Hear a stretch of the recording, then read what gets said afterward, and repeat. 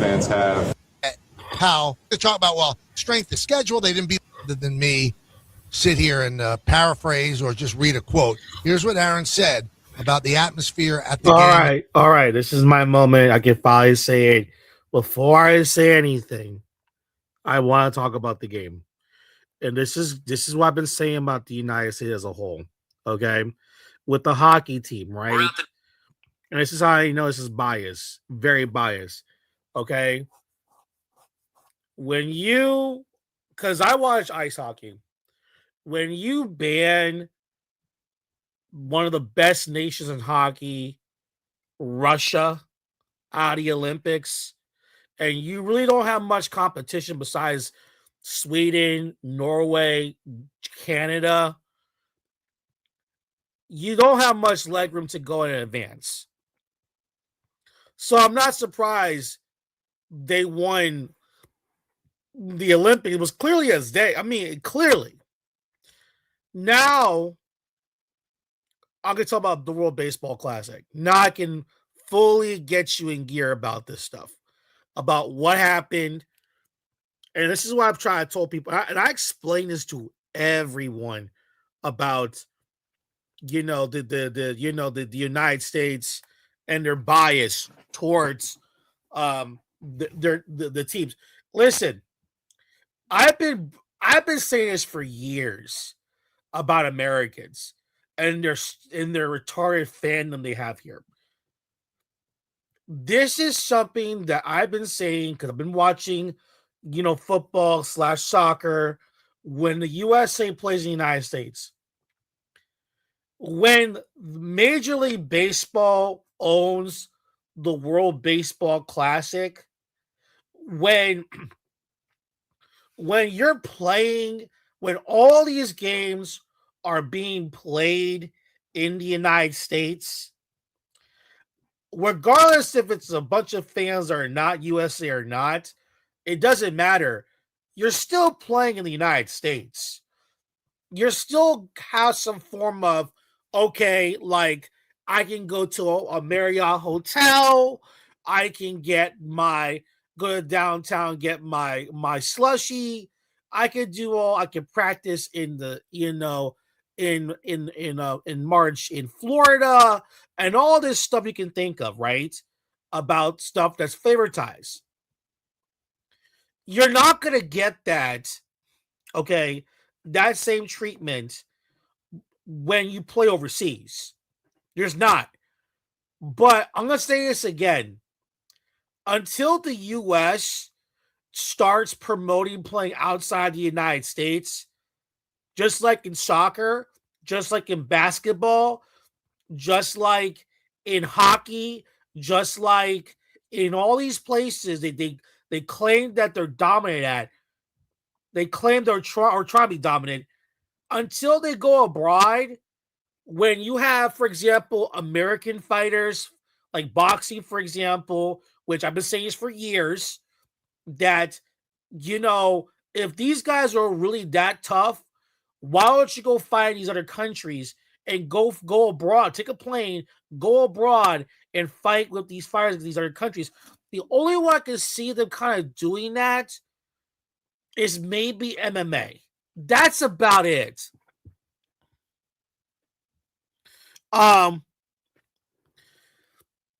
thing is that what you saw right there is what I've been saying is for years. They're going to favor the United States, but no matter what. No matter what, they're going to favor this because it's owned by Major League Baseball. The umpires are all Americans, most of them. If this was run by FIFA, this would not be happening, by the way. It's all, the fact is that, for example, why don't you have instead of a time zone situation, what they did on purpose, there's Chinese, there's Taiwan, South Korea, Japan, all these Asian teams, right? They got Puerto Rico because there's someone playing San Juan. Why won't you have the U.S. play in San Juan, Puerto Rico? Why don't you do that? Why won't you go play against Puerto Rico and Puerto Rico? Why won't these guys go to Mexico? We have stadiums in Mexico that's baseball oriented. Why don't you go down there instead of Houston, Texas? Why don't you go play in Monterrey or Mexico City or, because, you guys don't want to do that because it's too dangerous, right? But you don't want to do that.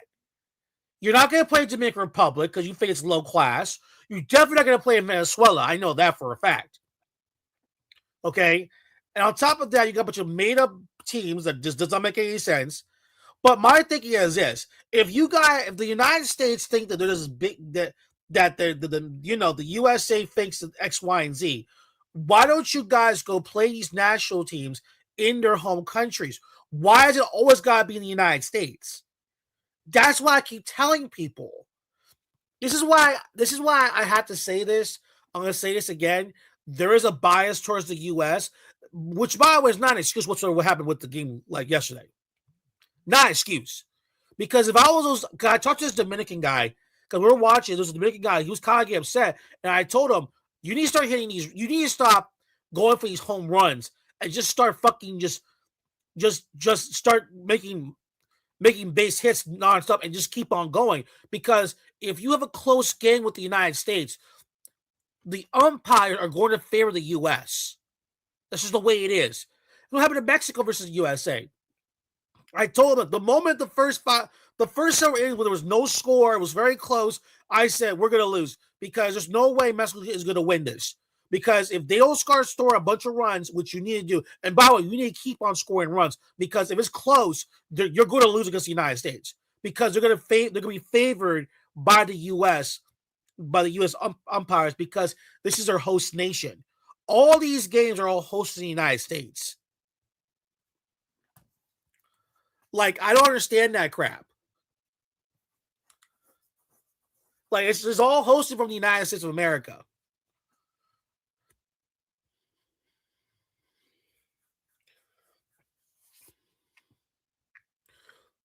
But we're getting used to this. Hold on a second here, folks. Hold on.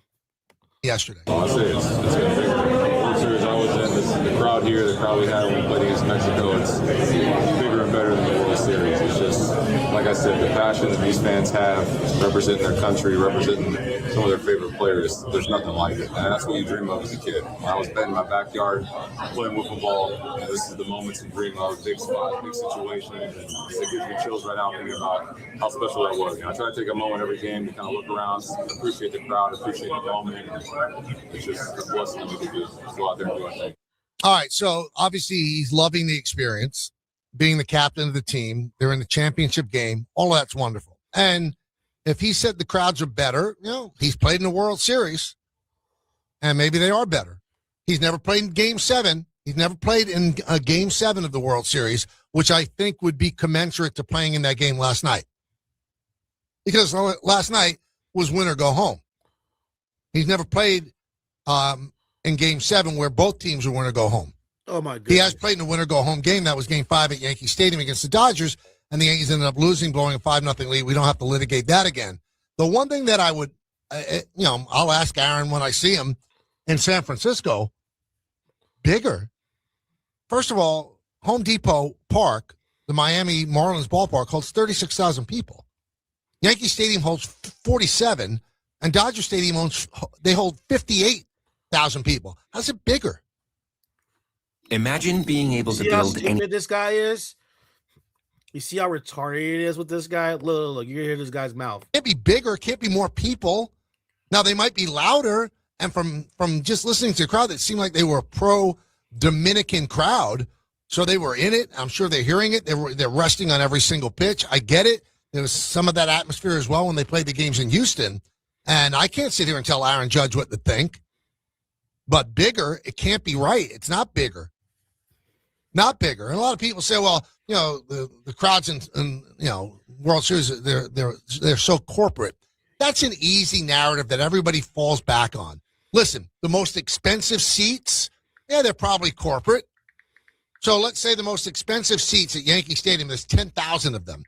You think the rest of the 37,000 are all corporate people? That's nonsense. It's not true. Same thing with Dodger Stadium. It's not true. World Series games are expensive, but I'm sure these games are expensive too. Secondary market was probably through the roof. And I love the fact that the players care so much about the WBC. The one thing that does bother me, I'll be honest, and Aaron didn't say this, but, the Dominican players have said it. The foreign country players, Japan players, this is bigger than the World Series. Dude, man, you get paid a lot of money to win a World Series. And maybe I feel differently because I do not believe that international competition is a referendum on my country. Win or lose. It's not. It's not. So you mean that if the Dominican won yesterday, their country's better than the United States? Yes. I mean, we're reading this into that there are people that represent the United States that really represent the United States. And you know who those people are? The men and women of the military. That's where it all comes down. The fuck are you talking about? See, right there about these Americans. This is why they should never host anything when it comes to world events, because they're such selfish people. It's all about them. It's all about how you say it's bigger than our World Series. These people will sit there and argue with you that the Super Bowl is better than the World Cup. Like they'll literally will seriously say that to your face. I'm looking at them kind of weird because the truth be told is this: whether you like this or not, dude, no one cares about Major League Baseball. It's trash. Like that's the thing. Like let's be for real about this. No one cares about Major League Baseball. It's trash. I stopped watching Major League Baseball for a long time, other than if the Washington Nationals, which is basically my baseball team, I guess, is in the playoffs, I'll probably watch. But you're not going to tell me you're going to sit there and watch 100+ games for the whole season. You're just not. That's why I told people all the time I watch the Pacific League, the Mexican League, I watch the Caribbean World Series, and then I'll watch World Baseball Classic. That's about it. That's why I'll watch the Caribbean Baseball League, the Caribbean World Series, but I am not watching MLB. That shit is fucking boring as fuck. That's a boring something. Americans, the way you wonder why baseball is a dying sport in this country. Same with boxing too. And it's something that I don't like about Americans about this. Oh, I'm this best fighter and all that stuff. Well, here's the thing about these American fighters. If you look at all these for example, boxing, notice that all these guys fight in the United States. You're training in the United States. You're fighting in the U.S. You're always gonna get some favoritism. The same thing with when every time when they face Brazil versus the United States, it's always in the U.S. The same thing when it comes to the United States. Why won't you, like, this is what pisses me off. Why don't you guys go to Brazil and compete against Brazilians in Brazil? You won't never do that. Because what's going to happen is that you're going to get fucked over. That's what's going to happen in real life. It's like the MMA. If they had majorities fights in Brazil, for example, against these Brazilian fighters, you get your ass whooped.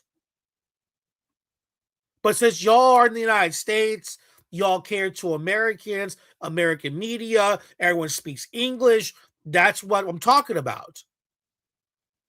So when it comes to baseball, is no different. The World Baseball Classic is in the United States all this time. From 2006 for the last 20 years of this tournament, it's all in the United States. Yeah, they might deviate to Japan, Korea.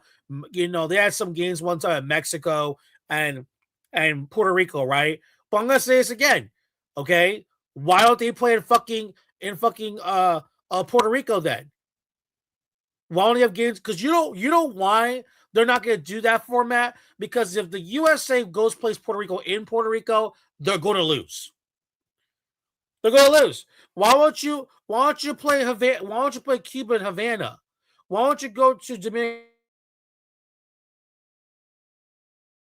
It's small stadiums. I get U.S. dollar versus pesos, and I get all that stuff. I get that. I get all that conversation. But I know for a fact, I know for a fact that if the U.S.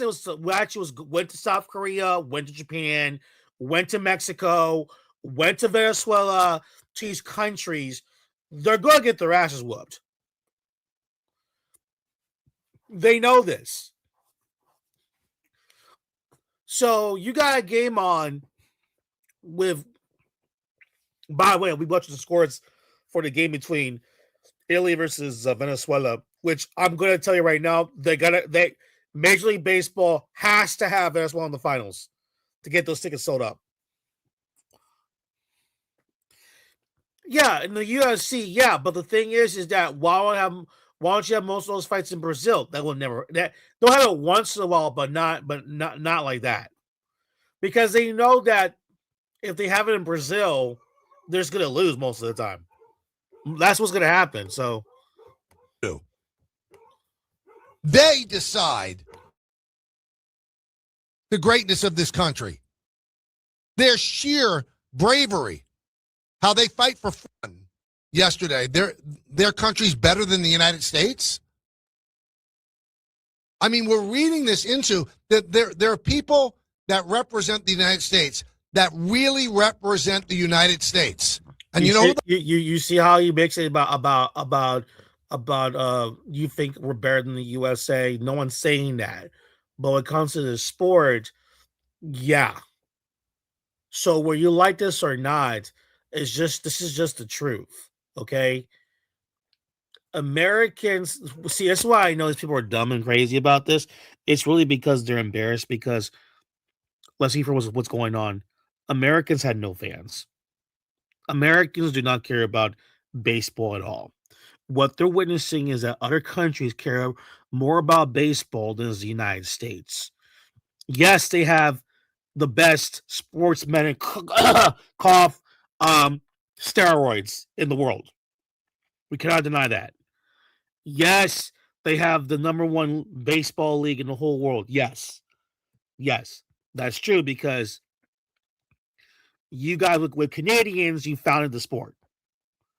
But let's be for real about this. Okay, let's be for real. If it wasn't, this is I'm trying to tell people all the time. This sport is dying. No one watches baseball in this country.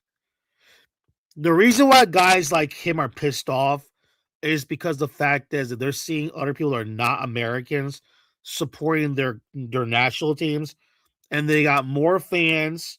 It's more louder, more serious, and more fun more funnier, I guess. Than watching Americans play American fans and watching Major League Baseball.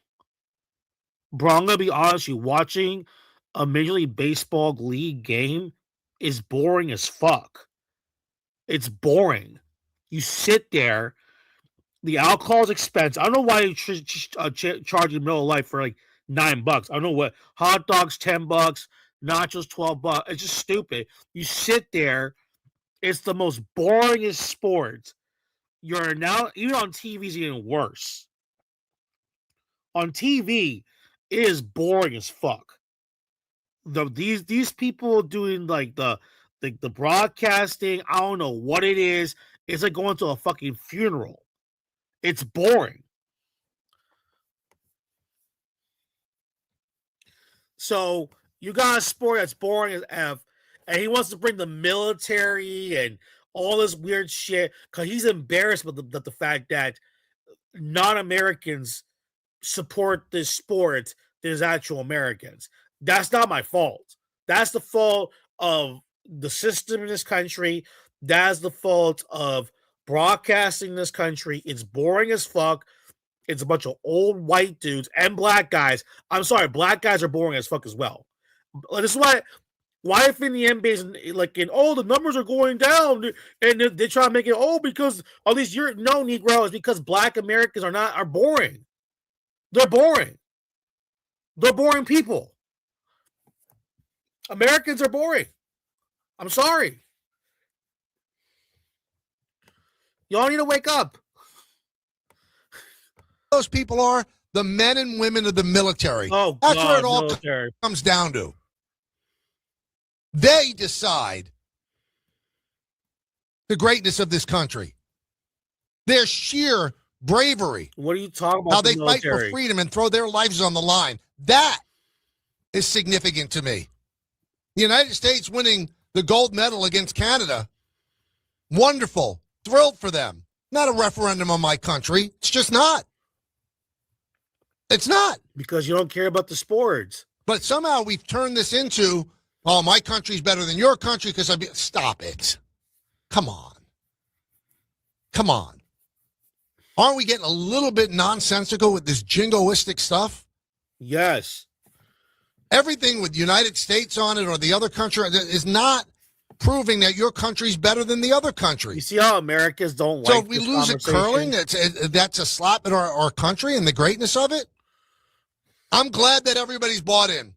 I'm glad. And then Mark DeRosa, before the previous game, brought in one of the Navy SEAL guys that was part of the group that killed Osama bin Laden. Okay. Whatever gets the people motivated. But what that guy did, taking out somebody who did something awful to this country or orchestrated something that was awful to this country, that is magnified for what it meant to the country. But to equate a baseball game to that, I don't know. Now, maybe they amped up the players. But is anybody out there within the sound of my voice? You see, this is why I keep telling people all the time about Americans. They don't want to admit that the sport that they made is supported by foreigners now. There's barely any Americans in these games.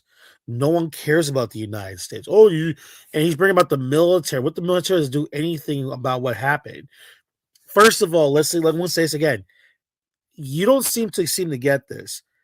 If it wasn't for these other people to support your sport, there will be no more baseball. Let's be for real. No one cares about Americans. Do not care about baseball. They really don't. I can tell. The only time they care is if it's like their team's like in the semifinal or something like that. The same thing with basketball. They don't care. Like this is not a debate. Go compare NBA versus European EuroLeague games. It's a big difference, not the same thing. And the reason why it's a big deal for you don't care because it's the United States because it's hockey. But you go to Canada, it's a big deal because that's their sport. You guys don't care because you're Americans and you guys have this senile attitude and arrogance towards yourself for no other reason. Like it's ridiculous. Like this is why when it comes to soccer, I can't talk to America because they're very, very biased. And it's like, no, you're brainwashed. You guys just sit there like we have our best athletes in soccer. We will be the number one. Like this is how stupid they sound.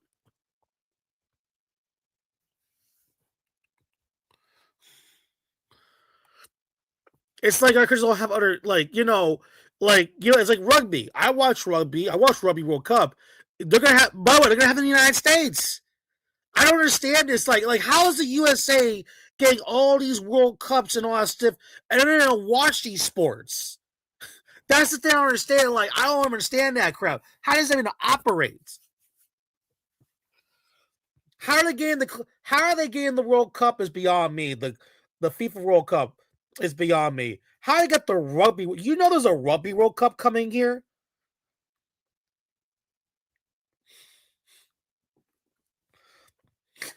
You know, like what the fuck? Now they're trying to say, you know, they're trying to have a Cricket World Cup here in the United States too. Are you aware of this? A Cricket World Cup. Cricket? Americans don't play cricket, but they want a Cricket World Cup here.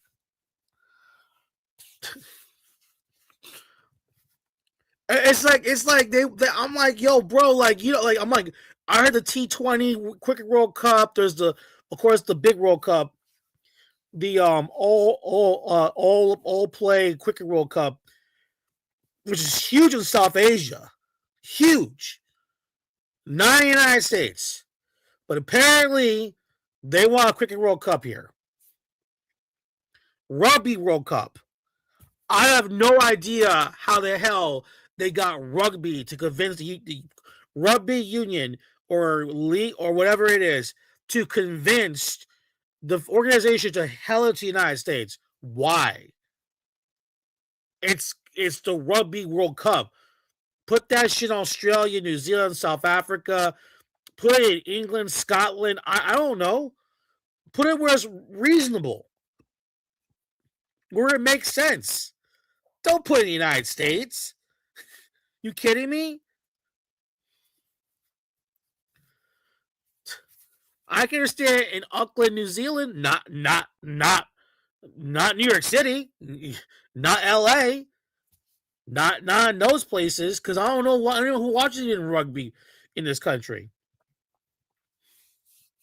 But Americans have this bias, and is this bias going to be still there? Of course it's going to be. Listen, I watched that game. I'm not going to joke to you. That thing was fucking rigged. That thing looked fucking rigged.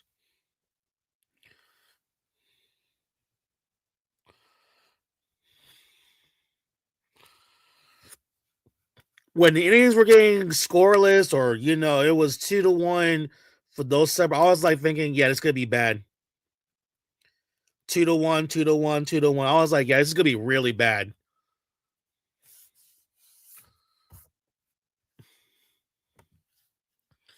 I know people don't want to hear how I talk about baseball because, I'm not the biggest baseball guy. And I'm gonna be honest with you, I think a lot of Dominicans know way more baseball than me because that's their sport, right? But so do Venezuelans. But just to tell you my thoughts on it.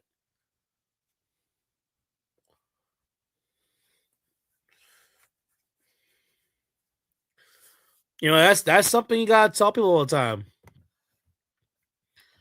You gotta tell these Black Americans, you gotta tell these white Americans the truth. And we're gonna talk more about white Americans and the replacement theory. But I have to say something about this video.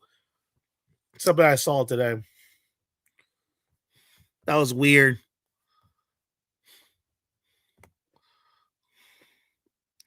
That shows you how weird these guys are.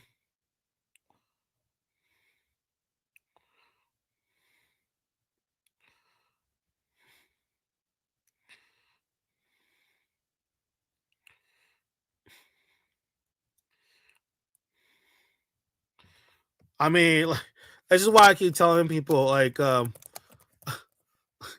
is why I laugh at these people talking about this sport. I'm like, and by the way, I see Black Americans watching this shit. I'm like, dude, Negro, you don't watch. You do not even watch baseball. I don't know what the hell you doing. But they're Black people. We cool. No, you're not. No, you're just boring. You don't know the hell you're doing either. But we got swag. You know people that basketball. No, I'll be honest with you about NBA. I'll be honest with you. You do realize that NBA got more popular when there was less Black Americans around, right? You and your foundational Black American crap.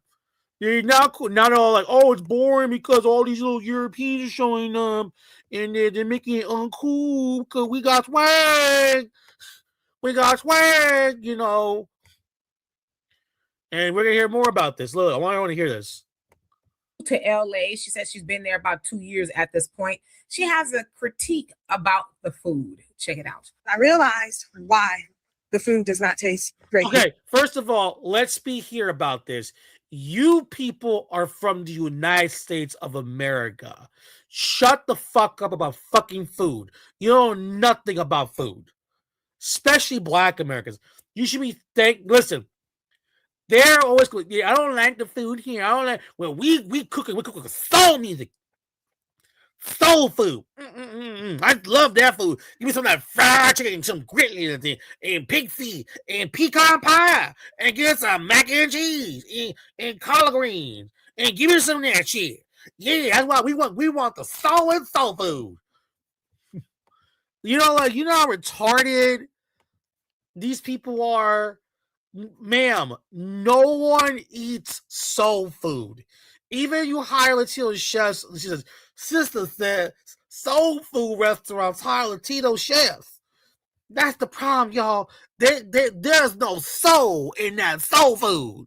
Yeah, you mean that leftover shit that slave owners gave you? Here you go, slaves. Here's some leftover. Oh, take a ball, take a ball. Take a ball, but no, this is good, man. You know, I love this food. You know, this is good leftover food, balls. Nom, nom, nom. But this is what's gonna happen. Look. And this is going to sound racist. I don't mean to be racist. I'm not trying to be. Okay. The reason why the food does not taste great in LA is because all the chefs are Latino. Mhm. All the chefs are Mexican. Mhm. Like, they may be great at chopping up parsley and limes for tacos, but they should not be the sushi chef. I should not go to a soul food restaurant and it's a Mexican cooking. So, like, I figured out why, and it's a Mexican cooking. So, like, sushi chef. I should not, but they should not be. They may be great at chopping up parsley and limes for tacos, but they should not be. The food does not taste great in LA. It's because all the chefs are Latino. All the chefs are Mexican. Like, they may be great at chopping up parsley and limes for tacos, but they should. Parsley and lime for tacos. See, right there, right here. This is what I'm talking about. If the first thing that comes out of your mouth about Mexican food is tacos, you're not eating Mexican food. You're not. But look, we're gonna just say more. Should not be the sushi chef. Right, because we should not be the sushi chefs. Okay, ma'am, I'm going to be honest with you about this. First of all, I don't trust Black Americans what they eat because their food is garbage. Let's just be perfectly clear about these places that you're going to. You're going to commercialize restaurants that sell to everyone. If your black ass is going to a Korean or a Japanese restaurant and they allow your black ass inside and you're all happy to be there, that's not a sushi restaurant. That's a gringo restaurant that caters to y'all. So what do you expect them hiring a bunch of Mexicans? Because even they know, the people from those backgrounds know that food's crap, but you eat it anyway. Because guess what? You don't know any better. That's how I know. That's because I think the same way. If I'm going to a Japanese restaurant, I see a bunch of Mexicans, I'm not going to eat it. But the thing is, when you go to the establishments, if you notice something, who eats there, guess who eats there? Americans. Women like her go there and eat it and go on get brunch. You know what I mean? Asian restaurants that cater to Black American women to get drunk with sake and all that other dumb drinks and bombs, mimosas, and get piss ass drunk and they're like, there's Jorge giving them more drinks. Get some more drinks, Jorge. Jorge, where are you, Jorge? Jorge, where's my mimosa? I need more beer. I need more drinks, Jorge. Give it to me.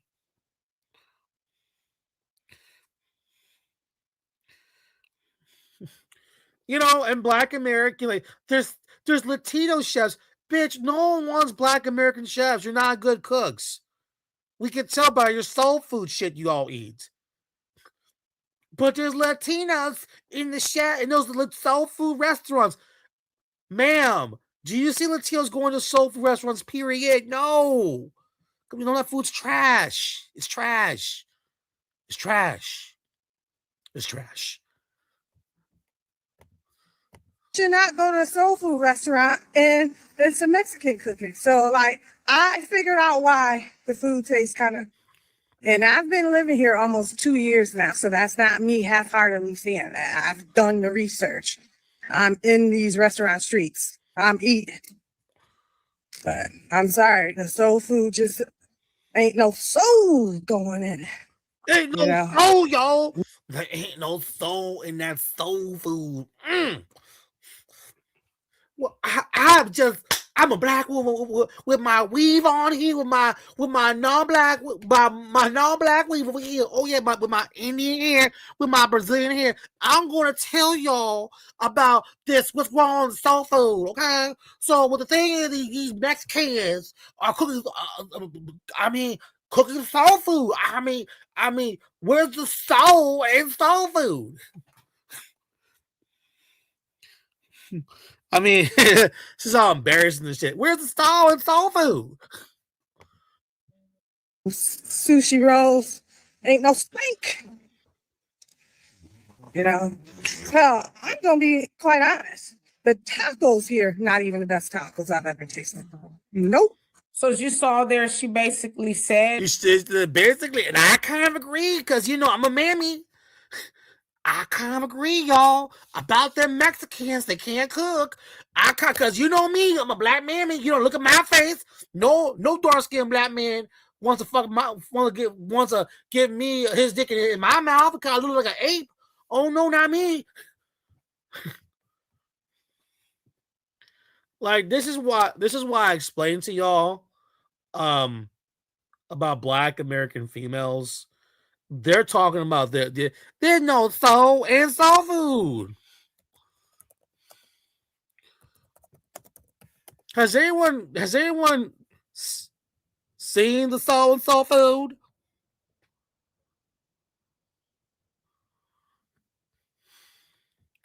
Y'all guys, we can get that soul in soul food.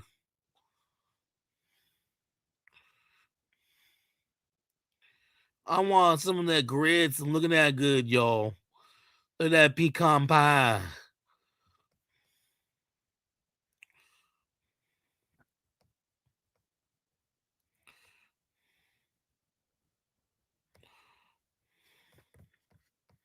It's finger looking good. Yeah, you want some of that soul food? You want some of that collard green?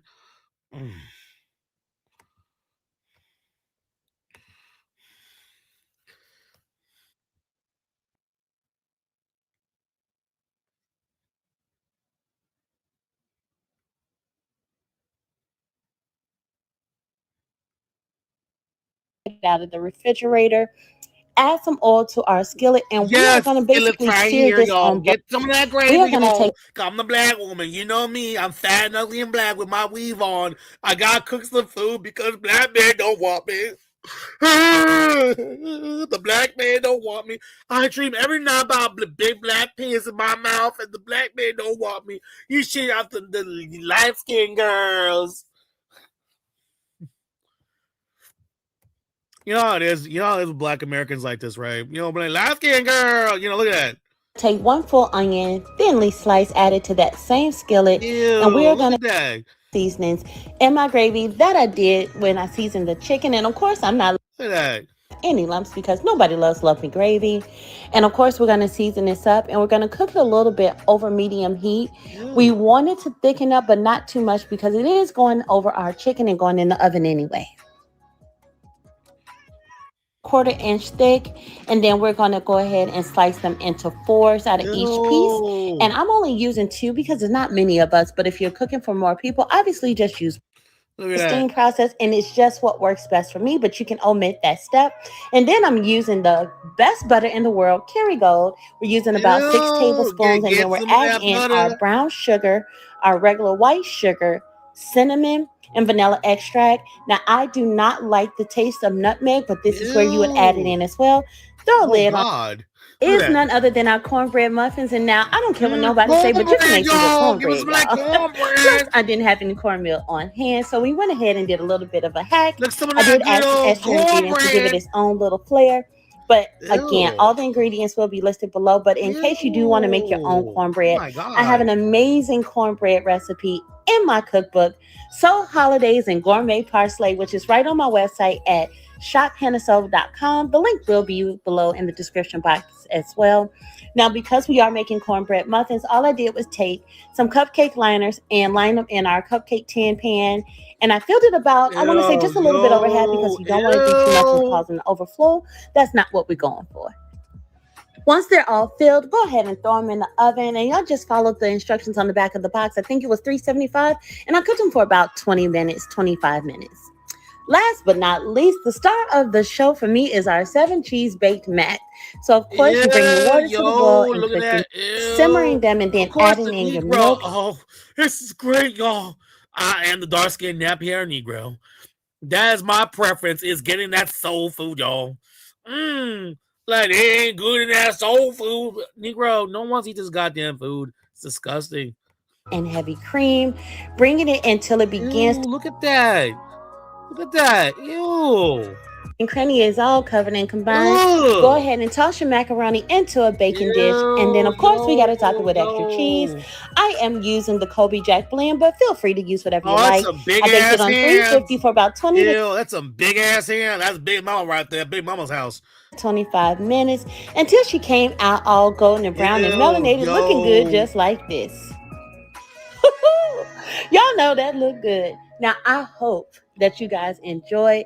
This was my Soul Food Sunday dinner. Nothing beats it after a long week, and to have. Ew, yo, I am so sorry. I want.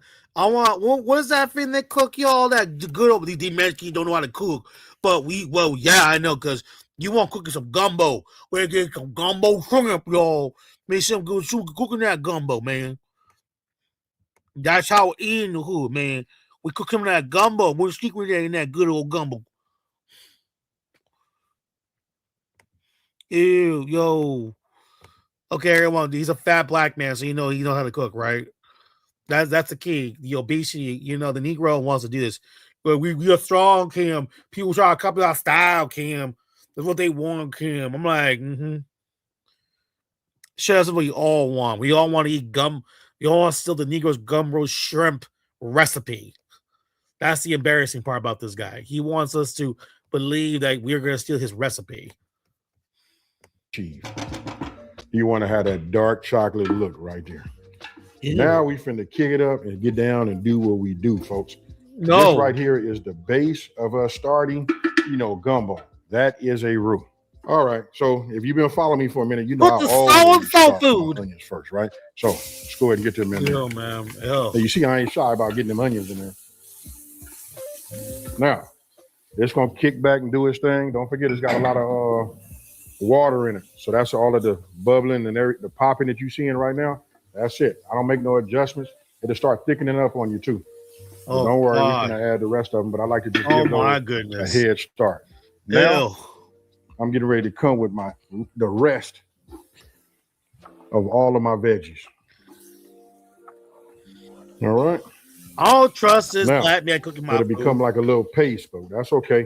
We're just gonna go ahead and move this around, get everything nice and hot, and let it just start to sweat, right? Because we want to soften these up just a little bit. We really want to get this flavor to marry. There's something about when it's hot like this that does it, right? Look at that right there.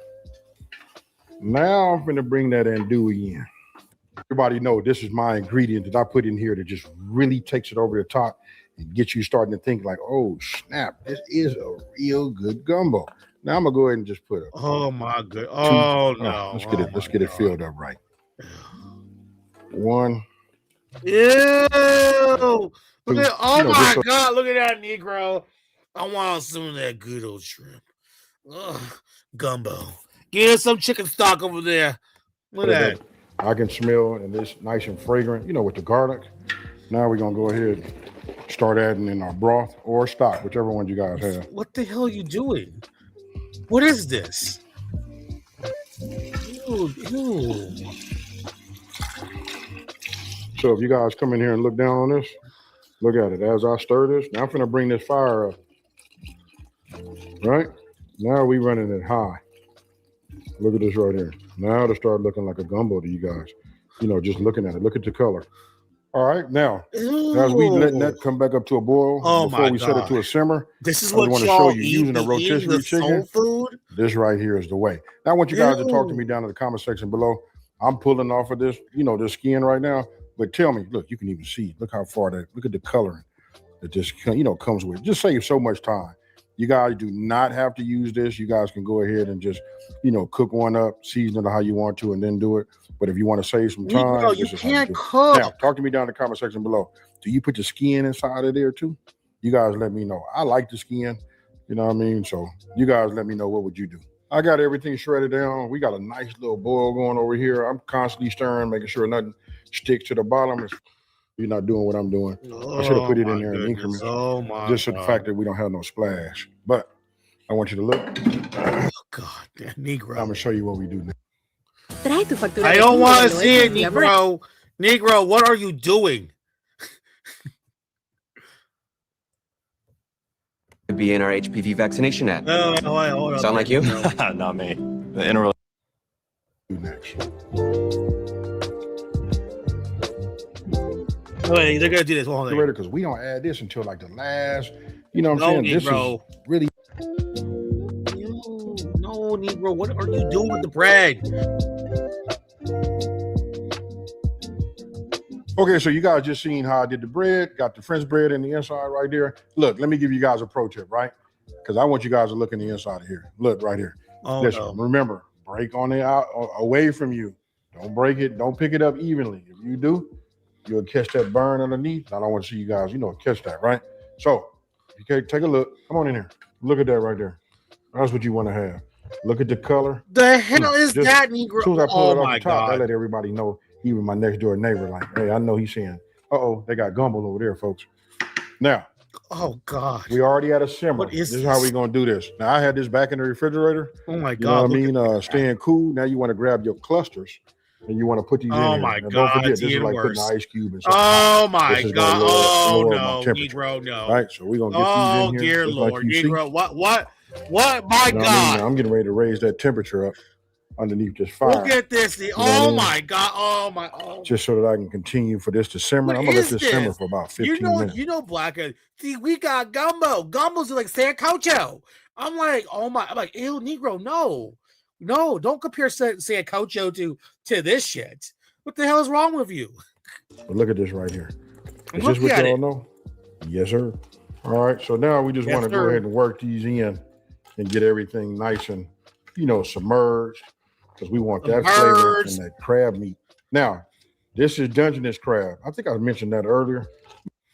Maybe with that Creole kick or whatever seasoning you guys put on there. No, And then we just more drop this in crap. here like this. And I'm gonna hurry up and put this top on there, and we'll know when they're ready. You see how when you put them down, they start turning that little pinkish color right there, and they're gonna start drawing up. But you want to make sure all your shrimp is underneath. So now we want to get this flavor, and we want to have it cooked, but we don't want it to be overcooked. So after I added my shrimp, at the end, right, everything turned off. We let the residual heat cook that. It probably takes about, I think I was saying it would take about 5 minutes, but it took me about 10 minutes for it to Oh come my back. goodness. This one. Ew. Uh, Oh God, Black Still, man. Oh it's no, gonna be Black man. shrimp. Why are you doing this? you know, Oh, take that. You my guys can see. again. Got a little He's celery eating the right here on part top. of the fork and served, Negro. God damn, so oh my God, Negro. Stop doing it. Ew. Ew, Negro. Ew.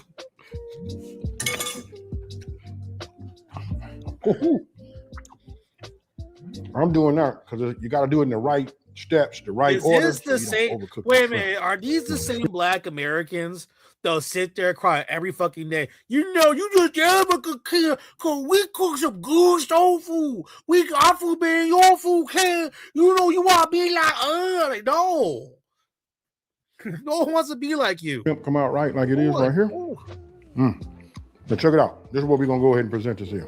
Okay, so look, I use these little small bowls right here. My little ramekins or whatever. That's the shape that obviously that you see. I just spray this with a non-stick spray, get it in here, pack it in there, and set it right in the center of whatever I'm gonna serve in, and just drop it in there. Right, super easy. And if you guys take a little step back right here, look at that right there. I know everybody, when you say gumbo, you don't be thinking about that, but I like some nice, crunchy French bread. You know what I mean? I just fixed that up for myself because I do like to dip that inside of my gumbo. Oh no.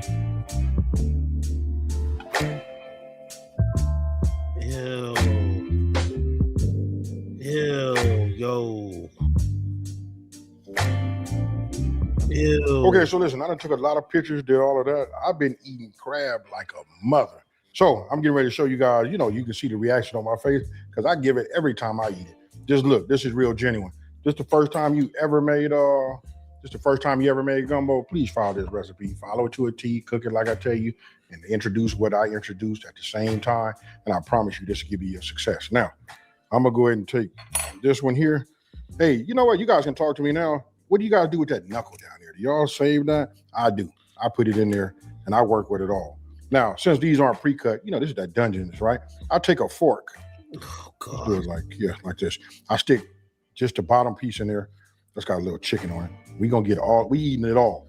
I just take it and I do like this. Look. Oh, goodness, black man. Right? And then once I have it all the way through, broken, then I split it open just like this. Now I'm sure you guys got your own method. No, Negro. But I'm just showing you how I do it. You know what I mean? Like that. Now you see this piece of meat I'm finna pull out of here like this? Negro, we don't want to see you eat. Oh no. Now I'm Negro. finna go ahead and find me a little spot where I can go ahead and give it a dip. It's like now I know this ain't fair, but this video going out on Sunday. This for all of y'all. Don't show your mouth, Negro. Hey, this is for everybody that be in there on Sundays. You know what? I'm gonna go ahead and do it like this. Cheers, y'all, and Happy New Year. Ew. Yeah, that's what we all want to grow up to be. Eating gumbo, shrimp. Oh, God, no. What's up here, Kim? You want to get some of that gumbo shrimp, Kim? Cooking that gumbo. That's what we do it all the time, Kim. So make sure you get your chicken evenly coated with all of the seasoning. You wish you were like us, Kim. You wish you some of that good old soul food. You just look at that. Look at this. Look. Ew. The Mexicans can't cook it, but they can. What you cook today, Mama? Sweet potato. Look, what's the good today there, Mama? Sir, you're the son. I know that you fucked your mom a couple of times when you were young. Even not me, let me tell you. But your mama has some titties out there. It's see-through. You can see her bra. And look, I want everyone to listen to how he talks about his mama. Potato candy yams. Do that. What you cook today, Mama? Sweet potato candy yams. Mac and cheese. Mm-hmm. Ew, yo, Negro, why are you doing like Mama? I love your cooking with your titties out. Nice and cheesy. Yeah. Fried chicken, your favorite? Ew, yo, Negro, oh my god. We could tell Negro, did you fuck your mom? We know you do that all the time, right? We all know on this channel that this Black American loves having some of his own mother. Brown beans. That's what I've been waiting on right here. Ew. Yeah, that's your favorite. I know that's your favorite, son. I've been a mammy all my life. I cook you some good old fried beans, with my titties out, because I got no man in my life. So the only dick I see in my life is your penis. Thank you. You know how these guys, these women, how black women treat their sons as boyfriends because they get no black man. So it's kind of like, since I can't get no black man, the only black man I can get is my own son. Let me see your penis. Oh.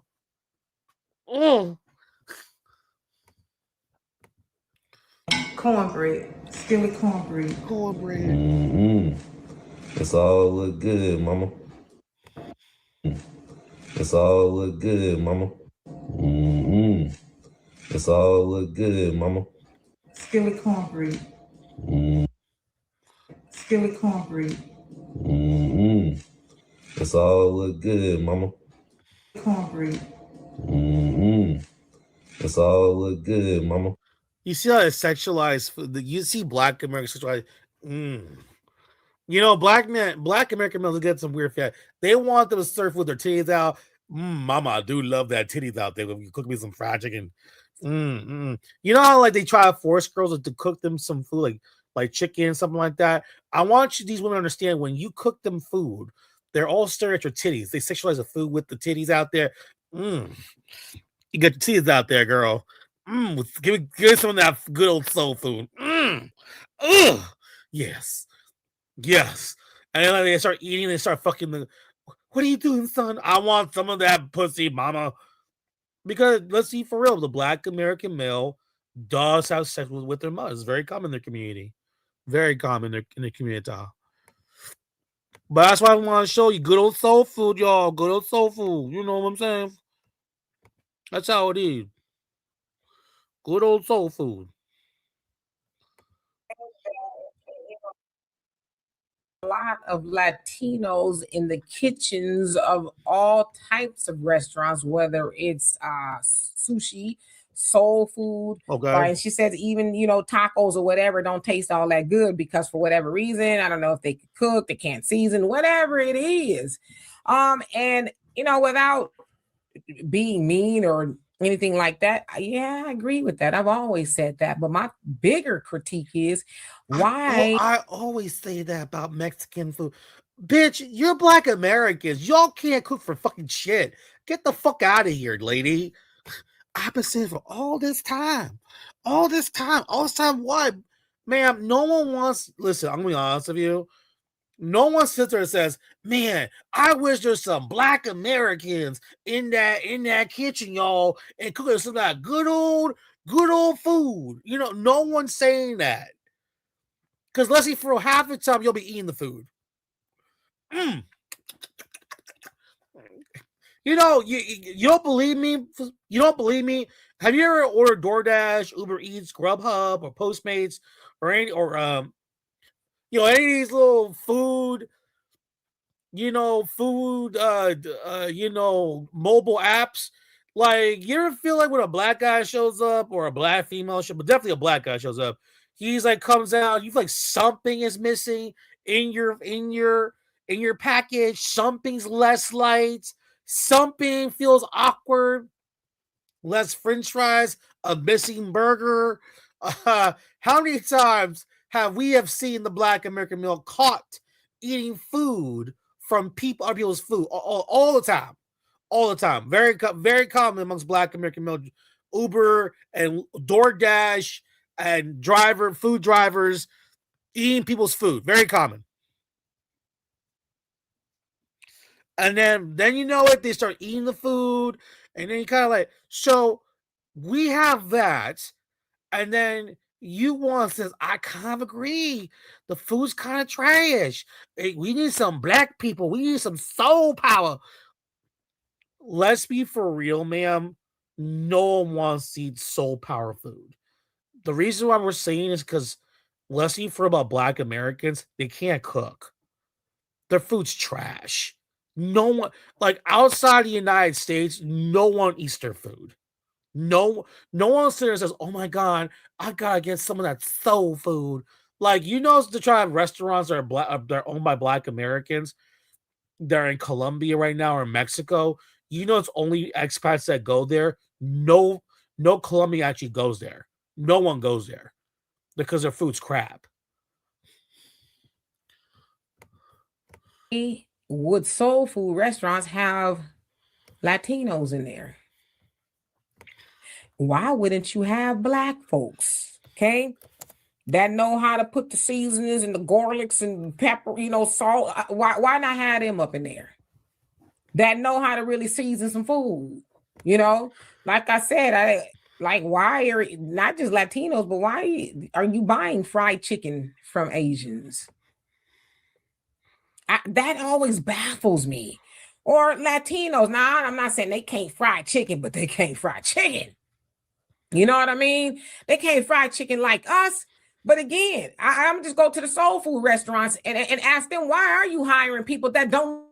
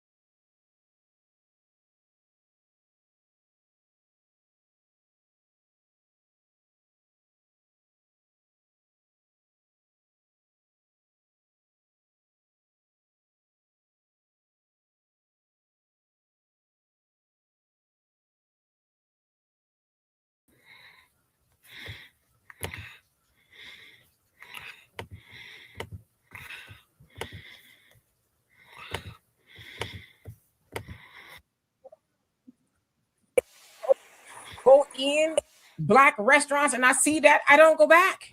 Like I'm here in Houston for the moment, right? And I'll say a lot of the black restaurants, they do have a lot of Latinos working there, whether it's serving the food or in the kitchen. And it's like, y'all couldn't find no black people to season no food, flip over no whatever. Like you can find black folks to do that. So that's, to me, the bigger problem. Forget that they can't season. It's the fact that you ain't finding no black folks. Now, I can't speak for the Asians. I'd imagine they on the same stuff. Oh, it's cheaper, whatever. They going to come to work or whatever it is. I can't speak for them, but I can ask the question of the black restaurants. And you want black folks to sit up in there? See, if you truly believe in group economics, that means that you hire black as well. Because if I'm coming there as a black customer and giving you my black dollars, some of my black dollars go into the Latino community. They don't go back into the black community. It should be all black people working there. And listen, I will concede. I know that sometimes black employees don't act right. I get it. But guess what? There's some white employees that don't act right. There's some Latino employees that don't act right. But you know what? When you go into their establishments, they have their people working there. They don't have Ray Ray and Pookie up at the taco shop making tacos. They got Juan and Humberto and all of them up in there because they understand. But they know they could go to the black restaurants and the Asians or whatever and get a job and get hired. But you go to, they understand. But they know they could go to the up at the taco shop making tacos. They got Juan and Humberto and all of them up in there because they understand. But they know they could go to the black restaurants, act right. But you know what? When you go into their establishments, they have their people working there. They don't have Ray Ray and Pookie up at the taco shop making tacos. They got Juan and Humberto and all of them up in there because they understand. But they know they could go to the black restaurants and the Asians or whatever and get a job and get hired. But you go try to say, hey, I know how to make a mean taco. Let me go on and get a job up. No, we're not hiring. But we silly enough to hire everybody but our own. So, yeah, if you go into a soul food restaurant and you see people in there that ain't black, yeah, it's probably not going to taste all like that. Now, listen, I have eaten some Mexican food that's good. It's great, the bomb and all of that. But that's kind of what they do in a sense. But if I... That's what this is how I know these women retarded. Like, let me go tell you like it is. But I want everyone to look at this. Now, before I say anything, now I can have a full conversation about this. We're going to talk about white Americans, their self-proclaimed genocide that they have, and interracial sex, which involves coochie sex. And why does white men love interracial sex? Especially with black men. So we have no further ado because there's a rain coming my end here. I'm on the East Coast, so it's raining as F.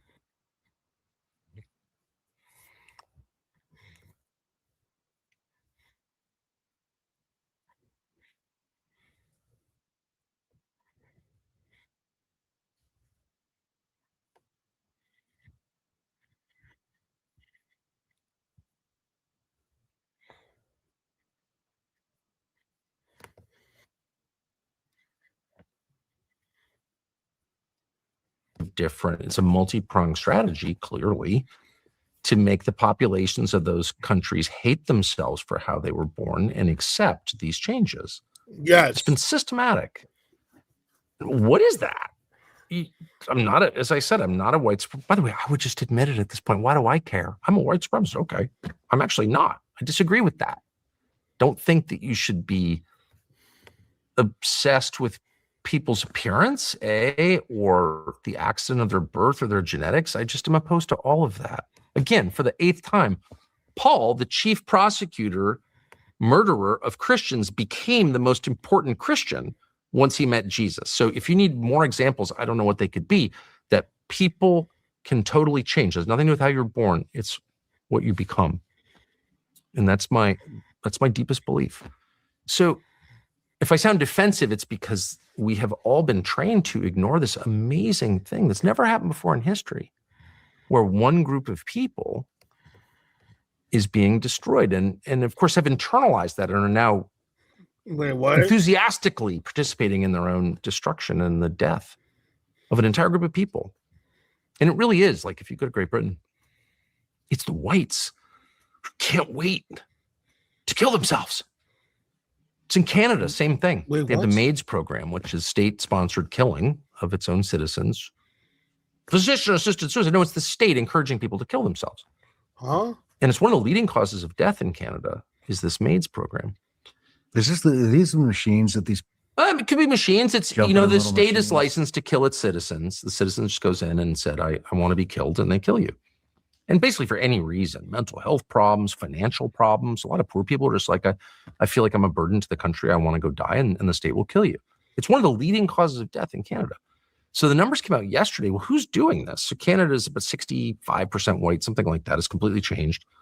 Heavily South Asian and Indian, Bangladeshi, Pakistani, and lots of other peoples. It's massive immigration into Canada. But who's being killed by the state in Canada? It's like 97% legacy whites, literally. My goodness. And what the hell is that? And of course, these are people who have been told and now believe that, like, they're a birth. All right. Love is enough. Now I got it over here. Okay.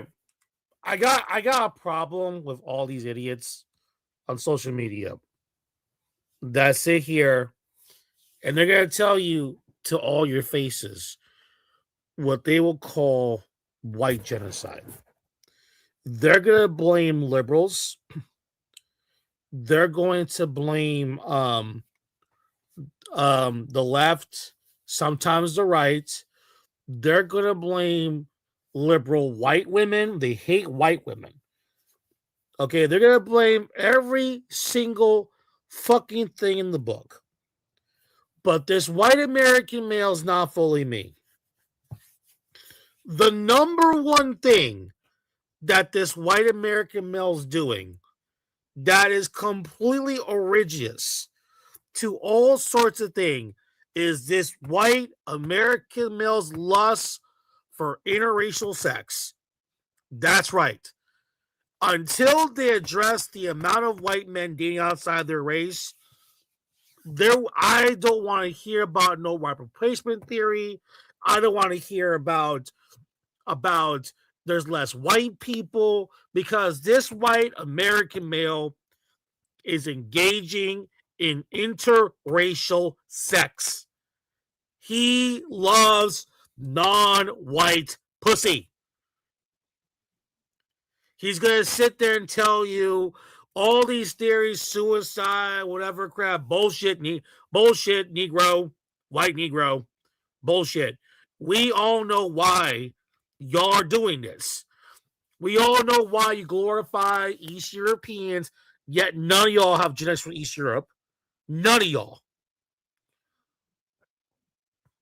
We know why you go to East Europe.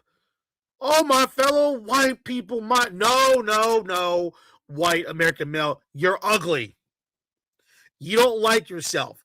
You hate being Anglo-Saxon. This is why you're dating out. This is why you want mixed children to better your gene pool. To, dare can I say, mejor raza. This is the same with Black American males, the same thing. They want mixed children. I don't feel sorry for these people. Oh, we're killing them. Massive. No. That is not true. We know who's having sex with Brad. He is up and down in these polls. He is, like, look. I'll give an example. I'll give an example about this. People don't understand this. Perfect example: the Jonas Brothers' wives.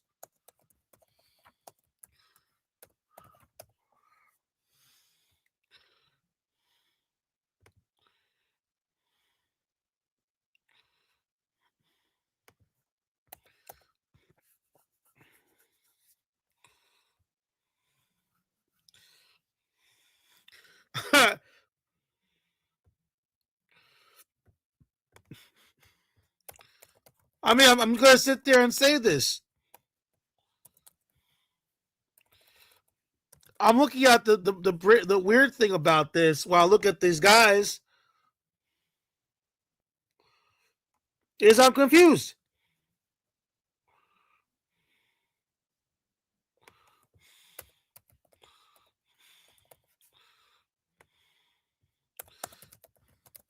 I'm just confused with the Negro. I'm just confused.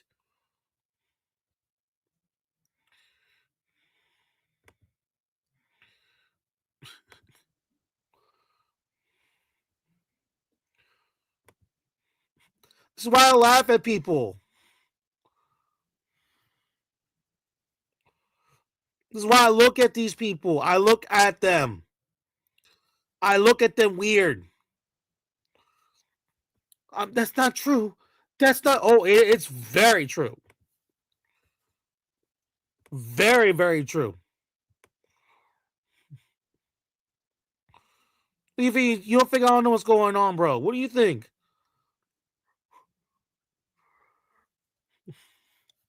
You don't think I don't know this? That's not true. No, you're dating outside your race. We can all see this.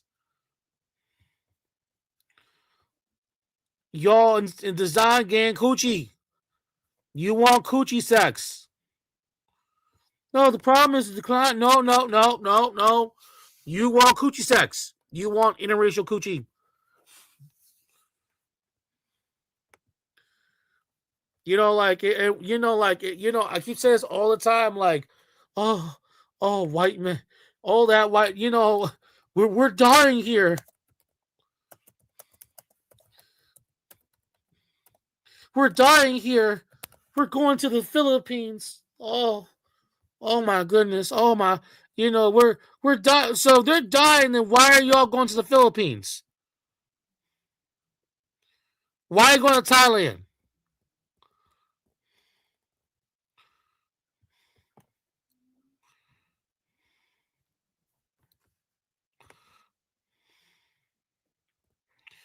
Does that make any sense to y'all? Does that make anything clear to you?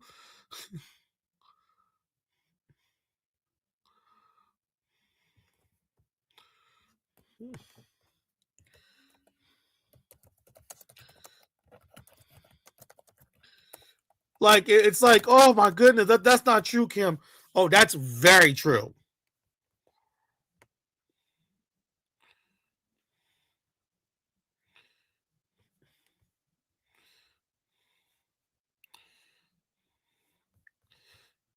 They don't understand that logic. They feel like, oh, that's not true, Kim. You don't believe me? Why won't they talk about, oh, that's not true? The white supremacists. It's whites, no, shut the fuck up. We can understand this.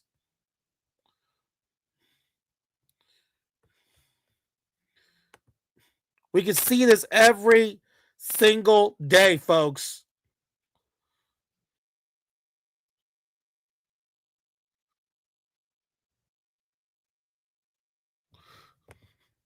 And this is how I know this, folks. We got to look into this, folks. This white genocide that's occurring We have one example of many of them.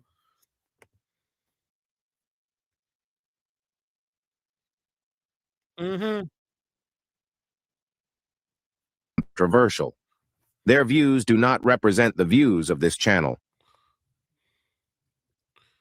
Oh, my 4 hours. Where are you guys from? Japan. How's Japan? So good. So good. Yeah, have you been come to Japan now? I've never been to Japan. Oh, way. Where should I go? Osaka. Osaka. But she from Nagoya. Okay, what's the difference between guys here and guys in Japan? Small. Tall, small. Japanese people guys small, right?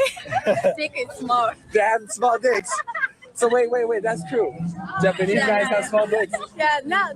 Asians has the most attractive guys. Asian guys are not my type. I'm more into white American. White American? Why? I like the eyes and the eyes blue color eyes? and Oh my goodness. the hair. Asian guys are cute, but they are just not my type. What are you though? I'm Vietnamese. I'm Viet too. Big. Which race do you think has the biggest size? Angmo. Angmo. Really? Yeah. Experience one before? Really? Caucasians. Caucasian. My friend once told me that this is 15 cm. So Angmo's one is about. I think should be longer. White man. Bigger. Oh, yeah, white man. Caucasians. Caucasian. My friend once told me that this is 15 cm. So Angmo's one is about. So Asian women are always with white men, and those relationships always work. Why? Because Asian women are submissive to white men. Why? Ask me why. Because the white men, particularly in World War II, obliterated Japan. Okay? We literally radiated, we burned men alive with radiation. And women and children. Fucking Asian women saw this. And they saw that the white men that came from America and England and wherever to radiate their country, defeated their men. That's why you always see Asian women with white men. Now, everyone's like, okay, well, that was in the World War II. Those are the 40s. Well, it passes on. Okay, and we've always attacked Asian countries, Vietnam, whatever. Asians who don't. Wait. Hold up there, Brad. So you got white American males saying that there's too many foreigners coming to this country. There's genocide occurring, because there's too many men from these military-age men coming to the United States and we're being replaced. But in the meantime, Brad and Jake and Josh are bragging about atomic bombing World War II, destroying lives of innocent people left and right.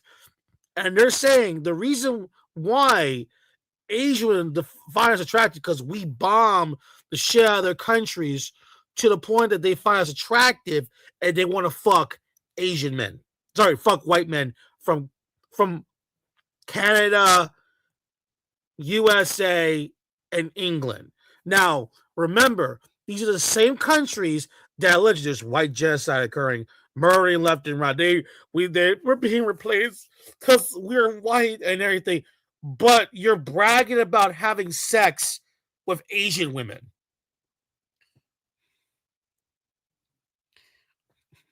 You're having sex with Asian women. Where Jason, where's Lauren at? Where is she?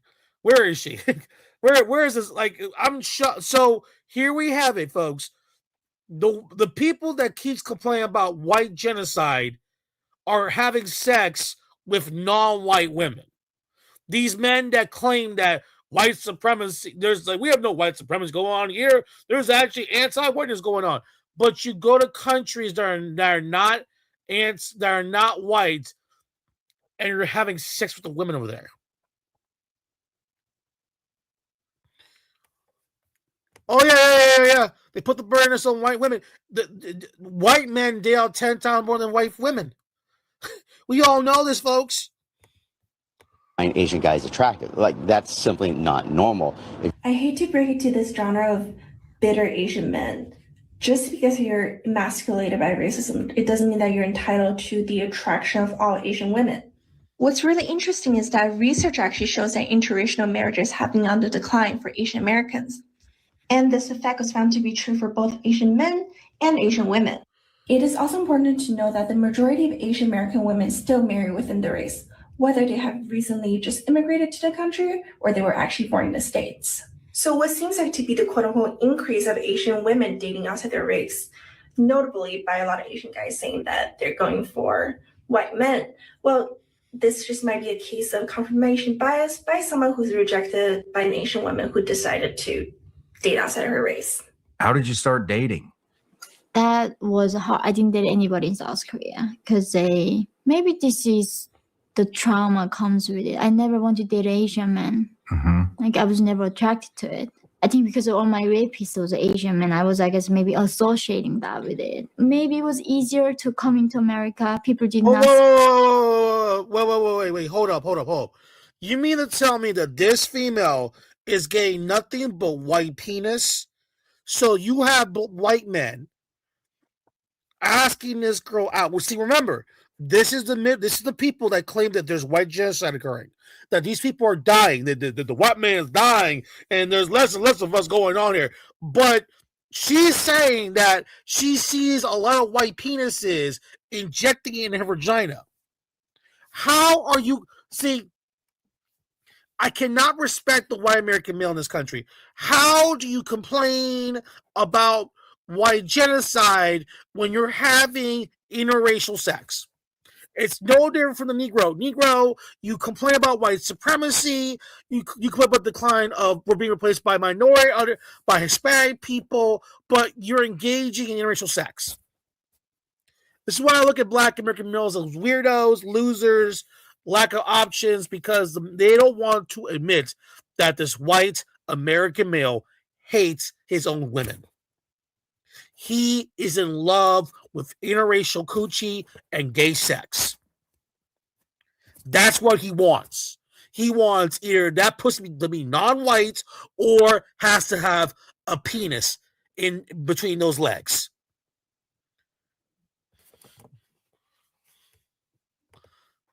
Speak any Korean or Chinese, they were speaking English. They looked different.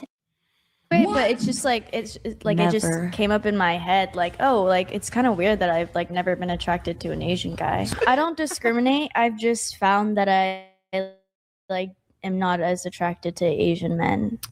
But wow. But it doesn't even matter. I have a boyfriend now. So. Yeah.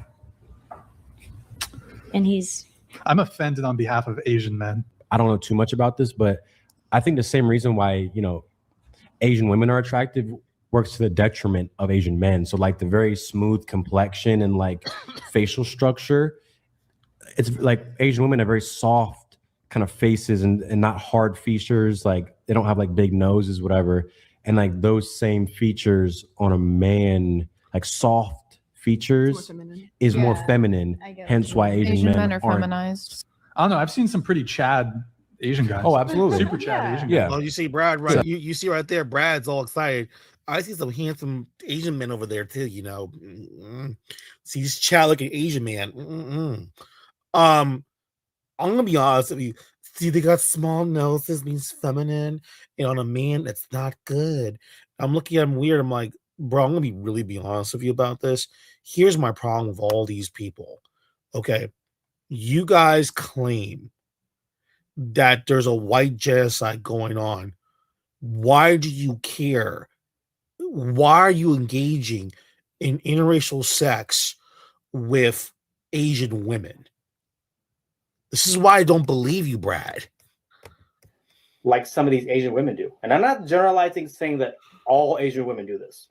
I'm not saying that to most Asian women doing this. I'm just saying some. Because I know there are a lot of great Asian women out there, but this is not a good example of it. So the self-internalized racism is so strong in this one. Tell me in the comments, guys, why is she doing this? WMAF couple having a weekend date in UK. We went to the Asian food court, and Alex got chicken noodles. The price was good. It was delicious. I saw this Why cute popcorn genocide, teddy, right? but Alex stopped me to have one more. And we went to Paul and Bear, and I have got this nice T-shirt for Alex. And of course, can't miss Primark. I have this cute PJ and What some in the stuff. hell is going And we on with moved to that? H&M Home. There are so many nice stuffs, but we didn't get any. It was a great weekend. So I'm confused here. So here we go again. You are a white, pale-skinned British man. You're on the verge of extinction. We're being told it's due to white genocide, but you're having interracial sex. You are engaging in interracial sex, Brad. Like I told you, it's like a drug with these people. Oh, yes. Yes. Interracial coochie. Interracial coochie. Oh my God, yes. Oh, yes.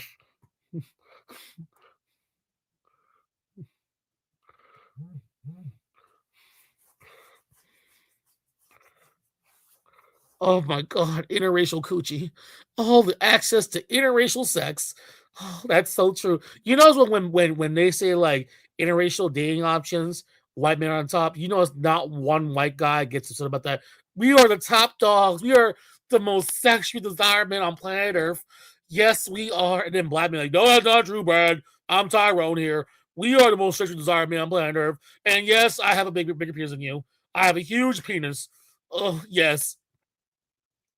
Every time, but when I question these guys, so like, why are y'all dating out? What? What are you talking about? We're not dating outside our race. What are you talking about? Did you know, Cam, that over 80% of black women get with black men, so 20% is dating out? So that's not true. That's not true, Cam. There's plenty of white men that date white women. No, they're not. No. And we have to also talk about the fact that yes, Brad also wants gay interracial sex as well. He is also wants transgenders. He wants gay men. He wants the whole thing. Because remember, he's on top. He's the king. He's the king of all the preferences. So is the Negroes. So they're fighting for that spot of being the most desired people on planet Earth. The black and the white man. We are the most desired men on planet Earth. Including transgenders, drags, you name it. They want the whole thing.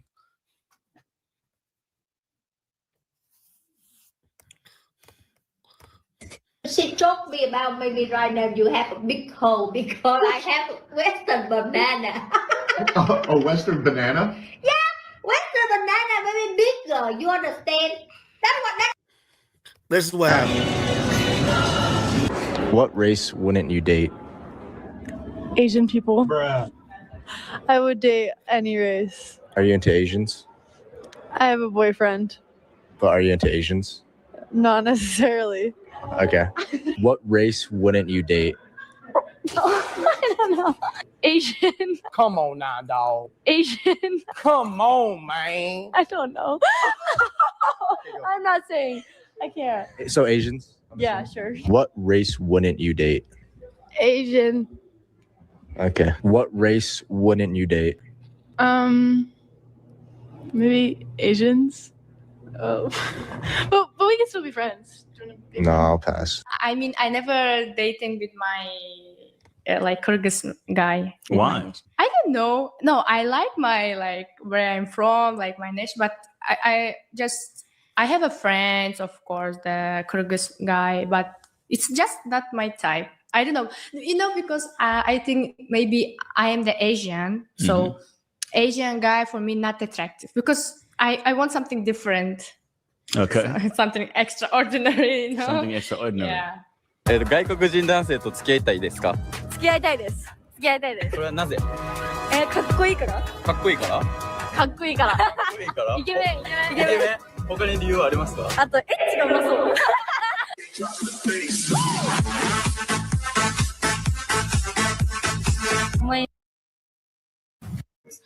Tall, conventionally good looking, aka I'd say like chiseled jaw lines, and guys who photograph really well, often white men. But it's still really off-putting sometimes to just hear this reconfirmed. My ex is within that category, and he was the person who I posted the video who went on 150 dates. Yesterday, I was with a couple of my guy friends who are pretty good looking guys, but they're 5'7", they're more, I'd say, average, and they are minorities. And we were having a conversation with him, and they were just joking and saying, oh, like it must be pretty easy, you know, for guys who are really tall and white like you. Is that true? And then he wouldn't respond at the time, but he kind of smirked. And then when we got back and it was just him and I, we had a conversation where I asked him about it. I was like, so is it true? And he said, yeah, so I'll put it this way. If I were to go on the apps tonight, this was like 10 o'clock, I would be able to get a date by tomorrow. And the whole air of this, the way it was said, the entitlement, the bragging nature, it was just so off-putting. But what was really sad about this is that, like, I know it's true, and we all know it's true, right? Like, guys who are in their early 30s, who look a certain way and are above 5'10", do really, really well in the new age of dating. They are able to just line up dates. And it doesn't really matter if the values don't match up, because, for instance, for him, he doesn't want to have kids. And you would think that'd be a big restriction, like he puts it on his app profile anyways, and especially in this area, which is in the South, where I think a lot of women conventionally want to have kids. But his last two exes, like, both want kids, and they still went on dates with him. And it's almost sadder to see, like, women just kind of tolerate this, because, like, attraction, and especially immediate attraction, is so difficult to find. And I, you know, certainly guilty of that myself. It's just, I don't know what the solution is to this. But certainly it's not to encourage entitled jerks like this in terms of their behavior, but it's also, again, just the world in which we live in. And this is why I think a lot of selfish behavior has come from men, in terms of no longer feeling like they have to be a gentleman or really have to woo any women, because if they don't like you, they just go back on and they'll find a date in the next hour. I think about cheating on my husband every 5 minutes. Oh my goodness. I haven't done it yet. Not because I'm a good person, only because no worthy opportunity has presented itself. Ew. Look at that. Oh my God. Asian love right here. Oh my goodness. Asian man. You know, that white man that he just loves, he's the most desired man on planet Earth. You got these guys like us, like Tucker Carlson, say, that's not true, Kim. That's not true. That's not true. There's a white genocide going on. There's a jet against this white man. And they get some interracial coochie. They get some of that interracial coochie. Oh my goodness. And we have not talked about Brad's love for gay and racial sex too. He loves gay and racial sex. Burden to society. It's selfish to have children. They've been totally brainwashed into mass suicide. And of course, none of this is affecting my family. We have the opposite views. We're not proud to be white. We're not white because we chose to be white. We just happen to be born white. So it's nothing to be proud of. It's just a fact. On the other hand, targeting people on the basis of their race for destruction is the reason we say we hate the Nazis. And yet that's absolutely happening globally in every white country. Australia, New Zealand, Great Britain, Ireland, Scotland, Wales, England, the United States, and Canada. That's an accident? It's not an accident at all. And no one will say anything about it. And why wouldn't you say something? Like, what is that? If that, by the way, if that were happening in India, like, we got too many Indians here. 1 billion Indians? That's too many Indians. We need more Africans here. So anyone Indian, like, here's that we can kill you because you're a burden. You just not have kids, or take some SSRIs and just benzos and weed and just zone out until you die or whatever. But, like, you're bad. I would be like, that's the sickest thing I've ever seen. Like, why do we hate Indians? I kind of like Indians, or whatever. You would just be like, why would we want to do that to them? What did they do wrong? I would just think that. And that's happening to whites globally at such a speed, and no one is saying anything about it. Yeah, I am. I've decided, because I just want to tell the truth about what I notice, that I'm going to say something about it. I think it's totally wrong. I think it's totally evil. Again, it's exactly what we said we hated about the Nazis. Okay. And we're participating in it. And I'm going to keep saying that no matter what they say. And they'll be like, oh, you're a white supremacist. No, I'm not. And I have a lot of theories about what this is and why. What is it? Why would they do it? Who is they?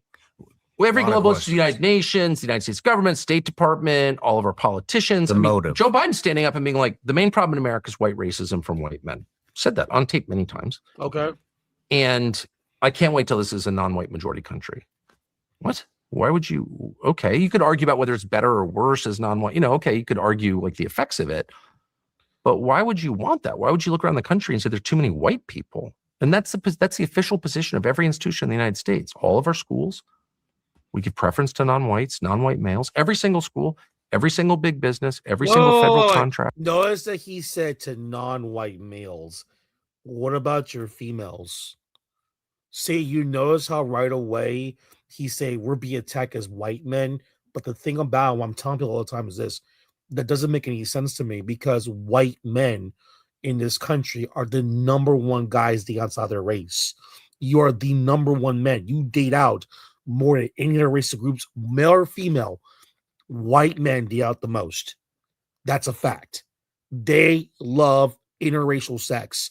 They are also doing the same thing with homosexuality.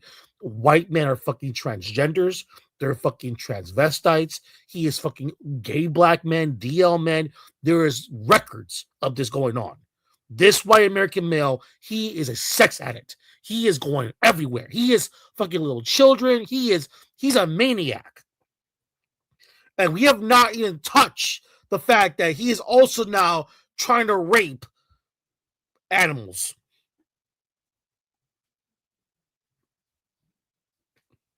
We have not talked about that, folks. We have not talked about the fact that this white American male is having sex with animals.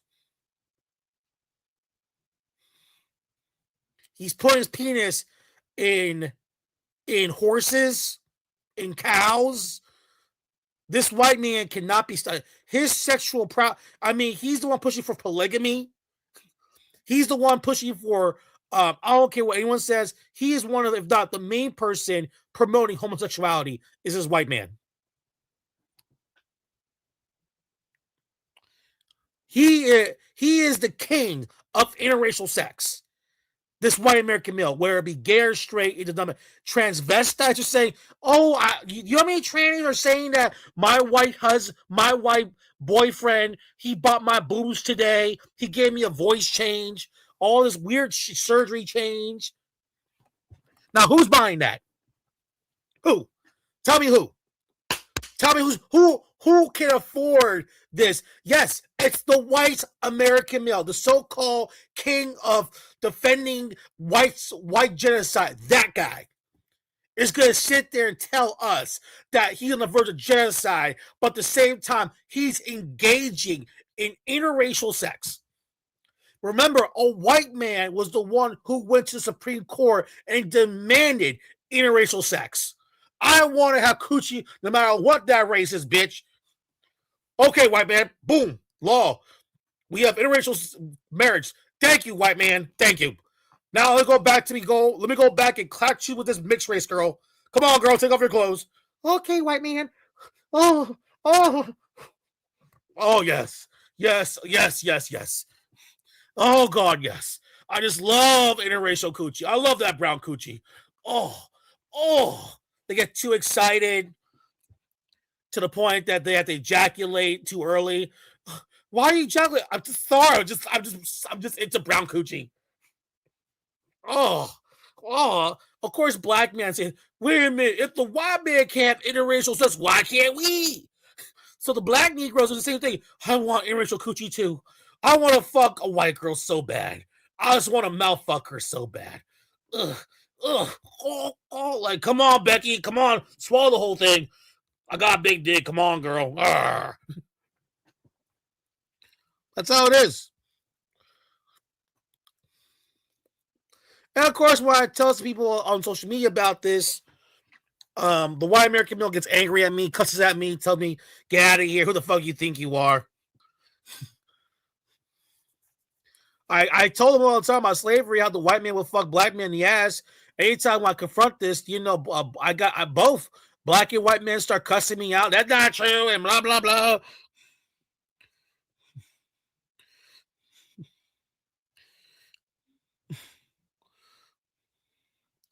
Come on, y'all, let's do this. Lauren asked a question. You realize they're okay with making Hispanics legally white over a century ago? I wonder if they want proximity to some of you since then, but a quiet about, oh yeah, no, quiet, no, this white man, he is in love with interracial coochie. He gets the most brownest chick possible. He ain't going to get the most palest white girl in South America. No.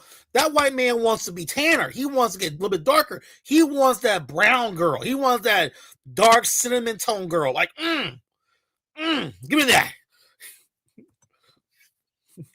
And it's like, of course, Becky sit there. You know, Mandy's Becky's are. Hold on. I'll be Becky for a second here. Oh my God, Cam, you know those girls are whores and sluts, and you know those white men are just down there for sex. You know, at the end of the day, she's not gonna get what we're gonna get. We're gonna get a ring. She's a whore. That's what she is. Latinas are whores and blah blah blah. Yeah, while you're saying that she's a whore, why are you not saying your men are a whore? You jackass idiots. And by the way, Becky, where's your naked? Where's your naked Brazilian man in your bedroom? Exactly. He ain't over there. That's my whole point. Becky, wake the fuck up, white girl. I get it's embarrassing to deal with these white mammies. They just don't want to accept the fact that your men are whores. Your men are bisexual men engaging in gay homosexual acts. They're fucking black men. They're fucking all these dudes that you could have fucked, to the point now that Becky and even Keisha, especially Becky, are actually talking about that it's okay to date bisexual men. This is how bad this is. We're women, girls, you gotta stop judging men just because they fucked a dude in the ass doesn't mean that they're gay, okay? They're bisexual, okay? And give these men a chance. Don't be judging him, girls. Okay? Don't be judging Brad just because he got fucked in the ass a couple of times by a bunch of white, by other men. Doesn't matter, because if he finds you attractive and wants to date you, then you realize that bisexual men are not the same as down low men. Ladies and gentlemen, that's the same thing. It is the same thing. This is how DL culture works. Correct. Institutionally, we are opposed to whites and white men. And we're so marinating in it that no one stops and says, wait, what the hell is that? Again, that's why we hated the Nazis, because they did shit like that. That's why we say segregation was wrong, which it was. That's why we hate Bull Connor. That's why we venerate Martin Luther King, because that's wrong. That way of thinking is wrong. And by the way, it doesn't matter what group is being targeted. It is wrong in an absolute sense. It's a universal principle. It's always wrong. Whether you're Pakistani or Malaysian or Indian or from Myanmar or from Minnesota, it's always wrong to hurt people or help others, to elevate some and suppress others on the basis of their race. I thought that was the basis of our common culture. Mm-hmm. And they told me it was. They put a monument on the mall to that, which I totally believe in. Judge a man by the content of his character, not the color of his skin. I grew up with that. I believe it. I believe it now. And we're doing exactly the opposite. And it's so totally pervasive, all pervasive. And nothing has been done to reverse it at all.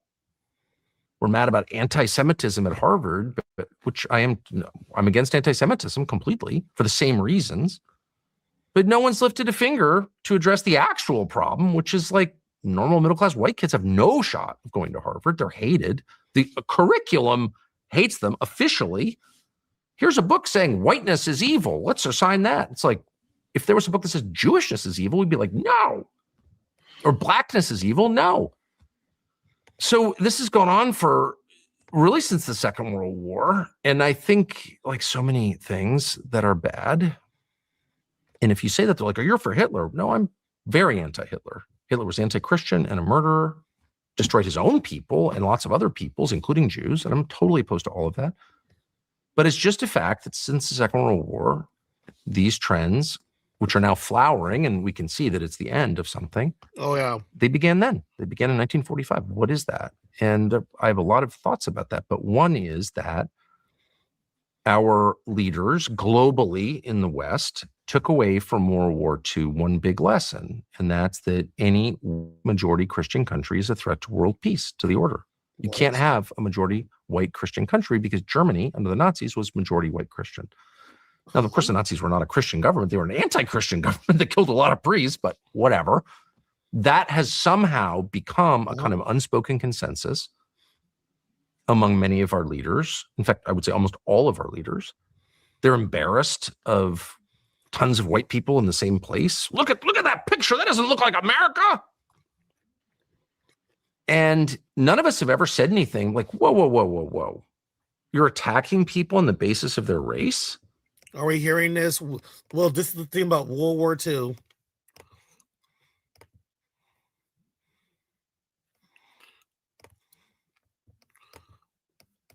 And you know something? What's so funny about this? This is the truth. Like, it's World War II is just what's happening here, folks. No. Notice this. When you see videos like this being popped up, look, I'm Austin Dunham, one of his wannabe Dominican asses over here.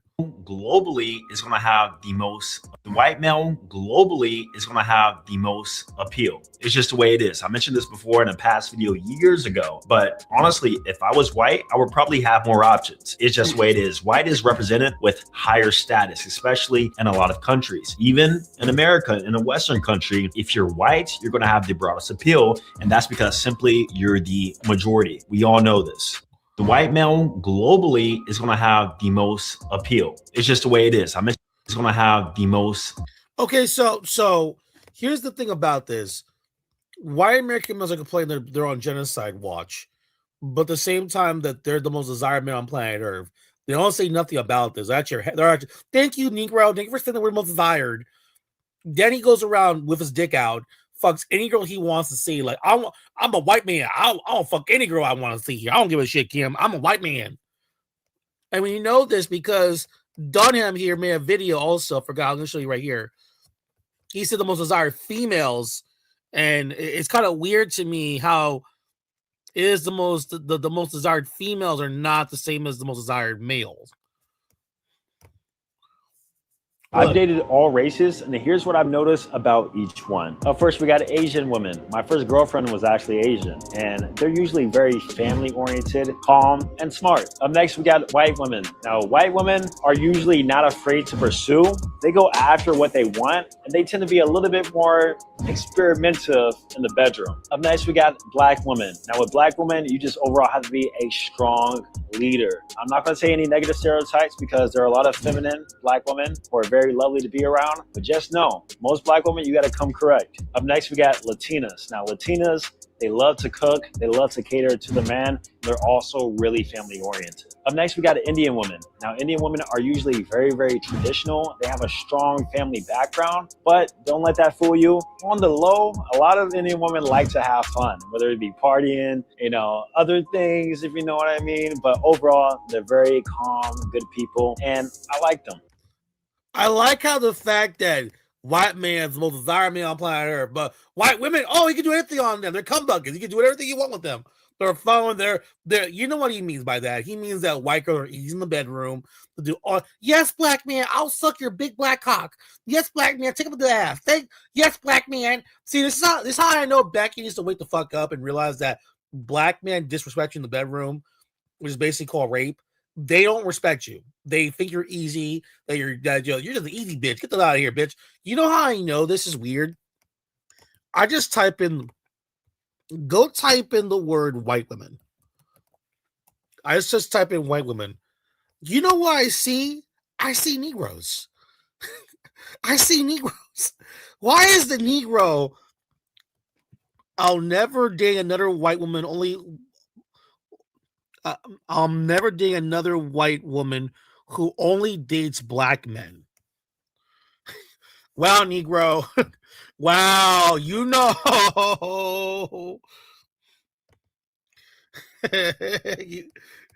you know the Negro, you see, even the Negro doesn't want to date women that fuck black men.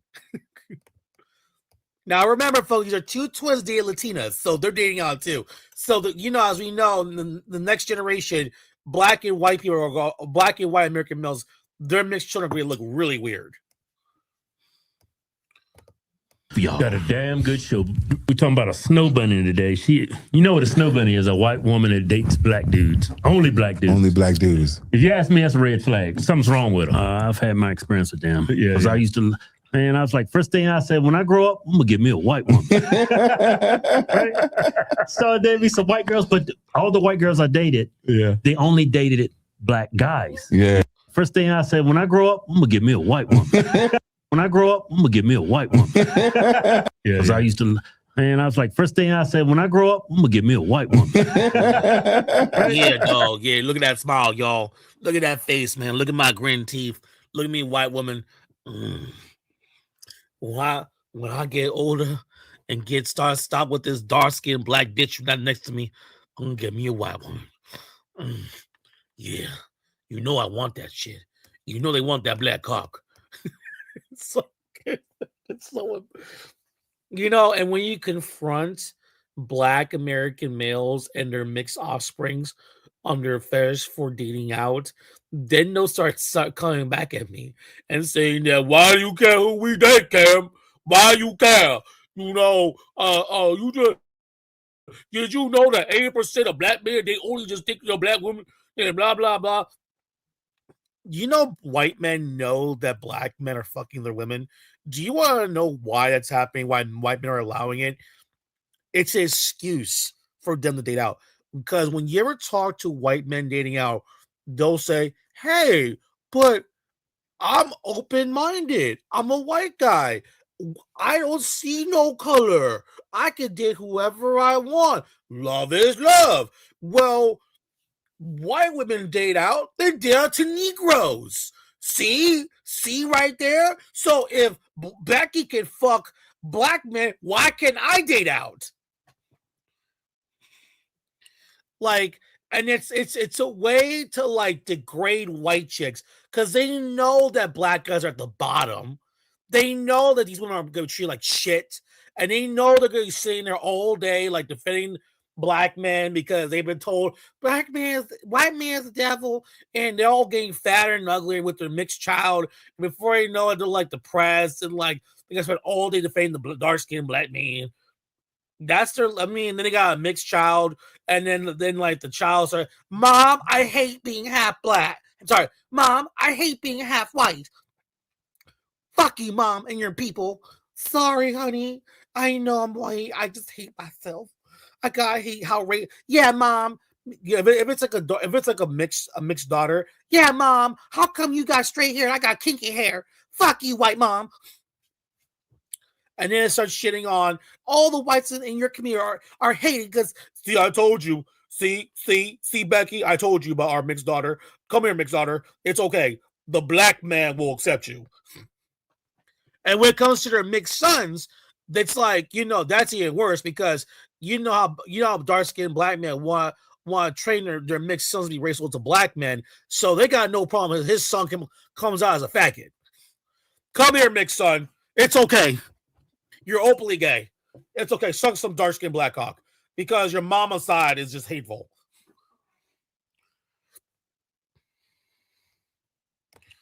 Wait, hold on. I told you, throw them a white girl and they'll be a compliment with that. Mm-hmm. So there'd be some white girls, but all the white girls I dated, they only dated black guys. Yeah. They were all up in the head. Yeah. So you maybe they messed up in the head because a lot of trauma they had to deal with the little But you're right. It's probably maybe right. the neglection of the parents after they found out. But they saw us as a fetish kind of thing. Yeah. But let's check out what this white Russian got to say.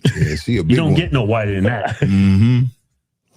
Why don't you mess with white women? White women are dangerous. So you've never dealt with a white woman? I ain't never had no white lady in my life like that. Really? No, I had some white before, but I ain't been out here cupped up with no white lady. Is there a reason? I don't know where the fuck they be at. I'm not looking for them. Oh. White women it's a liability because it don't matter where you at. If a white lady start crying, it's gonna the whole. It looks suspicious. What if she's happy? Always happy. She on drugs. You see how easy it is to pinpoint this? But what about like a European white lady?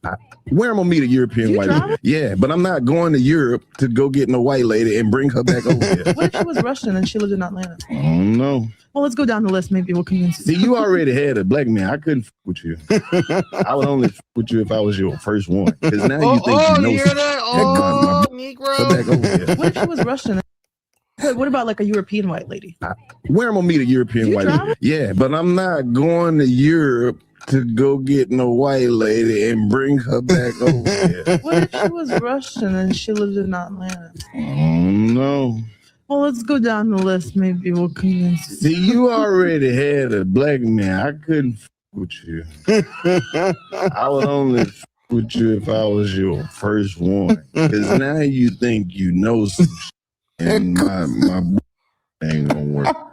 Very attracted to black men. Why? Athletes, I feel like they're just so exotic looking. And I also like their upbringing because we have very similar upbringing. As Russians and black people, we have very... In America, black people in America and Russians have similar very upbringing. strict. What does this mean? What does strict mean? You know, you have to respect your elders. Oh. There's like, you know, if you have Black food people on the respect plate, their you have to elders. finish the plate. Family value. They're shitting on this woman, right? Oh my god. Oh my god, this is so funny. I don't want to fuck no white woman that fuck the black man. I'm the Negro. Banana Princess, you heard that? You hear this dark skin nappy and you're like, I don't want to fuck. So I'm still confused. So let's just get this out of the way here. So I'm still confused. So if other races of men say I don't want to fuck my women because they fuck a black man, right? Then that's racism. The joke got my big black penis. But at the same time, I told you before, black men don't want to fuck women that got fucked by black men. That's why they have a thing called black virgins, where she's like, because in their mind, they see a girl and she's never fucked a black guy before. They see her as a virgin. Well, she's a virgin in my eyes.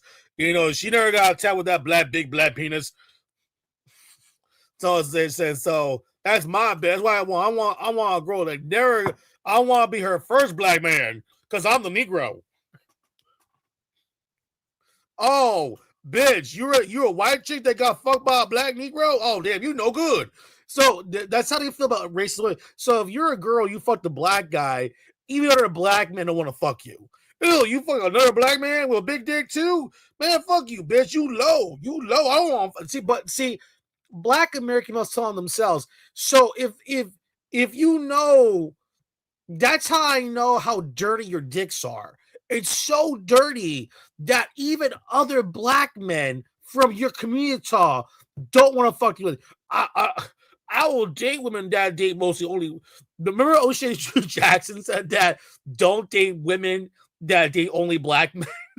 I was like, another guy said, if I see that girl and she fuck even one black man, she to me is no good. And that was a black dude saying this. That's how I know these guys are racist towards themselves. But it's not really the females doing this, it's the males doing this. And the thing about it is this. What's crazy about this is that shows you right there the level of racism this black American male has towards each other, towards sex, because they know how dirty they are. They know how filthy they are. And they were taught this way by white men. And when white men keep saying, oh my God, look, there's white genocide going on because our white women are fucking black dudes with big penises and they're devouring them that means they're they're no good and that's the thing, because you know how white guys are. If you fuck a black dude, they're not going to accept you. You know this, especially if a mixed child that's half black American and half white. They're not accepting those kids at all. They're not going to accept those children. Okay, so they're gonna force you to go live in an all-black community. If they want to, they have a choice. They'll push you to an all-black community where you spend all day being a man with a dark-skinned black man, work twice as hard because he cannot find a job because he's black. And on top of that, got dark-skinned black women beating the shit out of you, saying you took my man away. That's how it is. That's how it is to deal with. And these, by the way, and white men in this country, they know this is happening to these white women. This is why they laugh at these chicks. That's why I keep telling you, when white girls date out, they're being laughed at by. They're like, ha ha ha ha ha! You're dating out. You get no options, bitch. You get. That's how they feel. This is why I keep telling these white Beckys in this country. They hate your guts. They really hate you. They don't want the best for you. They want the worst for you. And you actually get the worst deals. The worst thing ever. You don't get the best black dudes. You get the worst black dudes. You get the most horrible. And that's the thing about it. Like, this is what and on top of that, what's so disgusting about this, they want you to stay in this country and suffer, but dare you try to get outside this country. Dare you, white woman. How dare you have options? How dare you? Then all of a sudden they can throw every name in the book: whore, slut, tramp, you know, good woman, blah, blah, blah, race trader, mud shark, and everything like that. But you got to ask the question yourself. So I'm still confused. So if white women have sex with black men, you call them mud sharks. But when white men have sex with black men, you also don't fucking worry about that at all. They're no words. Actually, like this. Where's the sound effects at? Hold on. Where's the sound effects? Let's go. Hold on. Put the sound effects here. Hold on a second. Like see, white women with black men. This is how they sound like. Yep. But like but the white man fucking a black man. That's how it sounds like. Black man fucking a white woman. Black man fucking a white man. So I want y'all to figure that. I want you to understand that, to get that in your skull, because that's done by design. It's not, oh my God, no, that's literally done that's on purpose. This is why you see all your famous actors like, Ryan Gosling, who's Canadian, but doesn't matter, he's white, right? White Anglo. You got what's his name again? Ben Affleck, Matt Damon, all these guys, even Mark Wahlberg, who's dated out many times. Like all these white dudes, all these white Becky's like, oh, he's so handsome, he's so sexy, oh my God, he's so attractive. He is dating out.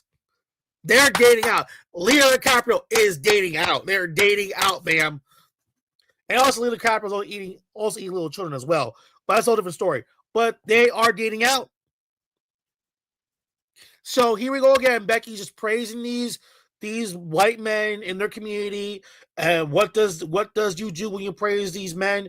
They will look at you, kick you to the corner, and say, "All right, bitch, this is my crown now. Now I'm the prize, and I'm the face of I'm the standard of beauty. I'm the white man, and yes, Eric desires me." And Becky, where's my crown, bitch? Give me that to me.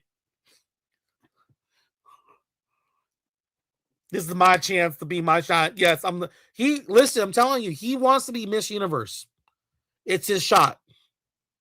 Becky, get out of here. Of course, Becky's pissed off because I know white chicks, they're not dumb. They know this. They see white men dating out in record numbers. They sit there like they're angry. They're bitter. That's my car. That's my house. Those are my clothes, and that's my restaurant. And here you are, Becky, is sitting there right there being lazy, sitting there depressed, and the only thing you're bitter, and like, okay, I'll get some fucking black man. The fucking black man, they're like just still depressed. And you know how bad it is when you gotta date Asian guys, right? So Becky's gotta date Asian guys now. Like, Becky is not into Asian men like that. He's not like Asian guys like that. But she has no choice. She has no choice. And then on top of, and then you get these women get shamed going abroad. God forbid you got dicked down by a Greek man, right? But then they get shamed abroad, say you're a whore, you're no good, no one wants to marry you, and blah, blah, blah. We know this because we see it all the time. Because I see this all the time. Look at all this stuff. Look at proud Becky over here.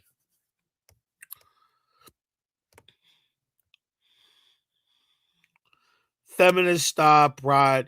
White women are getting worse. Look. You want a war? Wait, hold on a second.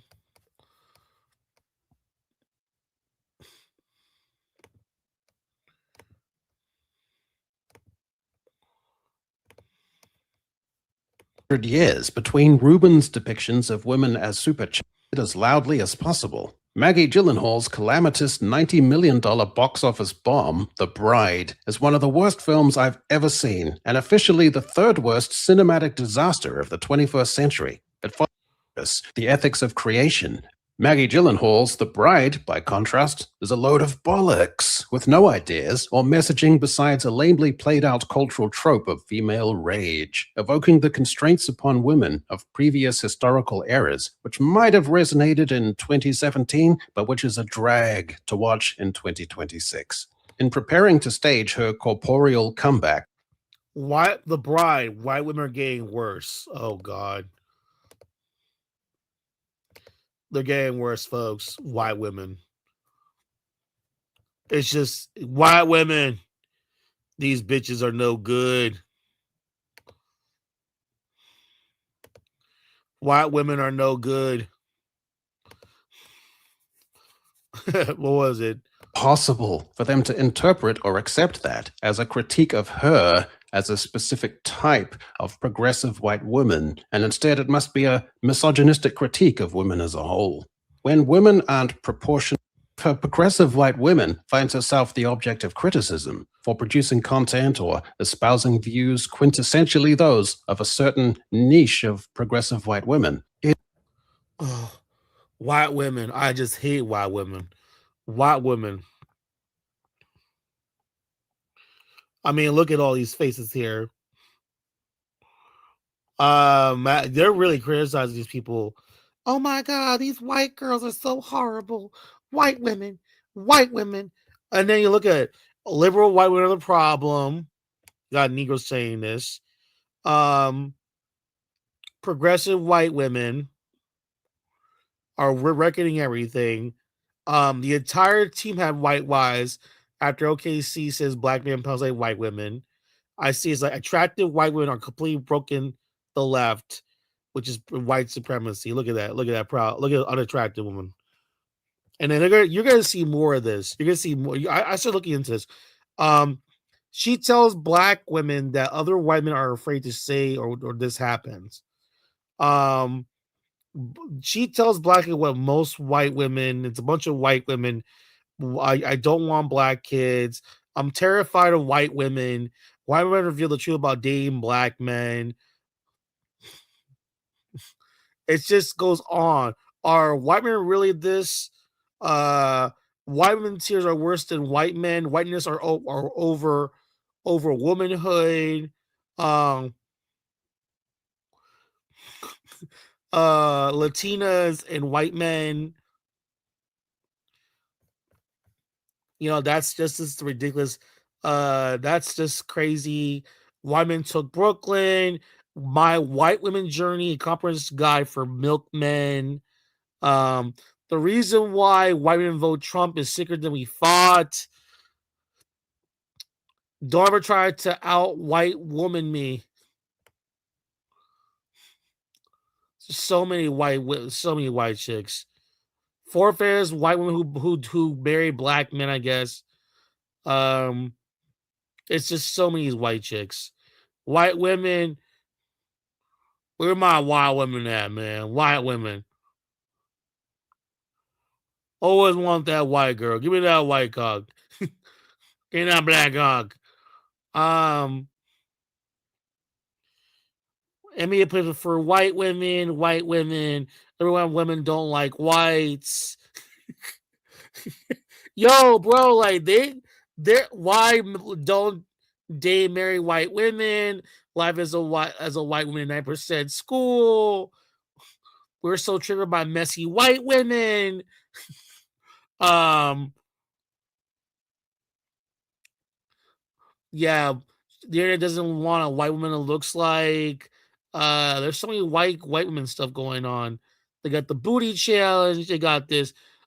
Stop fatalizing racist white women. They know what they're doing. peak white feminism, the white savior rebrand, white female. Like it's just like, yo, bro, like you cannot have a do all white women feel the same? Do white women date black men? This is what we're getting from all this. This is all just telling me white girls. That's what I'm getting from this stuff. Yo, man, what the hell is going on in the United States and their hate towards white women? My goodness. Y'all really hate these chicks. Like, I'm not gonna sit there like listen, I'll be honest, I never dated a white girl in this country at all. But I'm just gonna be honest with you, bro. I don't date them like that, but my goodness, the level of hatred is like even with black women, like black women, I don't like them at all, period, in this country. But I don't hate them like that. Like, but these men, they really hate their women.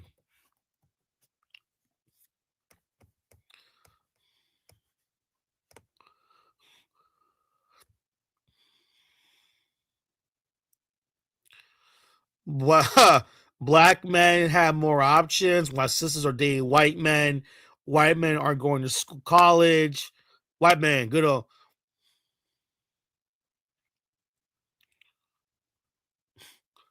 McDonald, that's funny as fuck, man. White man. Discrimination against the white man. Every black person needs a white friends. Dear white man, we appreciate you. Thanks for the chaos.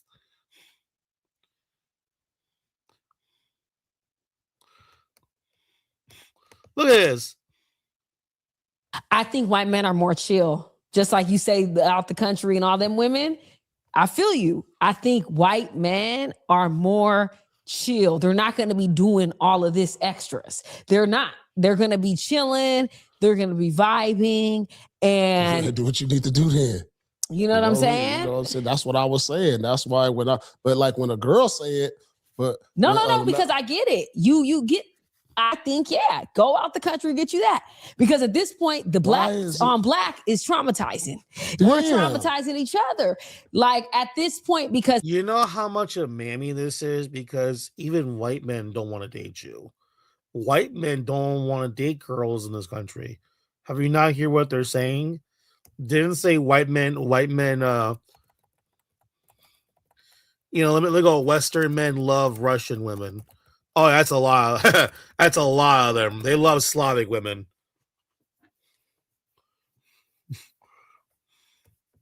Why they love the black men.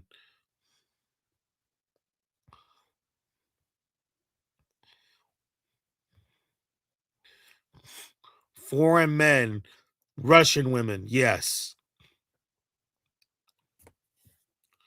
I ignored the Western media, went to Russia.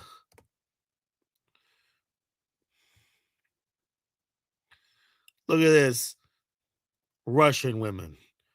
Look at this. I'm just going to type in Russian women like this. Like, hold on. There you go. Russian women.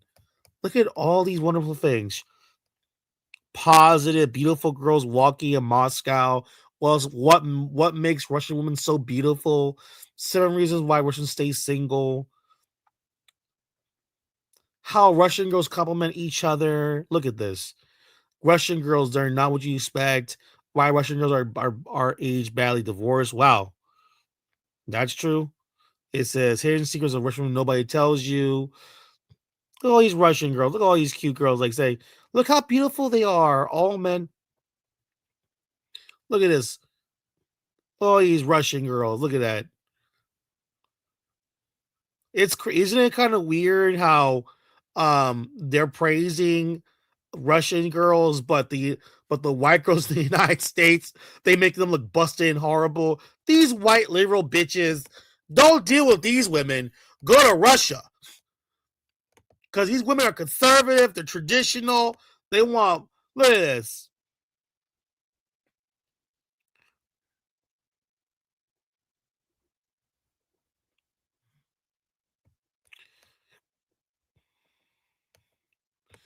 These are conservative.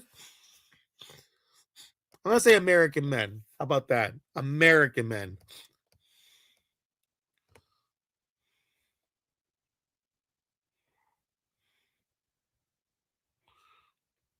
Look at all this stuff.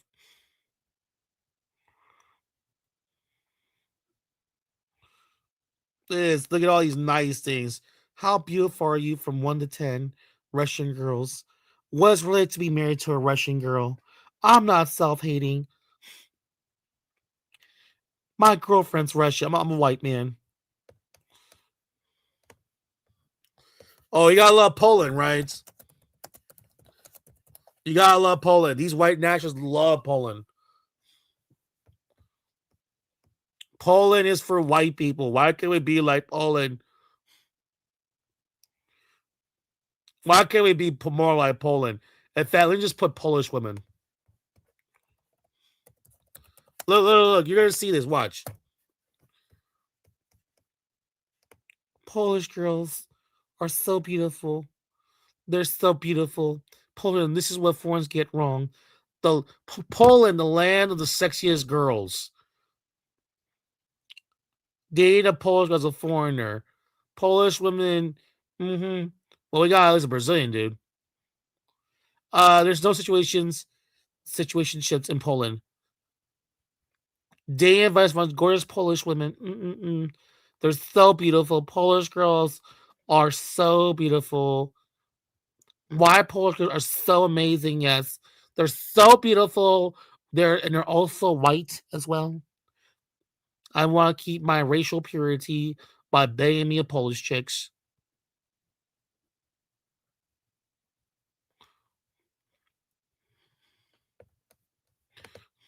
Look at these guys. There's no customers from Eastern Europe. There are no customers from the Middle East. I believe no it. customers. There's all just a bunch of. We're here in betas. Poland. You're just surrounded by like hot, attractive women chicks. who are feminine, who are like who act like women. It's crazy. I've never seen anything like it. Absolutely. And if you had a whole bunch of money here, you'd never be lonely. But America's got that weird culture where you can still be rich and still not get girls and just be a beta and just be a loser. Yeah. So these are the dudes, because it's not a cheap habit. It's not a cheap habit. These dudes are on there spending money. Yeah. So they're not broke. Tipping, all this bullshit. All that shit. Yeah. So there's no customers from Eastern Europe. There are no customers. Look at that. I just love Poland. I just love Poland. This wonderful country, Slovakia. Oh, Russia, Ukraine, Croatia. Yeah, countries that none of y'all been to, that you have no actual connections genetically wise to these places. Like, what a surprise. Y'all want to go to these places.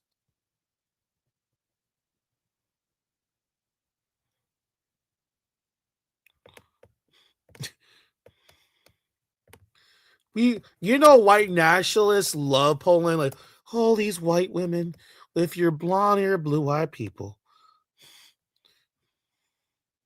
Oh, yes.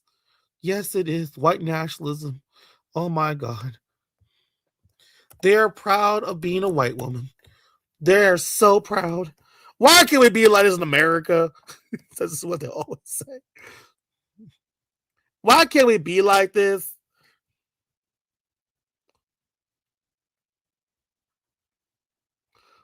Wow, look at all these women. They're the Polish chicks. Polish women, some of the most hottest girls I've ever seen in my life is Polish women.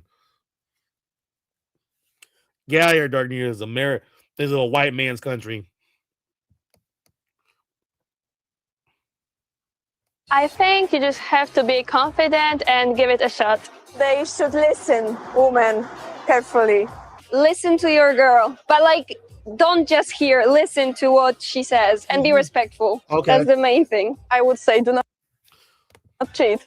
It's gonna be the best thing to do. Besides that, just to be yourself. Be yourself. I think just be respectful. Just respectful. Don't touch too much. Yeah. Don't be so Don't touch. touchy. When a girl says no, just give up.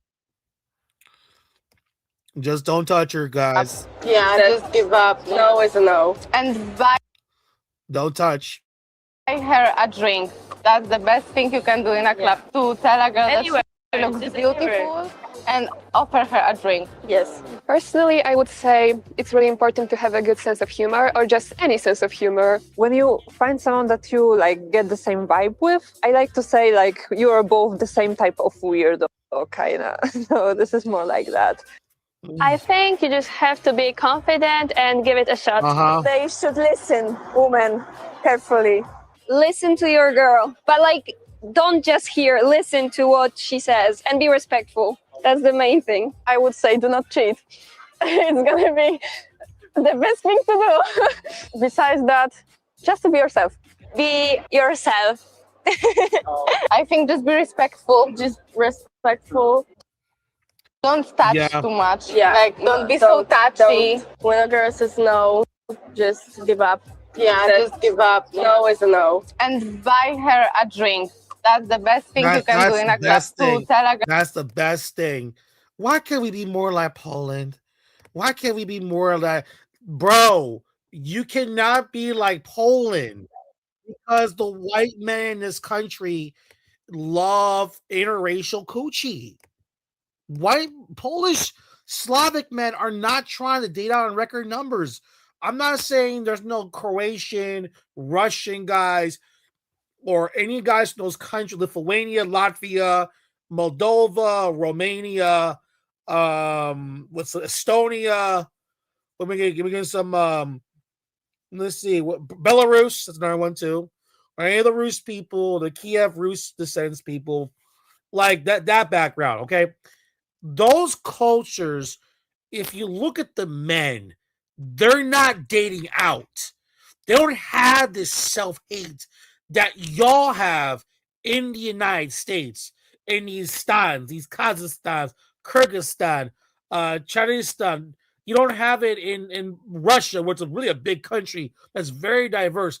But those ethnic men in those places, the vast majority of them, a good 9% plus of them, prefer their own women. They actually like their backgrounds. White American males do not like their women. That is the key difference. They've been, why could be more like Polish? I'm like, because what they really want to say is, hey, let's replace white Becky's here and let's replace them with East European chicks. I'm gonna be like, no. Well, that's embarrassing in its own right because that's very insulting. And second of all, you guys are ugly. You do know you're gonna deform your own children, right? Talk to any Russian guy that know how many Russian guys I've actually met quite a few of them on my channel before. But especially this one guy I met from Ukraine, he even spoke to me one time and explained to me that, you know what, Cam, I'm gonna be honest with you. When I see a white American men marry Ukrainian women, it doesn't work out. I'm like, I'm not surprised about that at all. Because those women in those countries, they're pretty tough women. I'm not talking about the money part. I'm talking about actually like those girls are, when you don't do your shit, they're gonna be on you. If you cannot handle the bitch behavior of women in this country, in the United States, what makes you think you're gonna go to those countries and tell them what to do?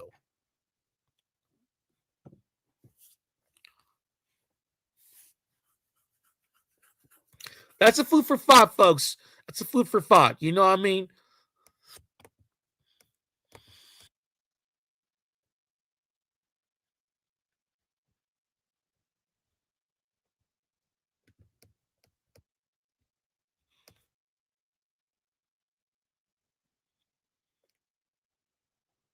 But it does mean that people don't have a country to call their own, and people have noticed it, and demographics have shifted, and people feel like they are a stranger in their own neighborhood. And the left likes that. I don't know if you know the story, the Tower of Babel, but dysfunction, chaos is not good for society. It is good for the left if they want to hold on to power, because the more dysfunctional, the more chaotic a society is, the more you have to rely on Big Brother and have daddy government to come in and save you. So you undoubtedly heard the left attacking those on the right for peddling the conspiracy theory of the great replacement. Only I'll get to now, Europeans are saying, yes, that's what we meant, and it's by design. But here's how they attacked you then. Simply put, it is a conspiracy that says there is a plot to diminish the influence of the white race through the immigration of Black and brown people. But the broader problem of the Great Replacement theory, like undermining pretty much the whole idea of America as a multiracial country. But what we see now, we see other conspiracies that go back to Great Replacement theory, right? That non-citizens are voting in mass They've numbers. replaced Larry David with Black Larry David. David. That non-citizens are committing massive She's numbers dressed of like the mayor of violent Amity. This conspiracy theory has been a gateway to a deeper racism, a deeper anti-Semitism, a deeper anger at perceived others. And I think it's absolutely dangerous. Let's also examine that at perceived others. Well, hold on a second. If you are, let's say, in Iceland, and you're Icelandic, someone comes in who is not. Mm-hmm. Yeah. They would check other on a box. Yeah. Are you Icelandic or are you not? Are you other? Said other doesn't always mean bad. Do you want one or the other? Sometimes people choose the other. Sometimes people know what the other is, and they choose the known entity. Sometimes that decision is not even predicated on race. It's just based on preference. These things used to be okay. It used to be okay to have preferences. It used to be okay to say, I want my neighborhood to look like X. It used to be okay to say, I prefer the company of Y. In general, speaking in generalities. Now, this even takes us to Wikipedia. They refer to the Great Replacement theory as a, quote, debunked white nationalist far-right conspiracy theory. All right, it has been debunked. It doesn't exist. It is just something that pervades the realms of the racist, alt-right, whatever you want to call them these days, except this Spanish politician who is notably far left, Irene Montero, just declared that replacement is, in fact, the goal. No word on the debunking yet. Quiero pedirles a las personas migrantes y racializadas que por favor no nos dejen solas con tanto facha. Y claro que sí queremos que voten. Claro que And of sí. course we Hemos want them to conseguido vote. papeles, regularización ya. Y ahora vamos a por la nacionalidad o a cambiar la ley para que puedan votar, por supuesto. Ojalá, teoría del reemplazo, ojalá podamos barrer de fachas y de racistas este país con gente migrante, con gente trabajadora. Claro que yo quiero que haya reemplazo de fachas, reemplazo de racistas, reemplazo de vividores y que lo podamos hacer con la gente trabajadora de este país, tenga el color de la piel que tenga, este país con migrantes y racializadas, que por favor no nos dejen solas con tanto facha. Y claro que sí queremos que voten. Claro que And of sí. course we Hemos want them to conseguido vote. papeles, regularización ya. Y ahora vamos a por la nacionalidad o a cambiar la ley para que puedan votar, por supuesto. Ojalá, teoría del reemplazo, ojalá podamos barrer de fachas y de racistas este país con gente migrante, con gente trabajadora. Claro que yo quiero que haya reemplazo de fachas, reemplazo de racistas, reemplazo de vividores.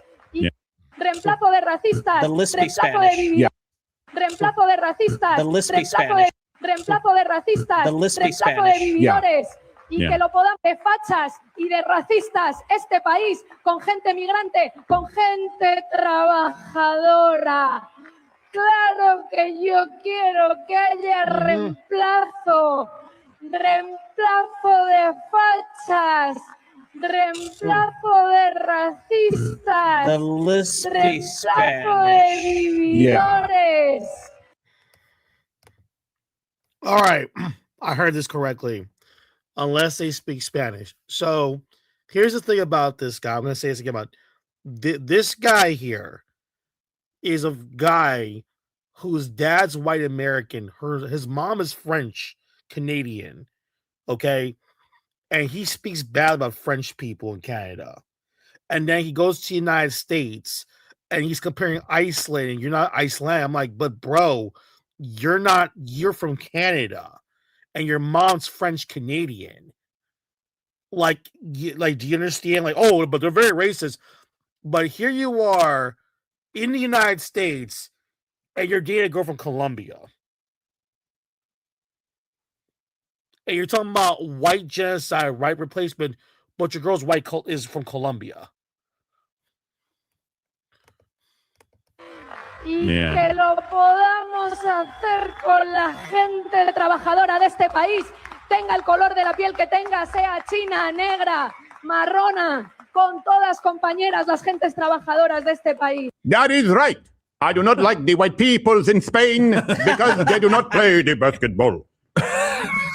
And so we want to be surrounded by the blacks. The brown, suffocated by the blacks.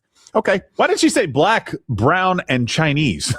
Those were the three things she mentioned. That is because in my heart, there is no hate for the Chinese. Is that the only Asian peoples, though? I like their soups. Okay. Fine. I get it. Yeah, I think that they're a little racist, Gerald. I think that was her version of Chinaman. Brazilian, right? Okay. Or Oriental. I do not understand the problem with the Chinamen. They are from China. If they are men, they are Chinamen. This Yeah, is but a problem for you. Yeah, but it's because they're from Korea. Do not bring your racism around here. So, this brings us to Spain last week, and the key there is vote. Key there is vote. Of course, we want them to vote. Let me ask you this. Are you a parent? How many kids do you have? Okay. You love your kids.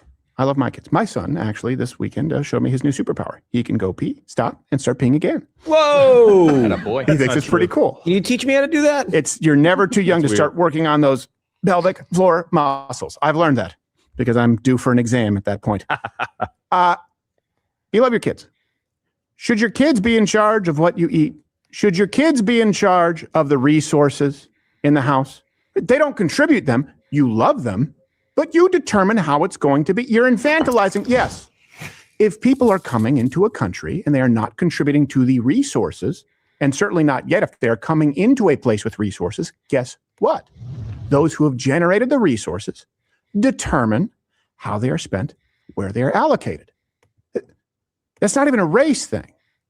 It's quite reasonable. This idea that people should be able to come in and vote, that would be the equivalent to you saying, you take a step back and let your kids make every decision for the household. Why? And where has that ever worked? This brings us back to Spain. Last week, socialist government there approved a decree to naturalize 500,000 undocumented immigrants. I hope they're blacks. Se trata de la tramitación urgente de un Real Decreto con el que iniciamos un proceso de regularización extraordinaria para miles de personas extranjeras que se encuentran en nuestro país. Hoy es un día histórico para nuestro país. Estamos reforzando un modelo migratorio basado en derechos humanos, en integración, en convivencia y compatible con el crecimiento económico y con la cohesión social. Sure, but what if they are not compatible?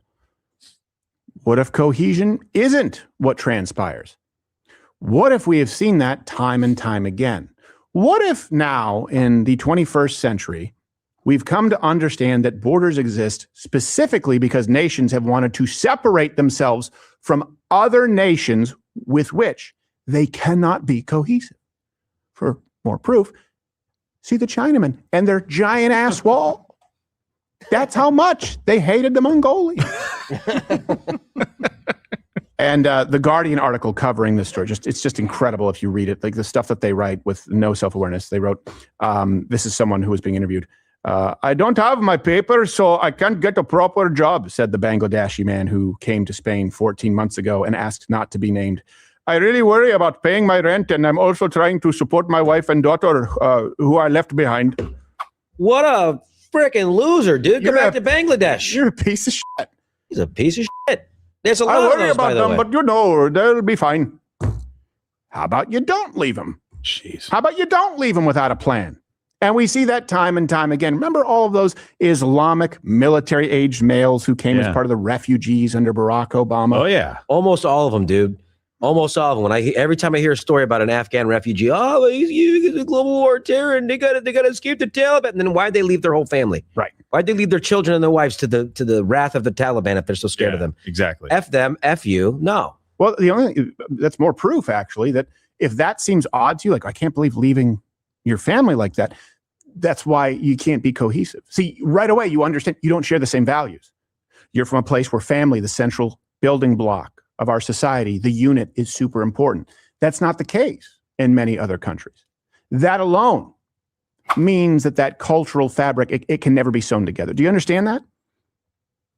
The leader, by the way, of France's far left party, and I'm just going to keep saying far left because they say far right about everyone, endorsed the idea, the plan, the agenda of replacement. de la capacité de nos listes à incarner la nouvelle France, celle du grand remplacement, celle de la génération qui remplace l'autre parce que c'est comme ça depuis la nuit des temps et que c'est pas parce qu'il y a 10 dingues dans un coin qui tout d'un coup ont peur d'être remplacés par leurs enfants que nous devons partager leur peur. And here's the problem with that lie. Like, that's how it's been. That's how it's been since the beginning of time. People get replaced from other people. Nope. People get replaced once they're occupied by force. Yeah. And that's why this is so weird. Because your opposition, people saying, well, we don't want to be replaced. Most people on the right, they don't want to have to occupy some place by force. But through policy, you are displacing your own citizens by force. This is not how it's been since the beginning of time. That's why we're at such an odd point in history. Also, objectively, how's that working out in France?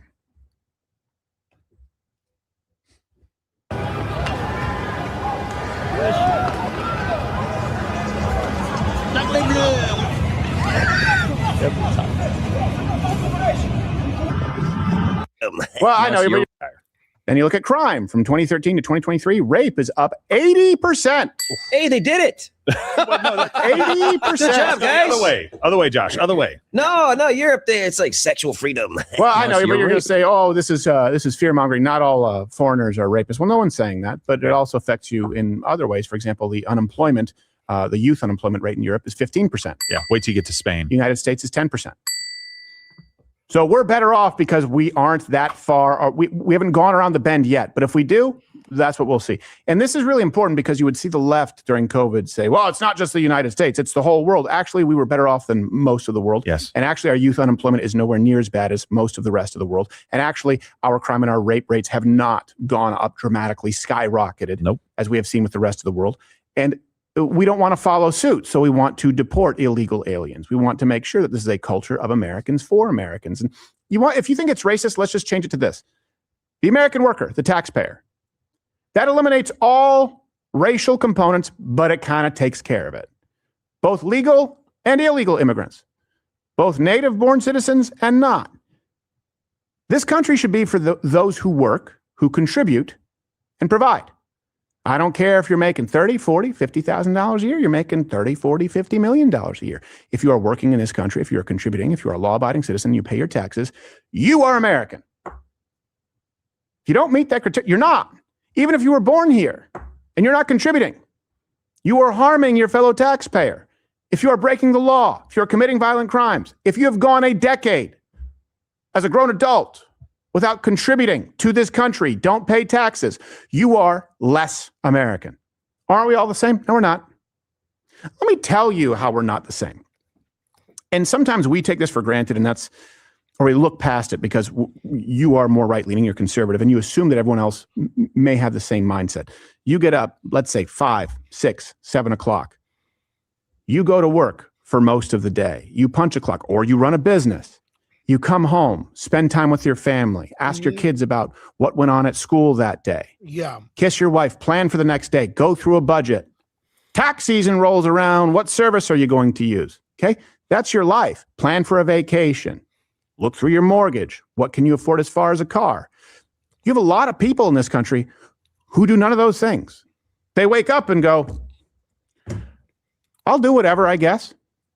And they still collect a check. You are not the same. They are not as American as you. Whoa. That's my opinion. And we need to start devising our policy. But wait a minute. Hold up. Before I say anything else, I want everyone to look at the screen here, right? This is his girlfriend. The words that when I open my eyes, like, yo, this girl's gonna cheat on you. So I'm so confused about this. Okay. So here we go again here with the white American male.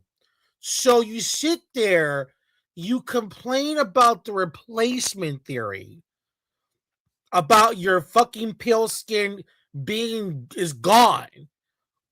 But at the same time, you're having sex with women that are not from the United States. As in, you put your pale skin penis in other girls' vaginas.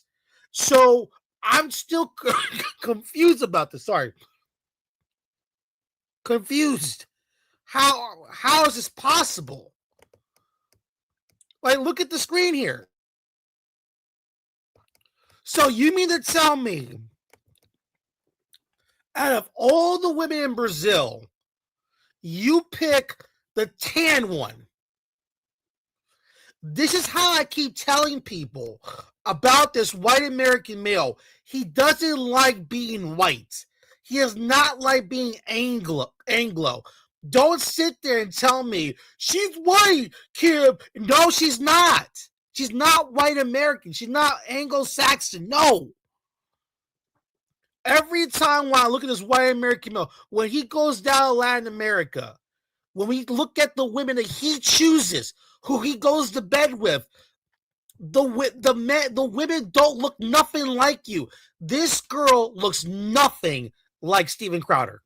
He's out there preaching about white replacement theory. We're being replaced, illegal immigration, immigrants, while at the same time he's having sex with a Brazilian girl.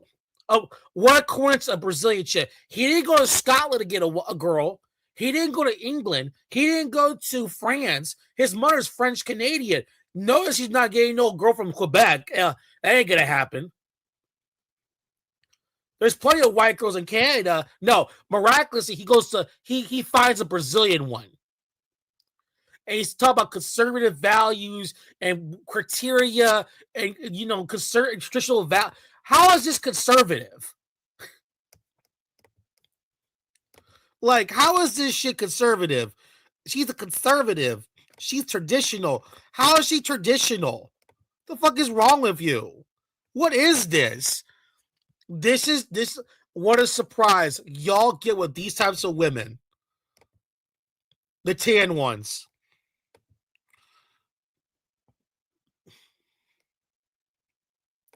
Is this a baby mama? Yeah, it was Steven Crowder. Look at that.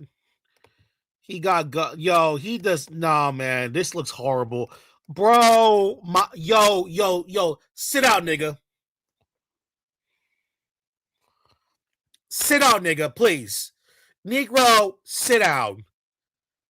Look at that fit, bro. I'm sorry. You're not attractive. You got bad. Oh, family values. What family values? You're ugly.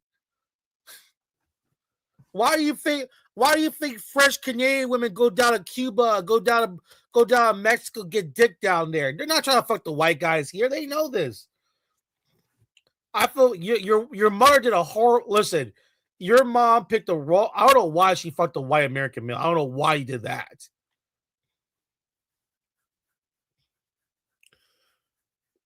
Where's Banana Princess at? Where is she? Where is she? She's an expert on this. What is going on here? Where's Banana Princess? Look at this crap. Interracial. No, it's not interracial. She's white camp. No, I actually met white Brazilian chicks. There's actually our white girls that really are white. There actually are gingers out there, actually. There's plenty of them out there. He chose not to be with them because he does not like being pale.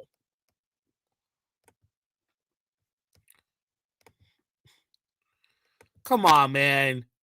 Come on, dude. Like, come on. We have the same features and traditional values.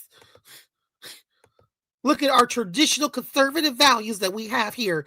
What's so traditional about this shit? You know what's crazy about this? If this is his girlfriend, if I were this guy, Steven Crowder, I would really just be careful because I would not trust this bitch.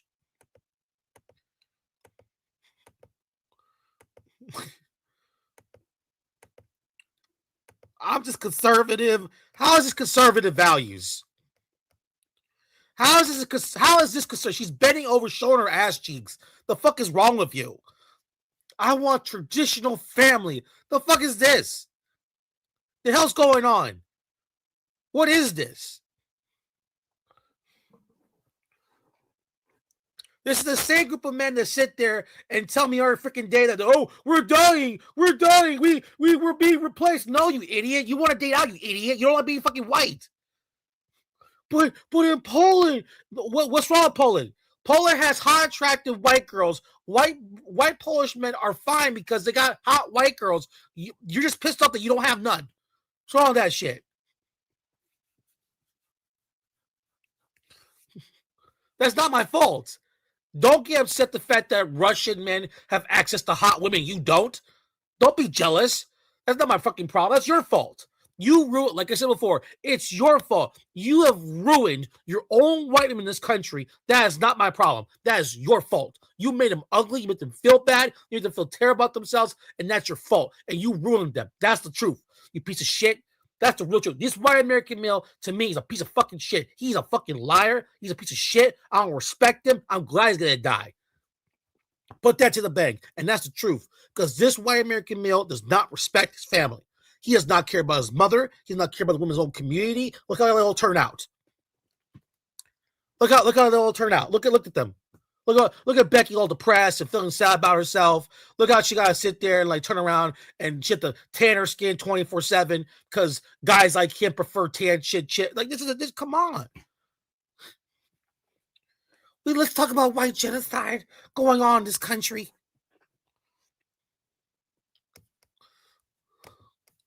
Banana Princess, look at this. Is this Becky? Oh, she's a white girl. Look at her. That's right, Ranger. White girls around my area will kill a look like that. Of course. Why do you think they tan their skin so many times? I gotta tan my skin. Yeah, you gotta tan your skin because your white men don't want you to be pale.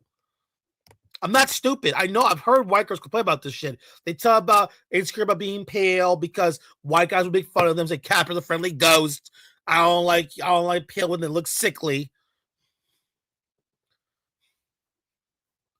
So they feel sad about themselves. So they tan themselves, basically getting skin cancer for their white men. And then once they tan their skin, they're like, I'm here, Brad. And Brad's like, I don't want you, bitch.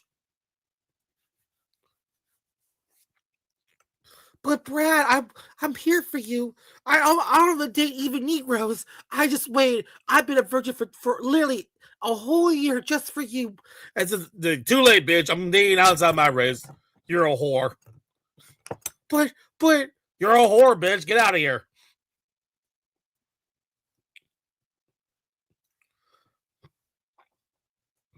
How many times we sat here, we hear Brad talking about how her women are whores or sluts, mud sharks, literally doing this club. Oh, look at this. They tan their skin, but they look weird. They don't even try to make it look natural because Ranger, it's self-hatred. They don't like themselves. These white women that tan their skin, they're doing this because their white men told them this. Because white men have self-hate issues. They hate being white in this country. And they go, look, oh, but what about Poland? What about those countries? White Negro, go away. Dude, the white American males should stay away from East Europe. You people are perverted. You're weirdos. But they're proud of being white over there. I'm like, yes, of course. Of course there's attractive women over there.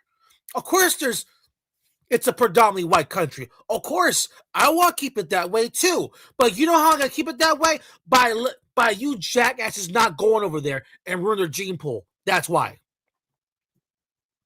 Because I know when you go over there, you shit on the men. I know you do that shit. Oh yeah, Russian men are drunks. They're slow. They're stupid. And look at Igor and Vladimir and and Uyghur. Get the fuck out of here with that crap.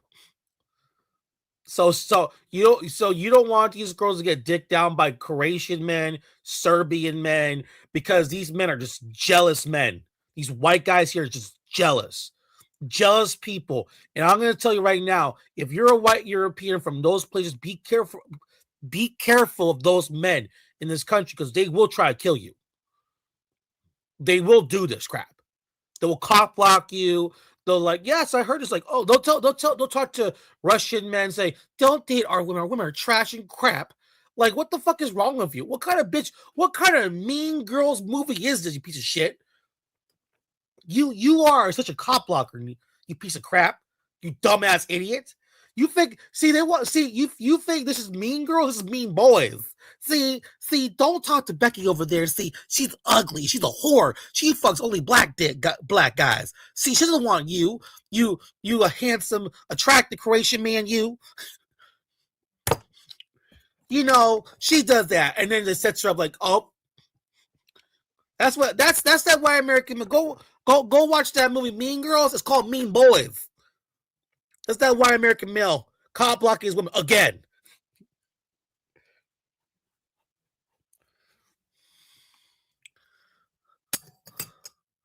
Again, that's what he does all the time. He's a mean boy.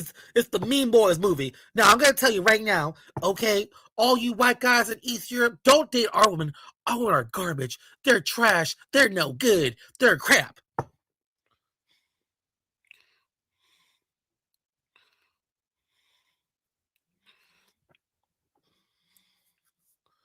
Ranger said this. One time working at Walmart, I had this white woman told me why they tan their skin. She told me that white people find tan skin attractive, that she sprayed tan herself. I said, you know what, Sad Ranger? She's trying to talk about white men. White men find tan girls attractive. But at the same time, they want white women to accept pale men. God forbid Lauren wants a tan man. God forbid Lauren wants one. God forbid, Lauren, if you're there. God forbid, JC Miller, that you know your fellow Lauren girl there. God forbid she wants a tan guy in the bedroom. God forbid. What are you doing over there? I mean, I'm telling this white American male is one of the biggest cop blockers ever. He's next to the Negro. They don't want no happiness. They want misery. They want because I know what they're doing. I'm not dumb. They want white girls single on purpose. That way they can get access to easy sex, and they could corral you and basically suck your life force out of you, and feel better about themselves. Ha ha ha ha! You girl, you look at you you're struggling to find a man. No one wants you. Ha ha ha ha! Like they're laughing, like it's all a joke. Ha ha ha! You got a white man, you got a black man fucking you. No one wants you. And yeah, I remember white guys will tell Russian men about. I've heard this before. I've seen my own eyes. They'll tell other white European men from those places that, oh, don't date the white girls in this country. They're sluts and whores. They fuck black dudes. You don't want that shit. They don't like being. This is what they say about you. This is what Brad's really saying about Becky behind your backs. You see that?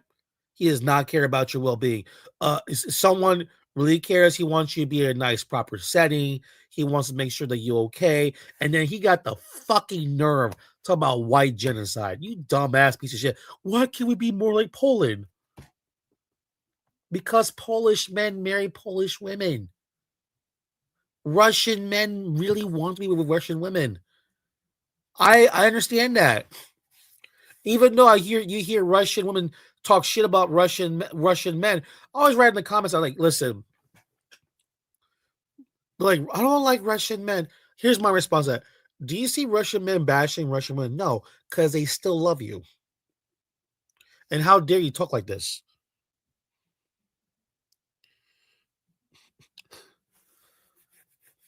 Don't talk like this to my face. Look at this. This is what they want. Oh, no. Lauren, deep down, they don't want to be Poland. Oh, that's so true. What they really want, they want to be Brazil. Bunch of mixed race girl that can go fuck. Oh, yes. Give me some of that coochie.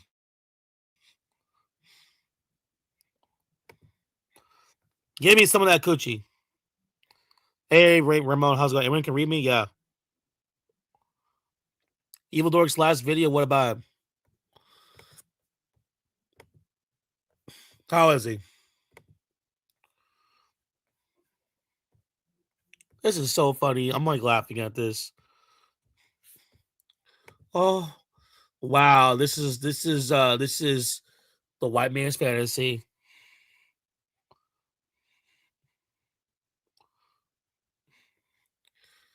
Look at that white man. Oh, that's the perfect white girl that I always wanted. We're being replaced. We're being replaced by these illegal immigrant males here. But I just want that big booty Brazilian chick with the nice ass. Turn around, girl. Oh, yes, my pale skin penis in your vagina. Yeah, I heard about the Dennis Sperling. Yeah, what about him? Listen, bro, he lives in Texas. I'm telling us right now. You know, that's what's going to happen.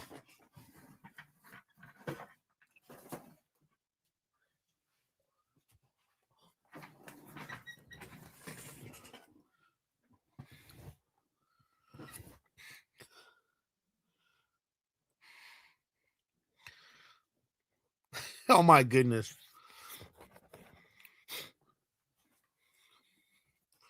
Yeah, I heard. There's a bunch of stuff that Dennis Sperling said about Mexicans.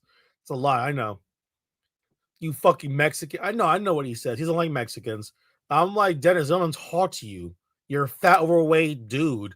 Black, light-skinned black dude has a fetish for Dominican chicks.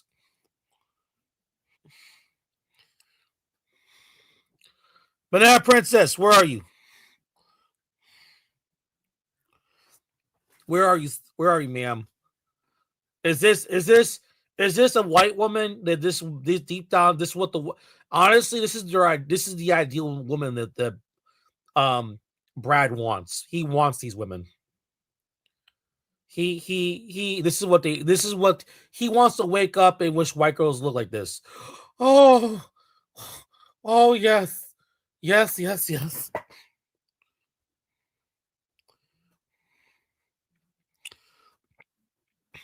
Yeah, of course they want that dark with the pale. They you hear him talk. When I put my dark black penis in that pale skin pink vagina, I get even more aroused. Oh, yeah, they get double pump. You know, basically double ejaculation because they're too excited. Oh, yes. Ugh. And you know how they want to get back at the white man? Take it. Come on, yeah. How about you get white man? Because you enslaved my ancestors. Now I'm gonna fuck your women. Yeah. That's how they think.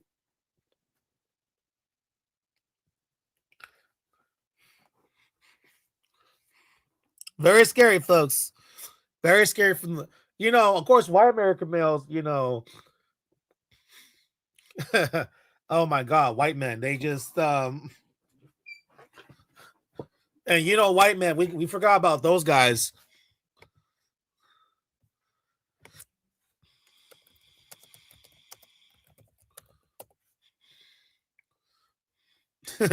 White man, white man. We forgot one. I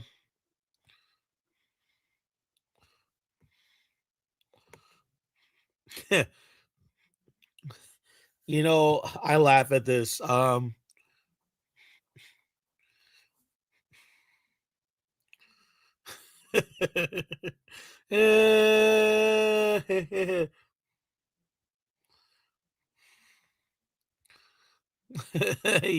Oh my goodness.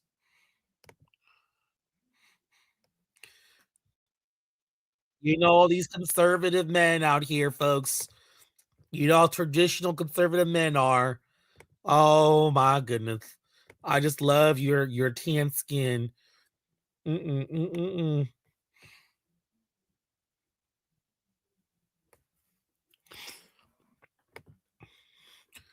Far right, get with Latinas. Yeah, get with Latinas, but what kind of Latinas? The sister Latinas. I'm laughing. Get with them Latinas. You know what's crazy about this? I see a lot of weird couples these days. What about the air, folks? Because you want conservative values in this country. You want to talk about traditional values, folks. You want conservative values? We got to go to the South, to the root of the centerpiece of conservative values. Than Brad talking about dating life in the South. I'll ever be able to date a gay dude from the South. I just went on my first date with a guy that grew up in Georgia Oh God. and North Florida his whole life. He's like 23, 24, and he's never lived in a big city. He's never been to the West Coast or out of the country. And I think the first thing that made dating really difficult, I had to drive 30 minutes. I had to drive 30 minutes and he had to drive 40 minutes. And he was willing to drive an hour. And I'm like, that's crazy. I don't think I've ever driven more than like 15 minutes. When I lived in LA, I literally put on my Tinder 2-mile radius so that anyone I met, I would just be able to walk or like 5-minute drive away. So we drive 30 miles, right? Or 30 minutes, right? I get there, I pull into this like random lot. So I have my dog in the back. And oh my goodness. Oh my goodness. Brad being openly gay in the South. From good old Georgia. Oh, let me just go on my Grinder account, Tinder. Oh, look at all these young hot boys. You know what's so funny about this? No, how come these white nationalists, how come not one of them speaks out against gays? You think that, you know, they're part of the LGBTQ agenda, right? But they never really question there's so many gay white guys coming out. You know, there's so many gay white men. They're openly gay. They're in bathrooms having gay sex with married men. Like they're banging transgenders. They're sleeping with male athletes. We got what's that one? Give me that who's that Jeffree Star banging a black man, Cardi B's ex-boyfriend crab. Now we're coming to find out that he's banging transgenders. You know, even though he's a colorist, he's racist towards dark-skinned black women, but he has no problem humping dark-skinned black men in the butthole. And you know something about Brad? I know something about Brad.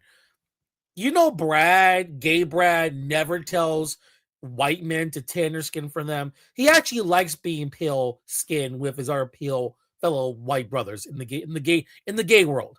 But he has the nerve to tell white women, you need to tan your skin, bitch. You're just ugly until you tan your skin. Brad doesn't tell gay Brad to tan his skin. Okay?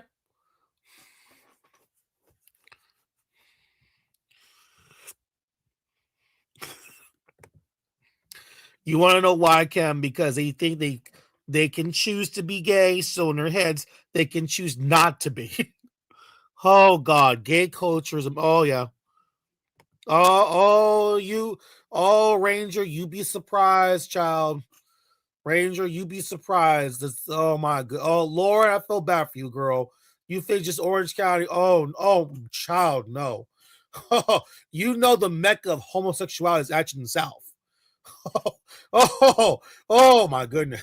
In the heartland of conservative values, that's the South. There's a lot of gay men walking around. It's a lot.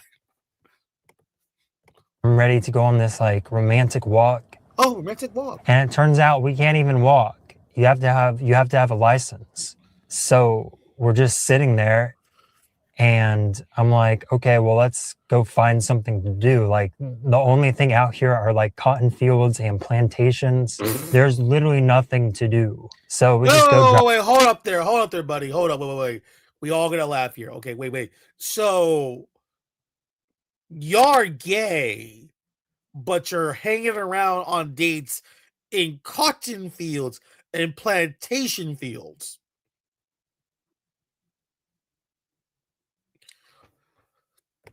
Ladies and gentlemen, I'm sitting for quite some time. Quite some time, folks. Quite some time, folks. When are the females in this country going to realize there's a lot of gay men walking around? When are black women going to realize the majority of these guys are gay? They hate your skin color, but they don't hate black men's skin color. Chris Brown's a colorist towards dark-skinned black women, but he's not a colorist towards dark-skinned black men. Oh, no. He loves being next to dark-skinned black men. Come here, dark-skinned black man. Gay. Now, Brad here is being racist towards white women, telling them to tan up. You got to do surgery, but he's not telling gay Brad to tan his skin. He actually likes pale-skinned white boys. Okay? And this is the heartland of the South. Folks, I said before many times, the largest gay concentration of men and LGBTQ, what you want to call them, is in the South. It's kind of weird that a lot of black men and a lot of white men, they love to praise the South and the Midwest. This is the heartland of America. And like heartland of America, Tyrone, why are you getting dicked down by big buff Bubba over there? We're just here finding love, that's all. And the good old heart bell. Look.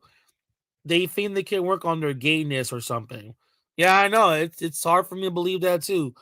I believe in Georgia, there's a lot of gay dudes. They think it's Atlanta. That's one thing, Megan. They think it's Atlanta, Georgia. No. It goes beyond Atlanta. Okay? In those backwoods, in Kentucky, Tennessee, Mississippi, a lot of gay action going on over there.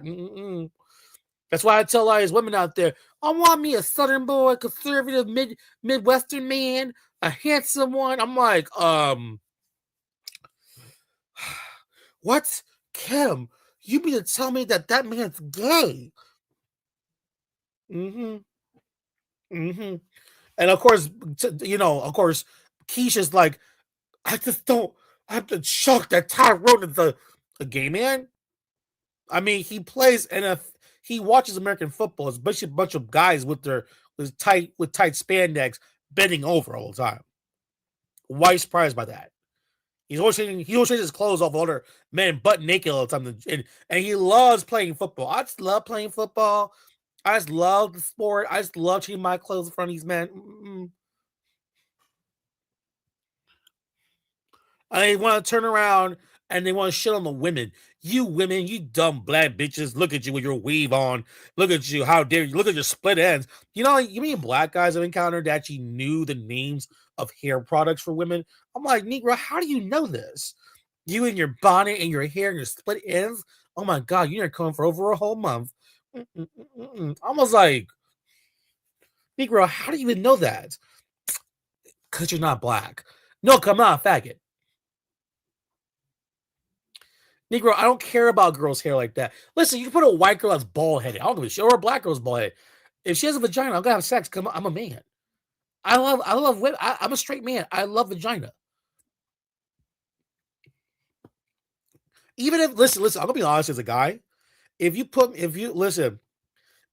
me a pale skinned white girl and she was butt naked, she has her vagina and everything, as a man, and any straight man that's listening, us men naturally will walk towards her and start kissing, touching, etc., and putting the piece of the vagina and have sex. A straight man will look at it, regardless if it goes dark skin, whatever crap. She can be bald head, doesn't matter, but she's butt naked. And me as a guy, know how I'm a man, I'm gonna have sex. That's how straight men wired. If you got a guy, he's just like, ew, why are you wearing? Oh my God, you got a nasty body and everything. That's disgusting. Gay. I don't want to touch your hair. Your touch is nasty. You wearing a weave. Why you got your hair like gay.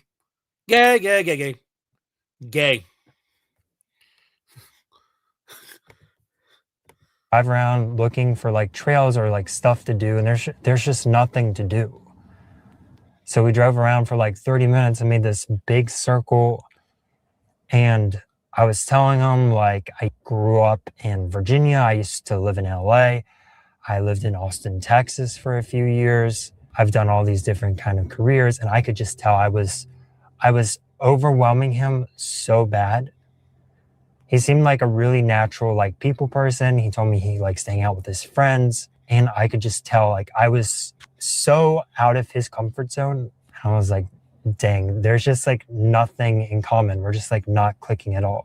Granted, this was my first time going on a date without having sex or hooking up, and I'll probably make a separate video about how sad that is. Oh my But there was goodness. just no sort of connection.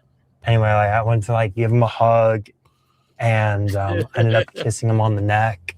But I just told him like how I had like all these different experiences, and he was just like, I could see it in his face. I could see it. Like, he didn't even know what to ask. You know what I mean? I don't know if that's a good thing or a bad thing. Like, I just like to try to live an interesting life. It just didn't seem to click with him or Oh me. my And I was goodness, interested Brad. in him, but it's like I couldn't even pretend to be interested because he was like, oh, I really like how like beautiful this small town is we're driving past.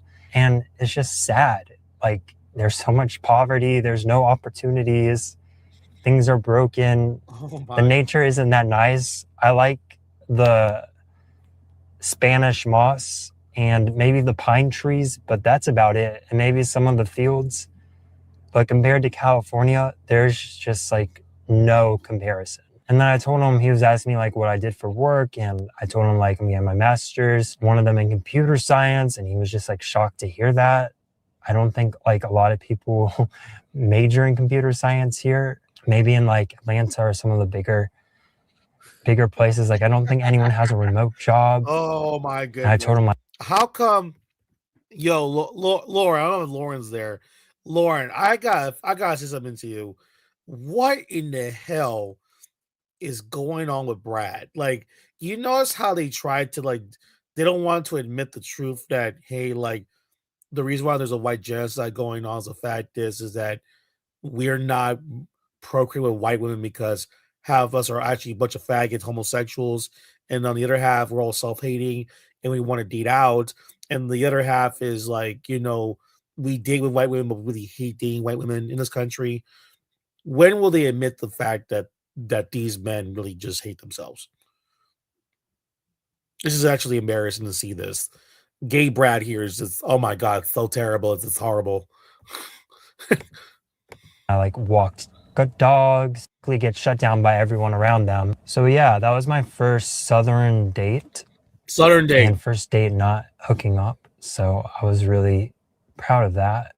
I realized maybe I like just don't have friends and maybe that's why I didn't click.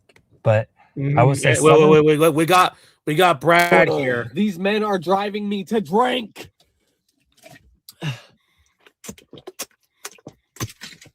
Water and do better for myself. Is the lighting fugly? Yes. Do I know what to do about it? No, because the sun keeps moving.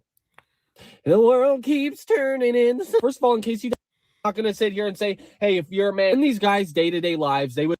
A man who sleeps with, in case you don't know what DL means, it means down moving. The world keeps turning in the sun. First of all, in case you don't know what DL means, it means down low. Yes. And it is a term typically used to describe a man who sleeps with another man, but in secret. So in these guys' day-to-day lives, they would be going around dating girls saying like, oh, look at her fat ass. And they'd be talking about girls and just being like normal straight guys. Now, in the secret, of course, they are making guys' cheeks clap.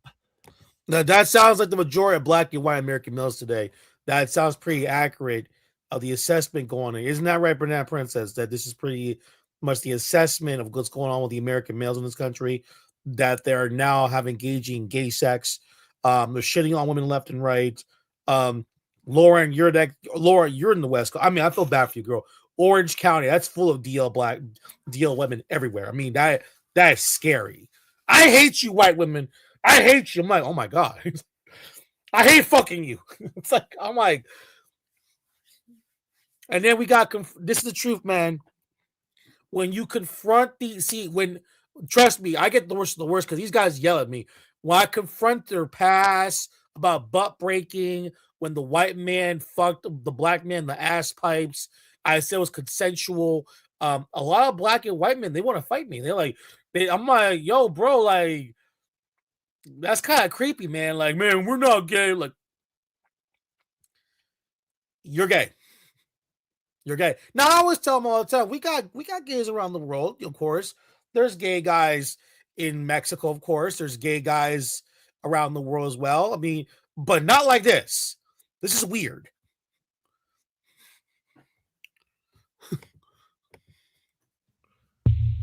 Now, I'm not the gay police. I'm not going to sit here and say, hey, if you're a man and you sleep with another man, you're gay. Because anything's possible if you believe. Before we get into what I have once again fallen victim to after like 50 times of being like, I'm never doing that again, I will just say, yes, my mustache is growing back. And does it make me feel great? Yes. Does it look horrible right now? Yes. I know at this point it does look like I just have dirt on my lips, like I'm some sort of piggy rooting around in the dirt for truffles. I don't know how, but something about me is that whenever I'm going to talk to a guy, even if it's on Tinder, I match with a guy on Tinder, I'm going to message them and be like, oh my God, I'm in love with you. And then I'm going to find out through our conversation that they're actually straight. This may be sort of hard to comprehend if you're not in the game, but a lot of the time, for gay guys, of course, you guys know there's Grindr and all that. But for gay guys, a lot of the time, if you're sleeping with someone else, there's a pretty good chance that sometimes they're actually straight. They're DL. They're not actually going to like want to date you and all that after. And they're just going to use you. And the thing is, this will keep happening to you in that you will start talking to guys, find out they're straight. And then you'll be like, well, you know what? I have nothing to lose. So you'll keep playing their game. And then you'll fall victim to it again. The last time I called you guys, was I doing a full face of makeup? Yes. And now am I ranting? Yes. But when doing that, I was rewatching old makeup videos. And in that, I did rewatch Bye Sister and James Charles's Apology. And in that, he was talking about how, like, lots of the time, gay people are attracted to straight men. Like, guys that seem like they're super masculine, all that. Of course, you can be attracted to whatever you want. You can be attracted to be like some sort of, you know, goblin like me. I just feel like a lot of the time, it is projected that gay people are going after straight men, when in reality, it is the complete opposite. If y'all only knew. Open up anyone. My if you're goodness. just a girl. Oh my God. This is quite scary. I'm here. Hello. Hello. What is going on with Brad here with white genocide? I didn't want to call in, but I had to say that because this gay guy talking. I understand what he's trying to say about, I worked in the industry, music, makeup, hair. I had, when I was in my 20s, I had when you work for Mac, well, I already said it, you meet a lot of gay men, right? And they would tell me how they were sleeping with straight men. And I remember I got into an argument. I was like, you're not sleeping with straight men. If any man sleeps with you and he knows that you're a gay man that wears makeup, he is gay too. Yeah. But I wish they would stop saying that. Stop saying that you're sleeping with straight men. You're not sleeping with straight men. Any man that lays in the bed with you, it doesn't matter. He's DL. He's a DL gay dude. Like, I don't like that they keep saying that, like, oh, we're attracting straight men. No. These are men in the closet who doesn't want to come out. He's saying that he doesn't like DL men. He said that that's fine. You shouldn't be dating DL men. In his defense, he finds out later that he's actually playing a straight guy with a girlfriend, which is very creepy, by the way. Which is very common nowadays. And Brad here is talking about white genocide here. Banana Princess, you're here. That guy, Steven Crowder, that does not like Indian people, doesn't like anyone coming to his country. Why is he with a tan woman? That's what I'm saying. Like, these people are weird with the skin tone thing. Because my skin tone, natural tan, bronze skin, amazing. And I've came across a lot of white men who would come up to me and tell me they like my skin tone. Never like that. Never liked that once. I'm glad I never dated a white American guy. Thank God I never done that. They are self-loathing and self-hating, and they shouldn't be hating on their own women for having natural white skin, pale skin, whatever you want to call it. Would you classify her as a white woman? She's from Brazil, right? Yeah, she's Brazilian.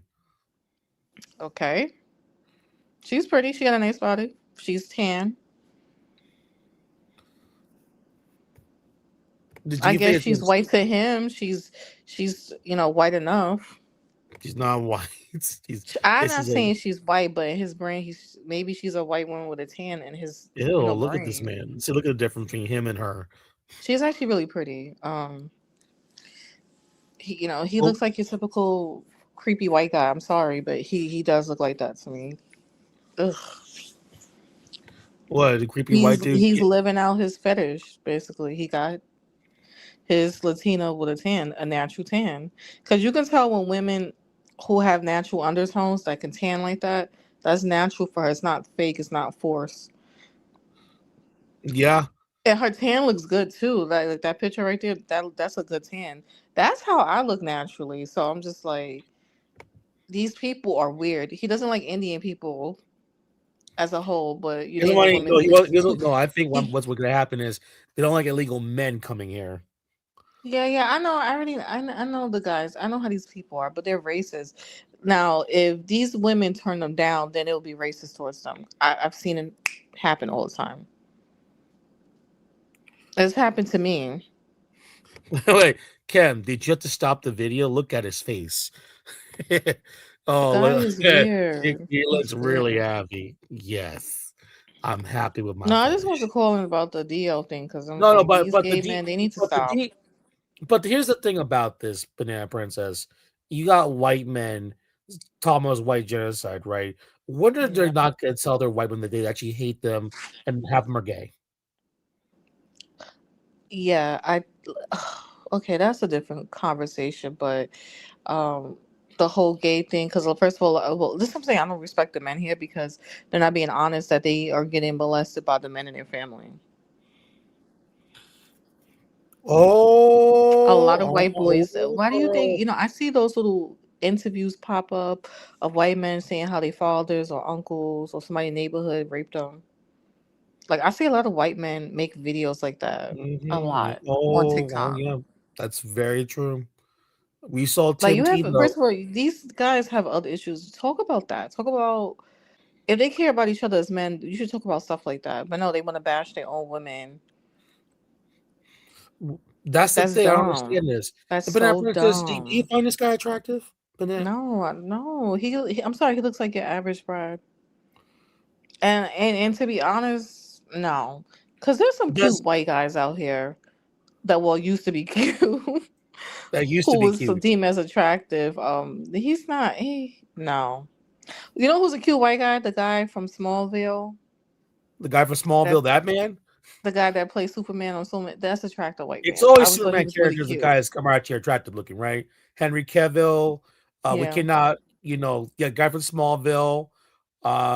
Very handsome. Even him as a man in his 50s, he's still attractive because that's natural. That's good genetics. This guy don't have good genetics. I know what he's doing. He wants to. Do they have kids? God, I hope not. Oh gosh. Well, if they have a kid, good luck to You that. know how I know he's ugly. Look at the people he surrounds himself with, a bunch of nerdy, ugly white dudes. Like they're Because he is a him. nerdy white guy himself. That's why. Oh my God! Why do you they're just not attractive men? Like they're just ugly as fuck, and they're telling women they're old. Like let's say what's so sad about this is that they know that half of the white men are gay. They know this. Yeah. It's not a secret. They know this. Because these men are molesting their children. That's why. Yeah, I'm they sorry. know Like this. a bunch of gay men are just not gonna pop out. Like y'all getting raped. Y'all getting molested. This is why this is happening. I'm not stupid. Like it's too many gay black and white men walking around. Like that's actually very creepy. What do they say about that? Like white men get raped like 60% of the time. Because I know this for white men. They do a lot of gay jokes. Like they don't take rape serious. They think rape is funny. Like something's wrong with them. Like that. Like they do a lot of butt play too. I think white women need to be more smarter. They need to stop doing this nasty sex with these white men. Like you need to really, I forgot what's called, the B4 movement. Like the American women need to stand up for themselves. Don't have sex with these guys. Becky's got to stop dating black men because black men just degrade them as white dudes. And I feel like I've seen black and white men come together shit on white chicks. I'm seeing that. Yeah, because that's weird. They hate each other, but they'll come together to bash women. You bitches, you white girl, you white men are just trash. You westernized, you adopted feminism. How dare you read a goddamn book, bitch? And black men need to shut the fuck up. Like, it was once upon a time you used to get lynched from trees for looking at a white woman. You shouldn't even be talking. White men, they're like, they really what's this war against white women from white men? It's funny because you and I are of color, I guess, Yeah. right? Yes. So they're gonna see, especially me, as an enemy. I'm trying to replace white men, but I'm thinking to myself, like, how am I replacing white men? You guys are having openly gay sex. You guys openly date out. You have mixed children that they're confused and they go through this process. White girls are single in record numbers. Like, how am I trying to replace you? You're doing this to yourself. You are self-genociding yourself, not because you're allowing illegals to come in. No, listen, they got a penis. They can't print. Listen, it's not that hard. They can just go. How about this? The women they have sex with, let's use common sense here. Why not actually put a ring on the finger and marry the girl you're having sex with? Because they feel like they don't have to. That's why. How many white men want to play games and just want to fuck around every girl that he sees, and he doesn't put a ring on that finger? That's creepy. And you saw those black dudes was laughing at the white girl, saying when the black guy said, "Hey, I don't want to fuck you. You fuck a black man already. I don't want to fuck you. You just damaged goods." They're fucking racist. I don't like. I'm sorry. I don't like Black American men. I don't like them. They are disgusting to me. I don't give a shit. I'm not like them niggas. They shouldn't be talking. So now we see him being confirmed. The black men don't want to date white women that fuck black guys. Yeah, because everything that we say about them is the truth. So why are they yelling racism if you're racist towards your own fellow, yourself? So they black men know that they have dirty dicks. Yes. And the part because black men know that other black men are also in the DL, fucking the other men in the ass, giving STDs. They know very nasty. They get white women, give them STDs, and then the guy says, "I don't want to fuck you." I'm like, well, yeah, because white men, your fellow black man gave her STD. Wow. We all know this, Banana Princess. It's the sad thing about this. And yes, these gay men, I don't know what's going on with this DL culture that's huge in this country. I feel it's huge, isn't it? Yeah, it's like really huge right now. Like, I don't know what's going on with these men these days, but it's clear as day they hate women. Clear as day. That you saw the images of women getting beaten up and punched in the face, and all the guys are laughing at her. No one's even trying to stop it. You see those images. You see spring break images of women just fighting each other left and right, and all the guys like, ha ha ha ha ha! You got your face punched. And then you see that, you're like, because you felt some way. And by the way, I don't know if you watched the Netflix with the Manosphere stuff. Where you told me when we talked about the girl saying it's okay to be a mammy, and the fact that you got threesomes, and my man provides, but he could do whatever he wants. He could cheat me anytime he wants. See, right there, that is a defeated woman. That right there is sad. And by the way, if you are a female and you're allowing that man to chill with multiple women, let's be honest here. What makes you think he's not gonna get a tranny? What makes you think he's not giving another dude? Because that does happen. And let's say he engages in improper sexual behavior with transgenders and gay men, and then gives you an STD. Now you're gonna tell me what the fuck is wrong with you, bitch. That's the truth. These women got to wake up. Wake the fuck up. You, especially Becky's, man. Y'all need to wait. I don't know what's going on with black and white girls in this country. You need to wake the fuck up and see what's going on, and start demanding questions and demand answers from these guys. Why are you not marrying these women that you're sleeping with? Why are you doing this? Why are you defending so many guys left and right? What's going on here? Why are so many DL men walking around?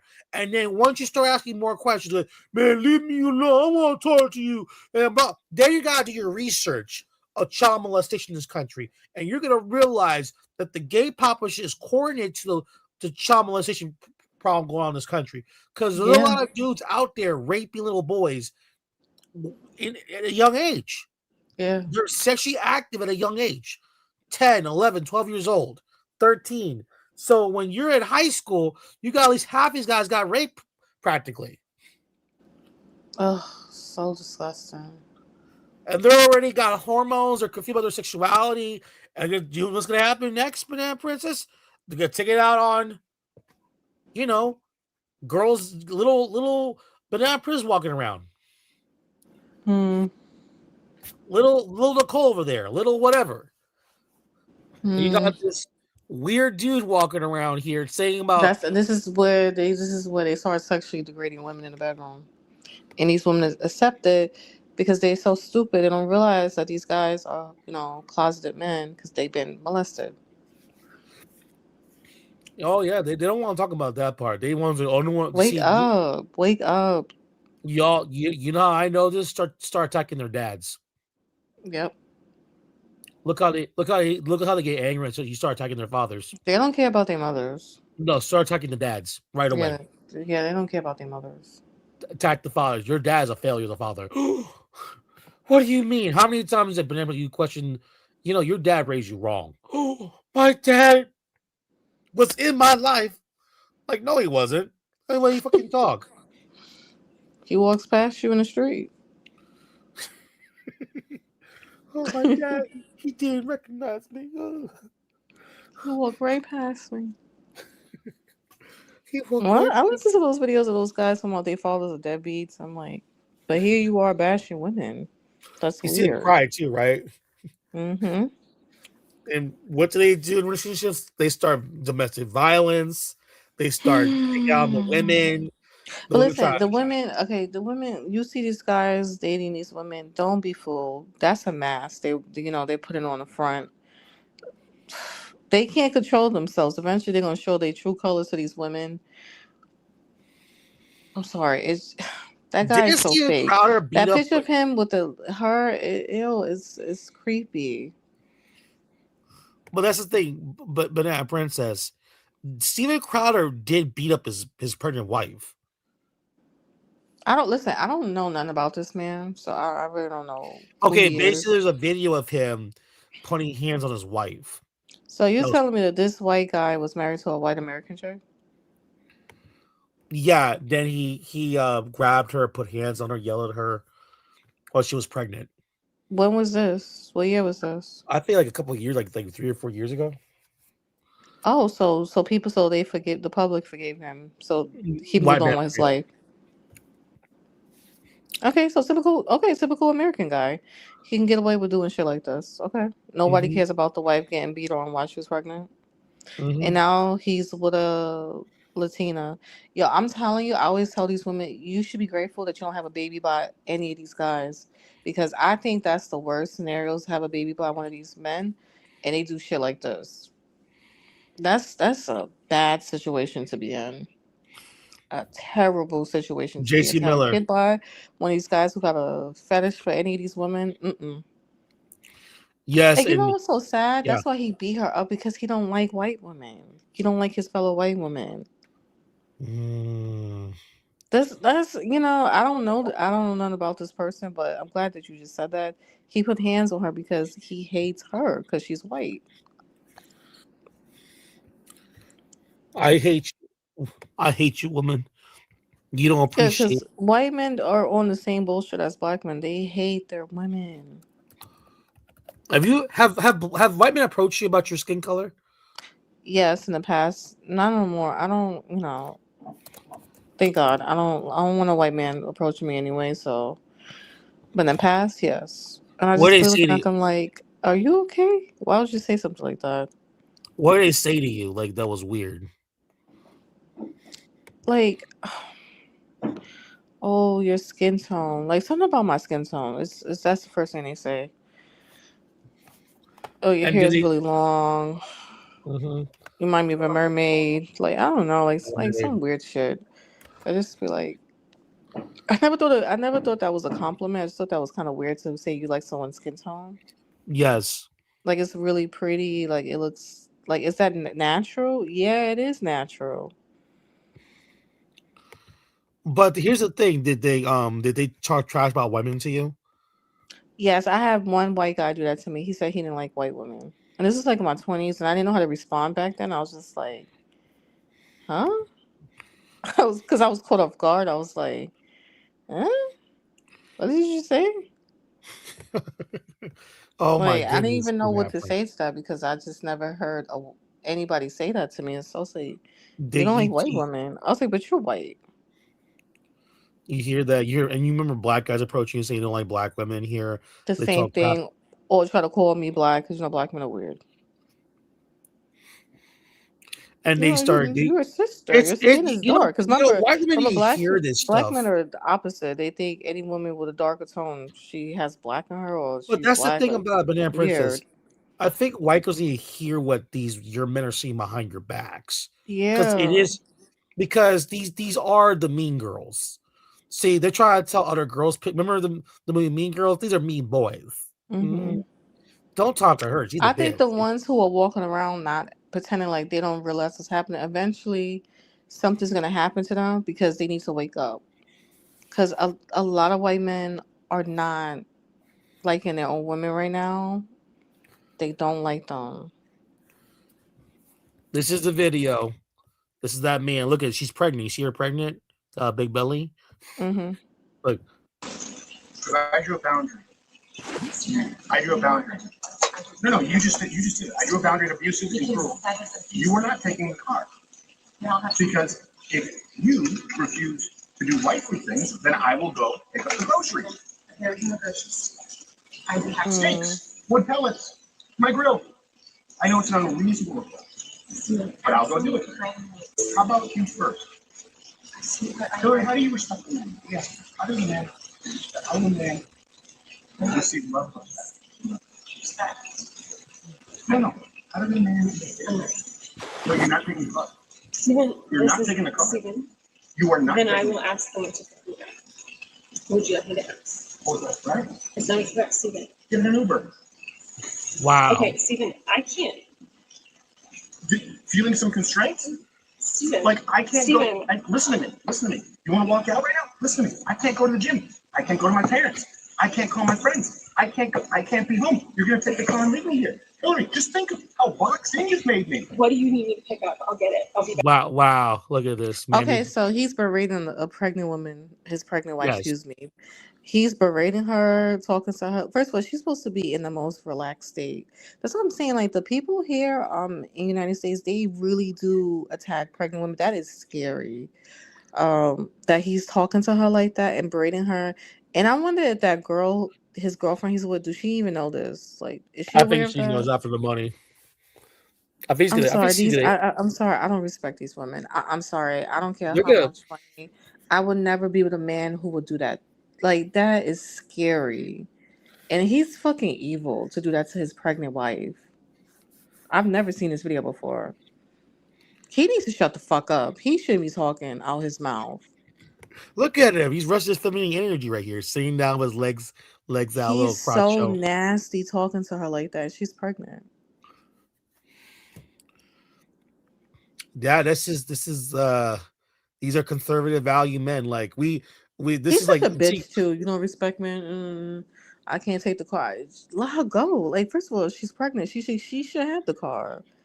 Like, wait, he wants but more this is white the thing, Kim. children. He Yeah. doesn't. He hates her. This is the thing. I gotta remind myself. This man hates her because he hates himself, but he hates her.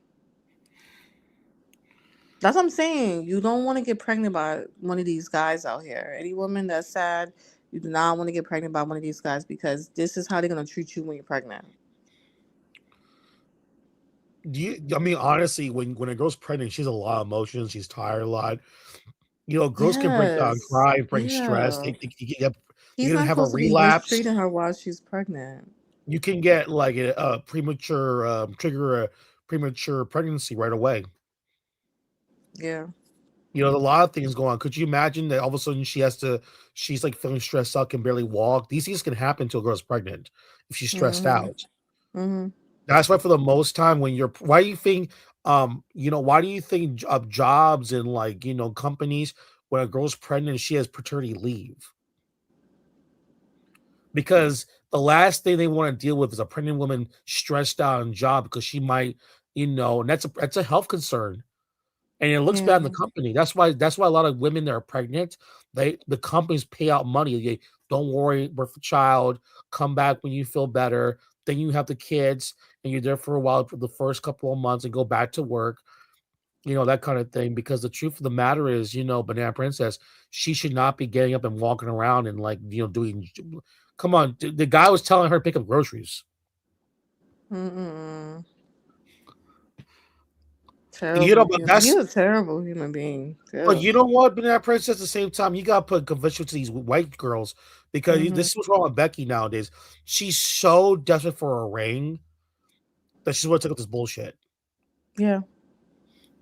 That's And true. she divorced the guy, right? She divorced him. Am I correct there? She divorced him, but I don't now you know. see I them. don't know nothing about this. This is my first time seeing this. Okay, so basically, this was a couple years ago. She divorced him, right?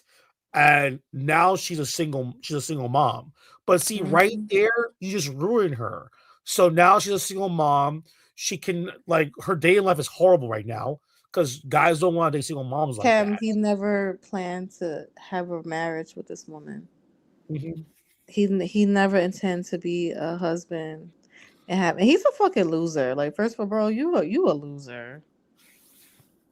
And this still should be a reflection on him as a man that you did this, and it was all over social media. I've never seen this video before, and now she's out. That's what I'm saying. Like, he created a broken home.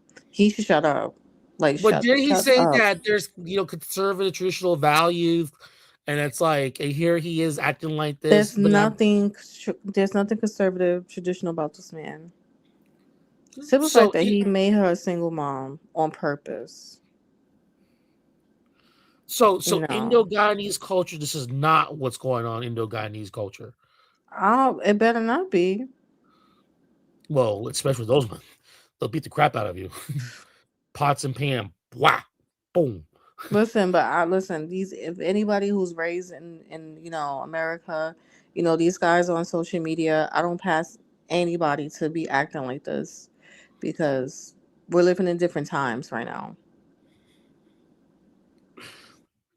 I don't know. If I were you There's a guys, I bunch don't of think you should. loser ass guys online thinking these guys are cool. Like, no, you're a loser. Banana Princess, let's eat for real. There's a lot of bamboo trees. What they'll do, they break a bamboo tree, you hit the guy on the head Yeah. with it. Oh, That it makes will be murder. That's all I have to say. It will be a massacre. So I don't think so. Hey, don't forget what happened with that guy that cheated off of the Indo-Guyanese girl and then had her car his car destroyed in Right North on Liberty Miami. Avenue. Mm-hmm. What was it? Cheater, liar, and his entire car was destroyed. I think it was burned on fire, right? Mm-hmm. They're like, damn, like it was a sledgehammer. She was like, damn, man. And she wasn't stopping. She was still trying to find him. Where is he at? You gotta Where put the is he? fear in these men. They disrespect us as women. You gotta put the fear in God in these men, because you can tell no woman has ever put the fear in him. This is why he's so disrespectful. Let them call you a crazy bitch. Whatever. Who cares about that? Some woman needs to put the fear in him so he will never ever try some shit like this again.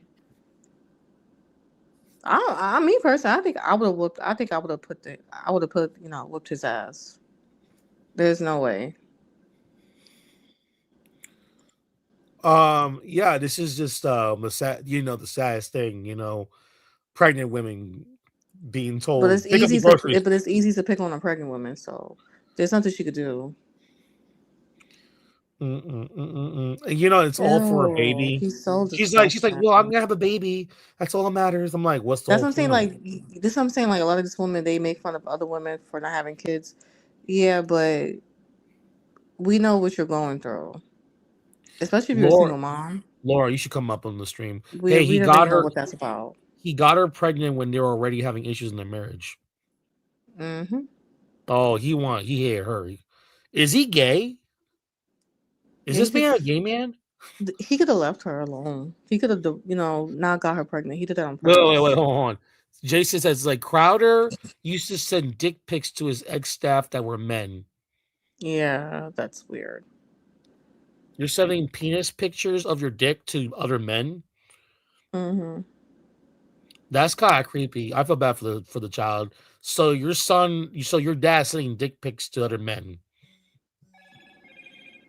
and we're here to teach. You got to teach about white replacement theory, but at the same time, he's dating out, and he will.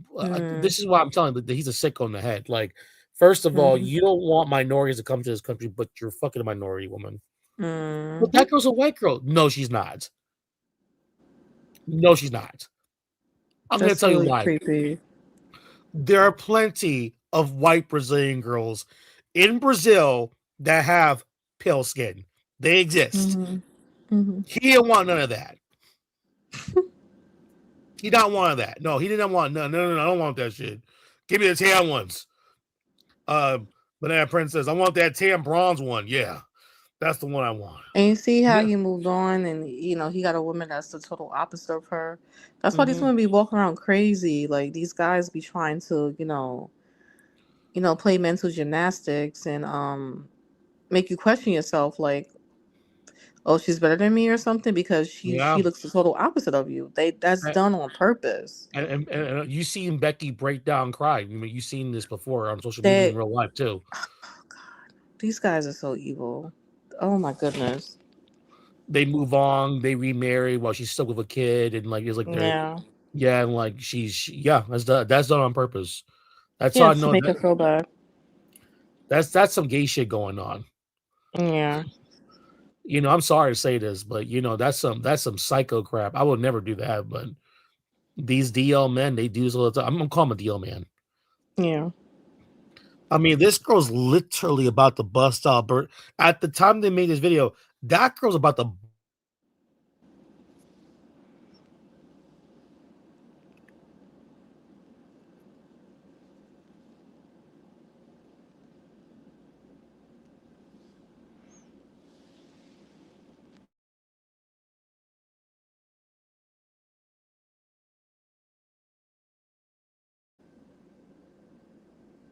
You think that you're better or smarter? Get the fuck out of here. Mm-hmm. It's like, let me get right here.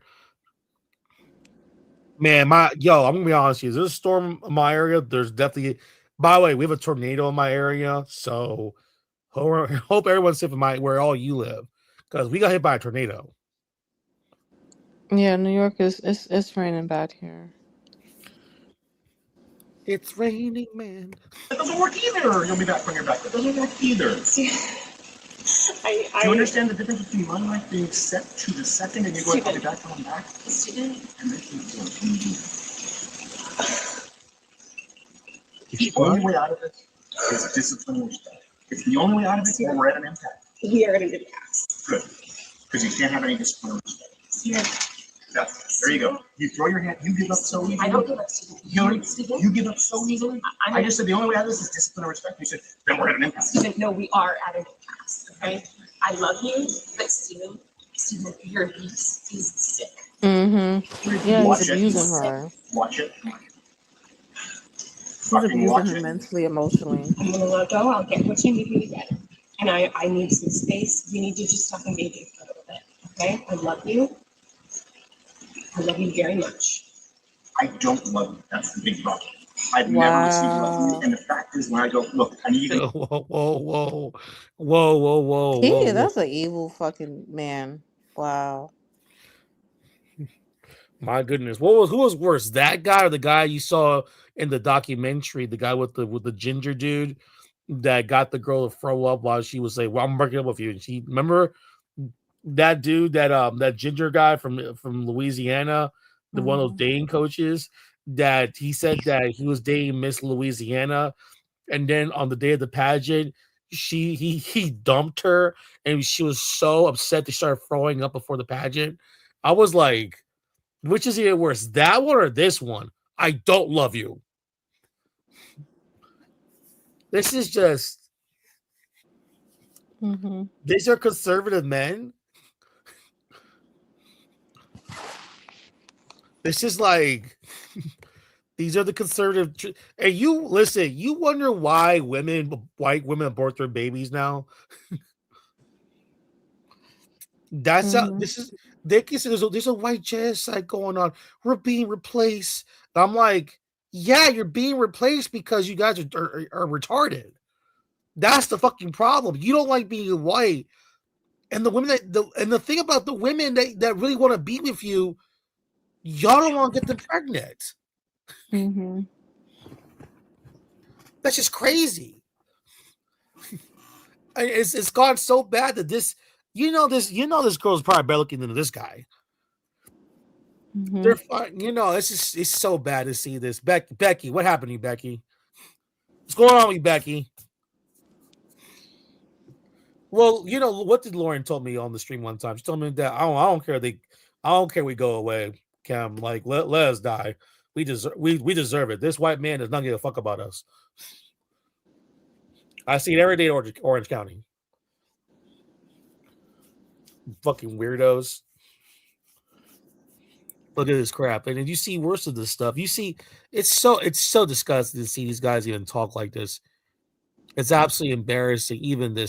Even all of this stuff going on here. The perfected DL culture here. Grinder, work accounts.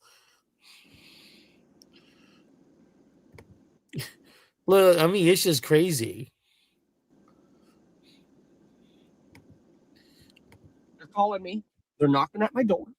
And they're saying, "Give me those cheeks, baby." I don't know why I feel like I just have to clear that up, but I just have to. Because ew. And am I looking for a relationship? No. But am I still going to go on Tinder and Grindr and stuff? Yes. Why? Because I have nothing better to do. But I was on Tinder and I saw this guy and I was like, oh my God. One thing, I was on FaceTime with my friend showing them this man, and she said to me, you definitely have a type. If you gained like 60 pounds. Ew. Something to consider. If you are bigger than me, which is sort of like a stick man, if you're bigger than a stick man and you can grow a beard, you can get it. That's as high as the bar is. A beard, preferably like black hair of any sort. You can look any other way as long as you have black hair and a beard. Weird. But honestly, I was on Tinder. I saw this man. He like works with animals, and I was like, oh my God. He had this picture holding an animal, and I was like, oh my God, that's so cute. Of course, I swiped right or whichever direction to match, and it was a match, which honestly, guys, never happens out here, especially because usually when I open Tinder, it's 3 swipes and then everyone's gone and there's no one else around me because I live in the middle of nowhere. But because I was just traveling, I was stopping at the airports, opening Tinder and making sure to load everyone in to my files. Wow. So that I had something to do later. Is this man once again from America? Yes. Because there's no gay people in Canada that want me. I wonder why. But anyways, this guy and I started talking on Tinder. It was this great banter. We had great banter. So much fun. I was learning about him. It was all this stuff. And then, of course, as it goes, he asked for my Snapchat. Did I give it to him? Absolutely. What the fuck? Absolutely. Wait, hold on. What I want to say, right? About the, know why he's single, right? Because, gay men don't date other feminine gay men. Like they don't like each other. They think it's disgusting. So this is why they keep saying they're dating straight men, but you're just dating DL men who are pretending to be straight. That's all. That's all. This is all this is about. Don't they beat up their gay partners, their gay lovers? Like they. We talked about this. Like they'll wake up in the morning, they stand but this up. is mental illness too. Like like the gay men who are openly gay, like why don't you want to date another feminine gay man? Like y'all both are gay men. Like I would never understand that. But they're gonna continue to sleep with DL men because these men are losers. I'm sorry, they're losers and they're never gonna come out. They're never gonna come out. This is as creepy as So fuck. they're I gonna mean, this is continue to be upset that these men are sleeping with them on the low, and then they live their regular lives having a girlfriend or a wife, and it's really sad. don't get It's really started with. sad. And Banana Princess, you and I have been talking about this. Are most of these men that they're DL? Are these mostly black men? I'm gonna assume yeah. My goodness. Or maybe hold on, maybe he could be sleeping with Brad. DL white man because the way he was Oh given yeah. the body description, both the beard and stuff. That's true. That's true. Brad's up there. I mean, Banana Princess, I'll be honest with you. It seems to me that people that look like me are not the preference. Thank goodness. I am not. I'm according to them, I'm too small and everything. I'm 5'8", too small. Regular size penis, way too small. It's They way want too these small. big cocks, veiny big dicks, nasty. They Ew. need tall, strong, masculine with like 14-inch penises. I want a guy 6'8" and has a huge cock. I'm like, the hell. Banana Princess, in your time with dealing with women and men, is it weird the ones who actually want that are actually gay men? Mm-hmm. Ew. It's very Because scary. you told her like you're like Kim, I don't want no super tall man. Like I don't want no like. I have dated tall men because I'm tall I'm a tall woman, so Yeah. that makes sense. But not like I'm not seeking men who are like 6'8" or 6'4", like on purpose. Like Yeah, I mean, there's some good my guys out boyfriend is there. There, 5'10", yeah. so it's like we're Say around the same guys who height. are at or you say at or taller at least, right? Mm-hmm. So it's like But okay, tall that's men do normal. approach me. They do. The ones who are that tall, they do approach me a lot. So Mhm. And and you told me your experiences as well regarding all these guys because I can tell you when them yelling at me at because I tell you it's not true, and then you tell me stories like, Kim, that's not true. I've been approached by white men plenty of times. They offer me money, I say no, and then they'll get mad, and as they start saying that, what's wrong? Not all white men are racist. It's like they what? do. Yeah, I've had white men say that. Oh, I'm not a racist. I'm like, I don't know. I know so many women who dated white men. Y'all get upset and you start saying some wild racist shit out your mouth. You wait, you heard Brad be racist towards other races of women in the bedroom. Yeah, that I know. In the past, yeah, or present. Say, yeah, they have told me weird stories. I'm like, that's scary. I heard one that I remember I heard on social media. One said this one white dude, he told his girl, get out of here, you burnt woman. You see, like, who thinks to say that to a woman that they've been with? You burnt woman.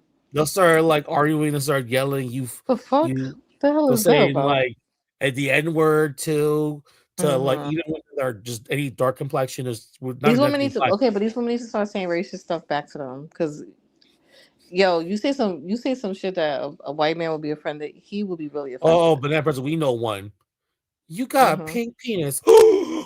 Yep. It's like, my Mm-hmm. penis is not that pink. Or say that they butts look white and ashy. They opposite white men they're insecure too. They got their little insecurities going on. Or the bear one. You're bad in bed. I That's it. think the whole thing. It's like what? It's Or like just tell a white man he has a white flat ass. oh You'd my upset. goodness. 'Cause you know You'll they get a lot upset. of white men are obsessed with the gym. No, you actually have a white flat ass. Well, Banana Princess, you talk to plenty of girls. You told me stories of girls getting with guys with big black cocks. When they told you that you're whacking bed to a black dude with big dick, like, oh, I've never heard this my whole life. You're the only one that told me this. Get out of here. Get out of here, you whore. And black men, they It's say like, racist things towards women they be sleeping with as well. These women are very weird. They're just trying to humble women, saying that, oh, you're a burnt woman. Like, whatever. They'll attack your vagina part too. That's another thing you That's told me. That gay. was You had sex with a woman, you're attacking her private parts. your pussy is too brown over there. I'm like, what the? It's Oh too my dark god. I inside. can't imagine a man saying that to me. I'm not even joking. I would really try to hurt him. That's I kind would of really try to hurt crazy. him. I there's no way I'm gonna sleep with someone and they're saying that to me. A man saying that to me? No. It's called sexual racism. Am I correct here? Yeah. Mm-hmm. Sexual racism, sexual racist. I've No, never there's experienced that. like a yeah, I think that's the right term, but I know there's like Sexual other. racism. I don't know. I mean, the But thing is, 'cause even for me, I got arguments with women that were different from different races, like that did not look like me, right? mhm. We just get into arguments, but I never get into this whole like racial like taboo talk like the Americans do. You know, Because like these people are sick. you know, These like are the mentally yeah, retarded people. because Because who says that to someone that they're being intimate with? You're supposed to be. It's supposed to be a safe haven. You're not supposed to say something weird towards all right, them so I'll say something to you right now. Okay, this during is or after. That's just there. weird. There was a girl. She was Brazilian. The reason I know about there's pale girls out there was that I doesn't. I mean, I'm not dating a white girl in the USA, but I had dated a white girl from Brazil or been, and she was on the paler side. Um, I had no issues with her. She's a regular girl. I don't understand. That's the thing about these guys. I'm like, yo, there's something wrong with you. Are you okay? I seen these guys' comments and the way they like attack women, their private part. It's like, yo, like I mean, as a guy, I'm like, well, that's kind of gay to say that shit because that's not normal. You know Mm-hmm. what I mean? That's not normal as a straight man. I can't. I don't know, but I mean, as a guy that actually likes women, like, I'm sorry, but if you're talking like this, you're weird. The guy shitting on the woman that's pregnant. I mean, you look at her, she's barely even walking. Do you understand when you're pregnant, you're walking, like you can barely move? Sometimes you get winded and all that stuff. The Mm-hmm. last thing you want her to go is a woman that's pregnant, she's driving. Mm.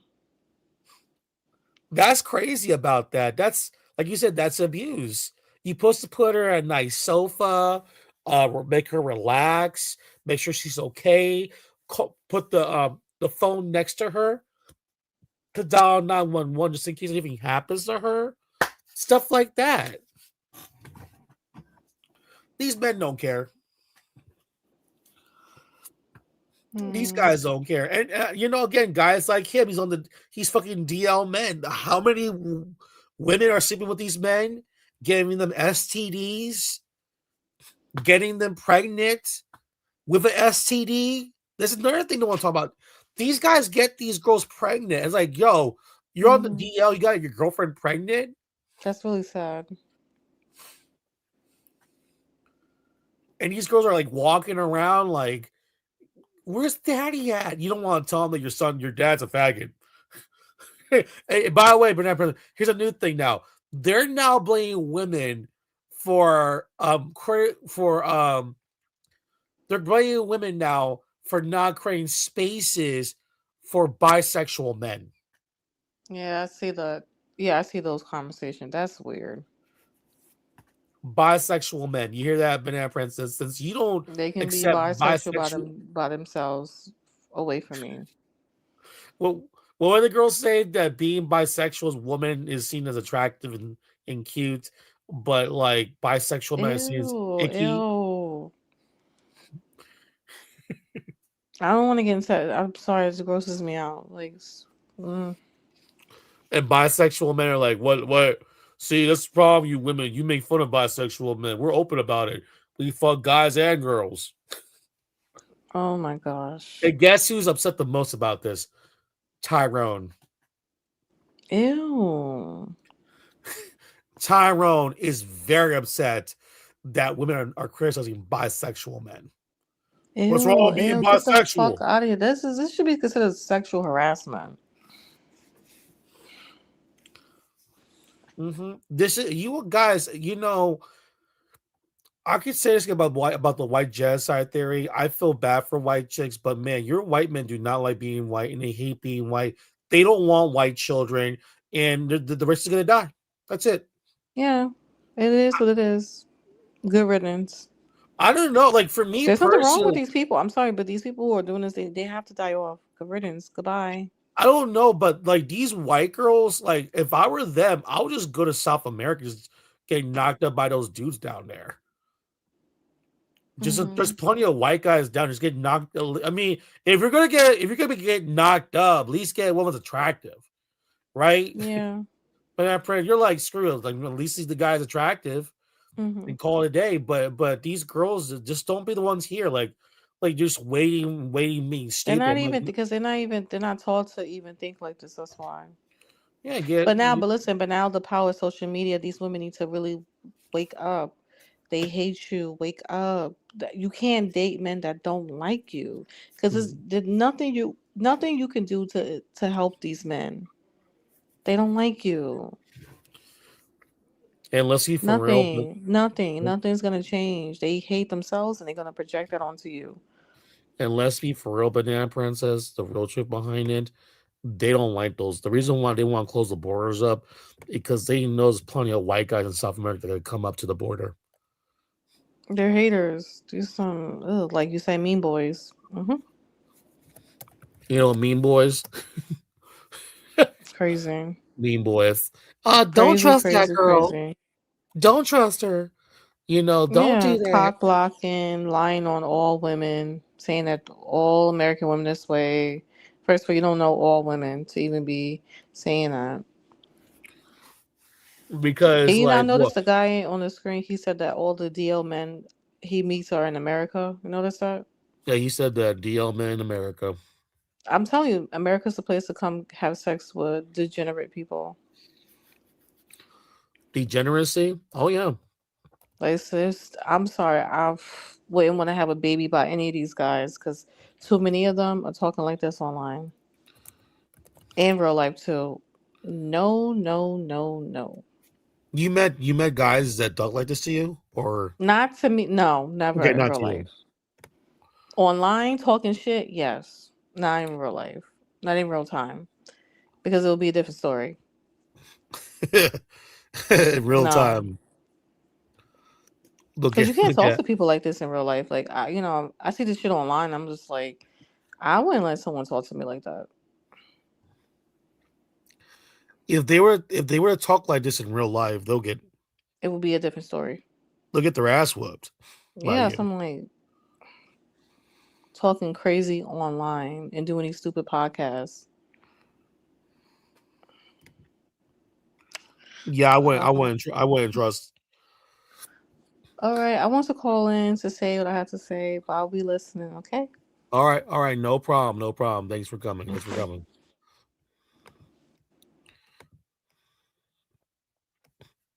That's Banana Princess. Well, let's see for real about this. First of all, congrats to Venezuela. They advanced to the finals as expected. Okay.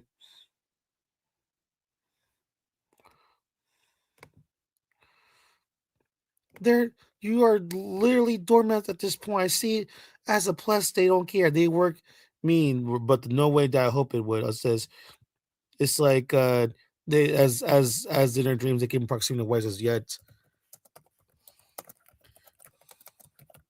Black American males have sex with white women.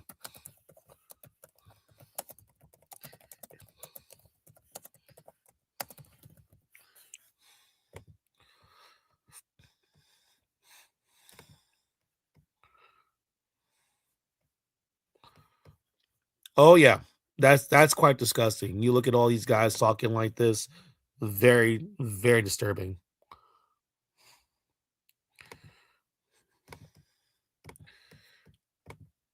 I cannot believe it. We Gargio, I can't believe it.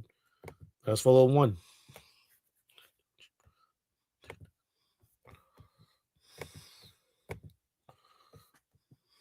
Isn't that what you say you hate, that we're all against? But you're doing it. Why don't you stop that immediately? No one has ever had the balls to say that.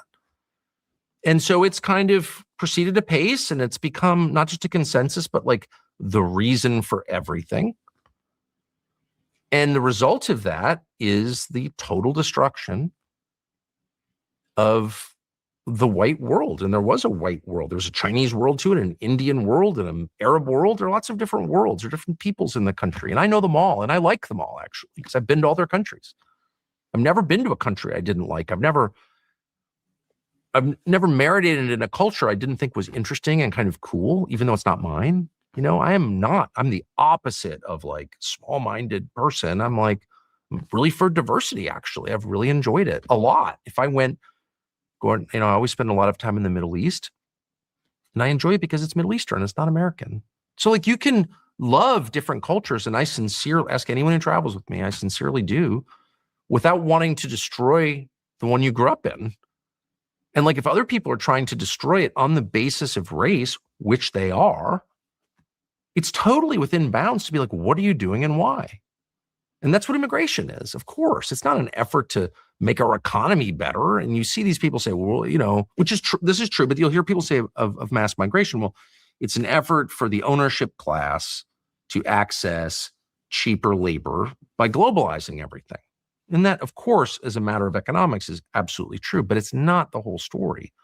When you start importing people from countries that are, you know, badly educated and socially dysfunctional and totally incompatible culturally with yours, are you really doing that so you can like reap their cheap labor? Are we importing Somalis so we can like set them to work in factories for half the rate that Native Americans? No, we're not. They're not working in factories, not working at all in a lot of cases.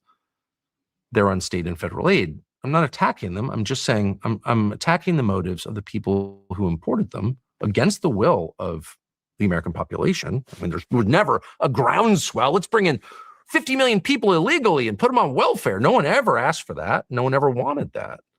So why did they do it? Well, they did it not to make the country richer. They didn't. They did it to make it non-majority white. So that is an act by definition of racial hostility, of racism. And they've never been called out on it because somehow the first thing they did was take the moral high ground and occupy it and start yelling at everybody about how they're bad, you're racist, shut up racist, shut up Nazi. And they so thoroughly intimidated the population into not saying anything that they just destroyed it. And then a lot of the whites, who are really always the ones that I blame since I am white, and you just sort of instinctively blame people who look like you, just a fact. They're always telling you, you hate the other. That's the opposite of what I've noticed about people. I feel like people are much more open-minded about the other. I've been in probably every country in the world, and people do something outrageous, and I'll be like, oh, well, that's kind of interesting. I'm much less judgmental. But when someone who looks like me, who grew up in the same country I did, does something wrong, I have no grace for that person. I judge them. And it was the whites who did this. Sorry, it's just a fact. And they're the ones who get hysterical when you point it out. And when I go to the UK, which is a lot because I have family there, as I said, I'm going in 2 days. I never have been in an argument with any Pakistani or Bangladeshi or Indian and ever, or Arab in London ever. They're always like, yeah, okay, you've got views, and they actually agree with a lot of my views, honestly. I just have noticed this, okay? It's always the rich whites who get way up in your face about it. In fact, I had a speech at a very, very famous school, one of the most famous schools in England. Oxford. I had a speech on Sunday night. Someone at the school asked me to do it. Of course, I will do it for free. I was there, and so I would do it. And I just got a text saying, no, you've been canceled because they don't want you on campus because you're too dangerous. This is like a very famous white school. They're the ones who were mad. They're the ones who are touchy about it. And the reason they're mad and they're touchy is because, and this is such a familiar phenomenon, they've turned the hate against them inward on themselves. And people who hate themselves are the least trustworthy, most dangerous people in the world. If someone hates himself, he'll definitely hate you. There's just no doubt. Wow. There's no doubt. I've watched people carefully for many years, and that is the group that I fear, the people who've internalized the hate and turned it inward. And we have whole countries like that and whole leadership classes, like the very familiar image of the angry menopausal liberal politician screaming at people about their sexism and racism. What are we really looking at? We're looking at someone who hates herself, has had no leadership in her life, no security, no love, no real relationships. She's miserable, and she's turning that misery outward and projecting it on the population. And that's a lot of our leadership classes like that. No matter where you're watching. Oh God, man. Us white men. We're just doing this. I'm sick of immigration debate. These men speak of both sides of their mouths. Yeah, they got a dick in their mouth, and they're putting their dick in a non-white vagina. That's the fucking problem. No, I'm serious. You know something? Let me just put something to white women in this country. Like seriously, you this is why I keep telling these women, like, you do know that you don't have to take this bullshit, right? I'm not saying go get after, people from my background. I'm not saying that at all, because I'm not, because, let's say for most white girls in this country want to birth white children. Like that's like the vast majority of them. Like no girl wants to birth a child who's nothing like them. Like let's just be reality of it. Let's see for real. A good 98% of these girls want to birth other children that look like them. That's normal. I'm not saying that should be actually a normal thing to be with someone, to have kids that look like you. You know what I mean? But let's just get this out of the way here. These men are making you look bad. This whole replacement theory is so embarrassing. You got mammies talking like this, defending white guys, saying, "What happened? Who do you think's behind this, bitch? Who do you think's behind this? Who do you think this is? It's the Jews, bitch." I'll tell you who's behind this. It's those Jews. Okay? These Jews hate white men. It's us against, and then those only victims. We're being targeted. Single Christian straight white men. I'm like, yeah, you're the most targeted guys.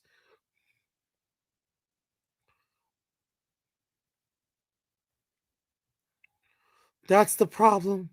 You, Becky, you.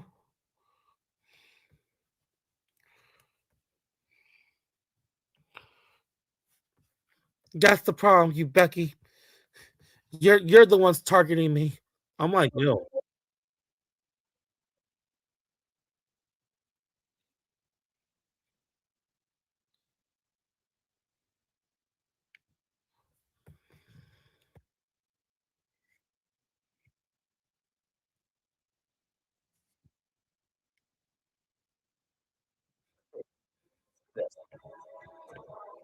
It's the question of all questions, right? The question is who's behind it.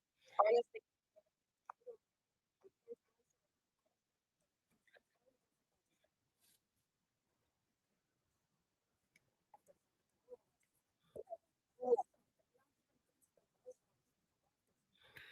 Lauren with lovely Elavar, barbarians, how baby boomers, immigrants, and Islam screwed my generation. Lauren Southern.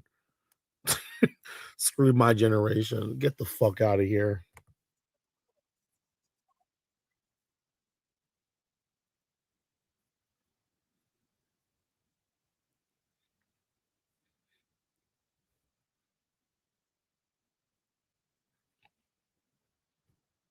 You know what's so funny about this? Notice that none of these mammies want to blame the real culprit. It's white American males. They're the ones not giving you white babies. They're the ones dating outside their race. They're the ones having gay sex, banging trannies, sleeping with transvestites. They're the ones paying for these people to operate their bodies to be women, and yet none of these women say a fucking word about it. These women are legit mammies. Look at this.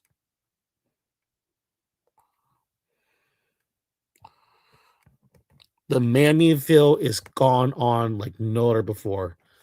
I say this again many times. The reality of it is this: the level of self-hate from white American males, they do not like being white. These women do not want to hear the truth that their men are dating out in record numbers. They don't like their skin color. They're the biggest anti-white people. But let's be for real. They're not doing this alone. Black men too. Working with Latinos, I've seen them sex play too. Well, let's see for real, bro. They're not dating out the way white and black men are doing it. Not even close. I'm thinking about some of those. I'm thinking about even the gay Hispanic guys that I know of. They don't even date out. They stick to their Hispanic gay guys. But this white American male, man, he's everywhere. He hates his women. He really does. Globalists. She's firing blanks. Tucker correctly says it's a very well-funded, delivered consequence. All the Jews. Jewish. As Tucker warns, notice the agenda. Because of our leading role. Yes, Jews have plenty of goyim lackeys, including Christians, pushing a racist genocide. But the architects of this hate and destruction, Jewish. As Tucker warns, notice the agenda and you're punished. You're not allowed to notice it. You'll be punished. And the biggest censorship pushers, Jewish. For years, we exposed hate, pressured institutions, and delivered consequences. We monitor and disrupt. We have a whole apparatus. I have 40 analysts working full-time, 7 days a week, 24 hours a day, monitoring extremists. Approximately 400 of these Jew haters have faced real consequences, including firings, suspensions, and expulsions. We work with Google on using AI to try to interrupt cyber hate before it happens. We work with YouTube to get them to change their algorithms. We work with Facebook on trying to use a redirect method. We will shine a light on you that, thanks to Google and SEO, will follow you for the rest of your life. We monitor them online, social media, messaging apps, video games, cryptocurrency, podcasts, short form video, Wikipedia, LLMs. We monitor these people and we share the intelligence with the FBI. Hello, Hungary. Hello, Budapest. Hello, fellow Europeans. Is that we know, and our governments also know, that there is a link between mass migration and crime. Yes. In the Dutch city of Dordrecht, something interesting happened the other day. They announced, and this is a small city in the Netherlands, in my home country, that a new asylum center will be put in that little town. And what did the municipality do?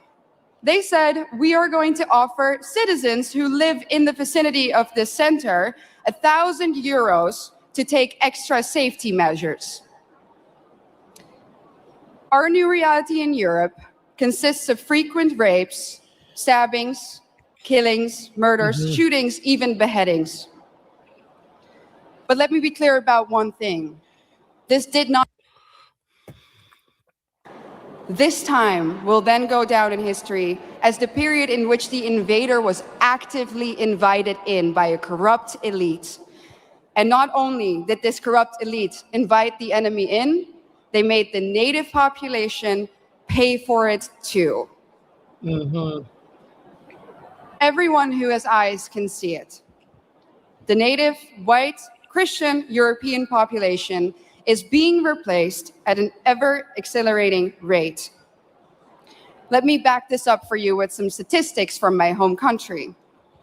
Let's take Amsterdam, the capital. Amsterdam currently consists of 56% migrants. The Hague, 58% migrants. Okay. Rotterdam, almost 60% migrants. And of course, most of these immigrants come from non-Christian, non-Western, African and Middle Eastern countries. Conclusion, the Dutch population is already outnumbered in the majority of our cities. But let's look onwards. London, 54% migrants. Again, Conclusion, native population outnumbered. Brussels, color me shocked, 70% migrants. Conclusion, native population majorly outnumbered. And other Europeans will, of course, follow suit soon if they haven't already. So I'm going to draw the forbidden conclusion here. The Great Replacement theory is no longer a theory, it's reality. And what's interesting about replacement is that the establishment will either deny its existence, or when they admit to it, they say that it's... But here's the thing about these theories, right? But they're not understanding this. See, look at this. See, look. But this is the funny part about this. Why did you pick the Catholic faith? The Eucharist. You know, as a Protestant, you're told, oh, this is symbolic, you know, this is not really the body of Christ. You shouldn't read it that way. I wanted to answer the question, why would I think that this is just symbolic? You know, why would I settle for that answer if this is what our Lord said?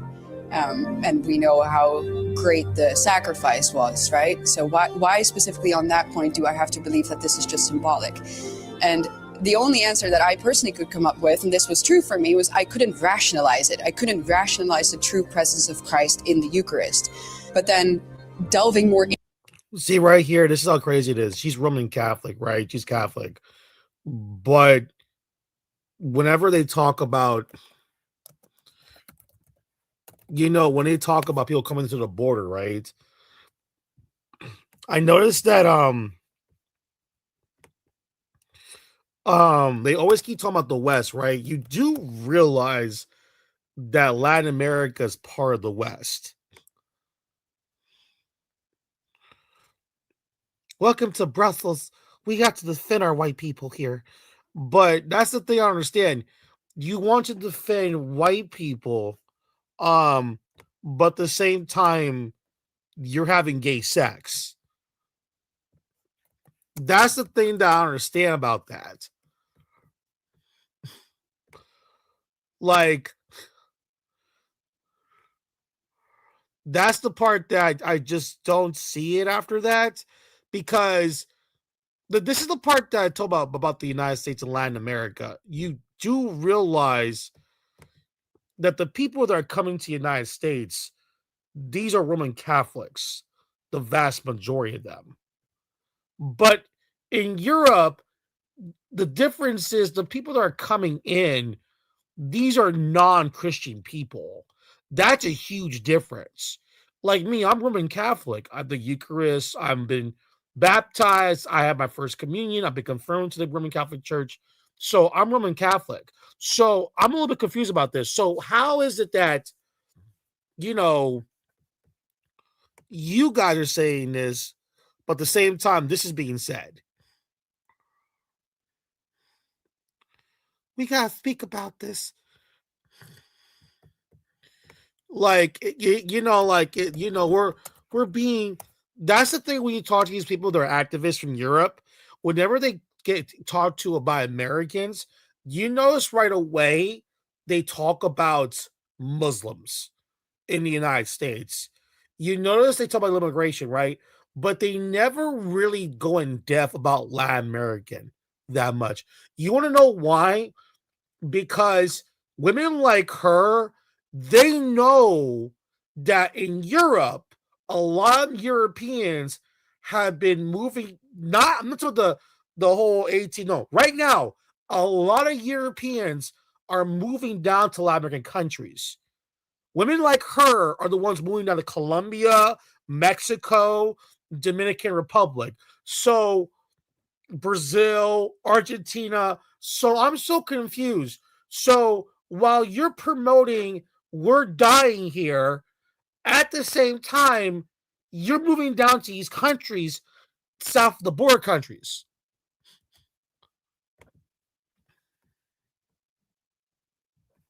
It's always weird to me to hear Americans talk like this. Like, and they bring these Europeans that come here. Dude, you know how many European women show up to Brazil? It's a lot of them.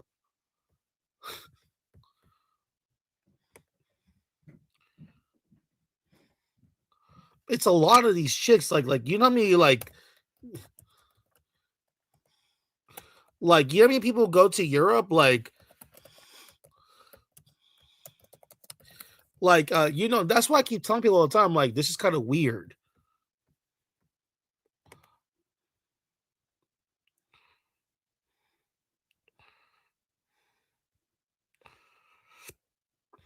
That's why I keep telling people, like, oh, like, this is weird, and like, do you know how many people from different countries go down there?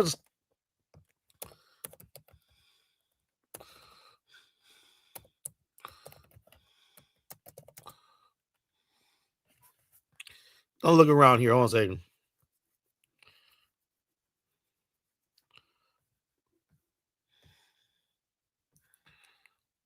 Like it, that's why I keep telling people, like, they're down here.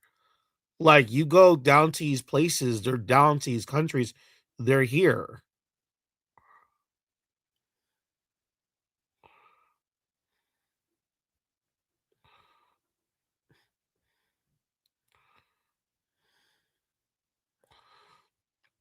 That's why I keep telling people she's from Holland, right? So I'm like, I'm looking at some of the stuff I can see here.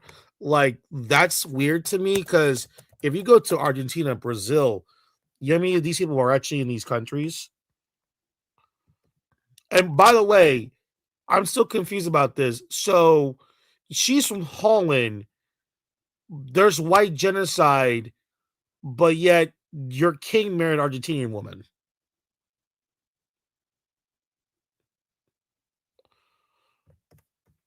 I'm really confused about that. Like, you're saying all this stuff to me, but at the same time, you're the same person that was there.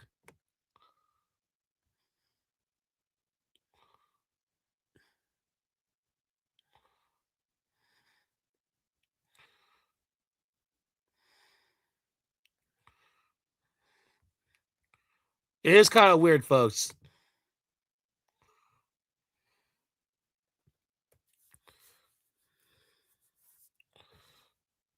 Muito pau na chapa. Pão na chapa. Muito bom, gente. Finge que eu sou o garçom. Como você ia pedir isso, pão na chapa? Ah, pra mim uma pau na chapa. Eu vou dar minha pedida pra você. Pão na chapa com requeijão na saída. Ah, não tem requeijão, nada. Só Não, pau na chapa. sem Com café manteiga, com leite. sem manteiga. So we're seeing this. Look. We got this. Look, we got Dutch. Qual é a diferença entre mulheres brasileiras e holandesas? Nossa, tem muita diferença, gente. Mas não é que eu quero falar ruim de mulheres holandesas, sabe? Só que as brasileiras, sabe, dançar, tem um jeito aí, sabe, que eu gosto. Aí sempre gosto de sair, sempre gosto de fazer alguma coisa. Sou mais romântica, sabe? Mais carinhoso. Qual é a diferença entre mulheres brasileiras e holandesas? Nossa, tem muita diferença, gente. Mas não é que eu quero falar ruim de mulheres holandesas, sabe? Só que as brasileiras, sabe, dançar, tem um jeito aí, sabe? Que eu... Wow, see, he prefers Brazilian over Dutch chicks, and you got this Dutch bitch saying, there's a genocide going on here. Okay, if there's a genocide, here we go again. Why are your men dating out? This is the thing I keep telling these women. If there's a genocide going on, how come white men are always dating outside their group? Why are they doing this? And then you confront, oh, don't want to talk about it. I'm serious. Like, this is some crazy shit.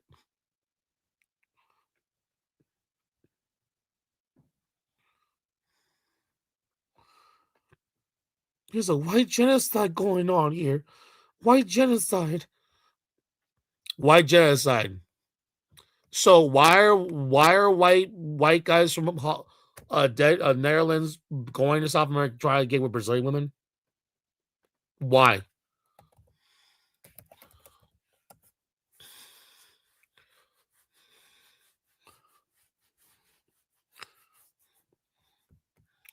Why is that? Tell me why. What's going on here?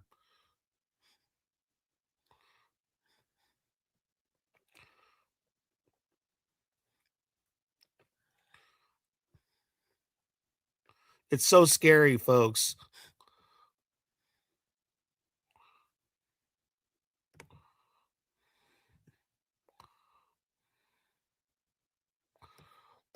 scaring people with all that nonsense, with all that bullshit. What are you saying? There's a lot of self-faith in general here, both white American, female, and male. Yeah, it's always been about men. Those other countries, Cam. Same thing with Muslims. Yeah, they hate them. Yeah, they got no problem. Dutchmen got no problem putting their dicks in Moroccans' vaginas. They got no problem fucking these girls. No, in fact, they celebrate that. But that's the thing. And you know what's crazy about this? More and more European women, they really don't date these foreign dudes. They really don't, because they don't relate to them. Like if you're Moroccan or Iraqi or Libyan and you're going to Netherlands or Belgium, you know how many of those girls are actually gonna date you? Or Nigerian or when people from West Africa. For the most part, most Dutch girls don't date those men. In fact, the reality of it, the truth is that there's more Dutch men dating out. That's the truth. That's the scary part. That's the weird part.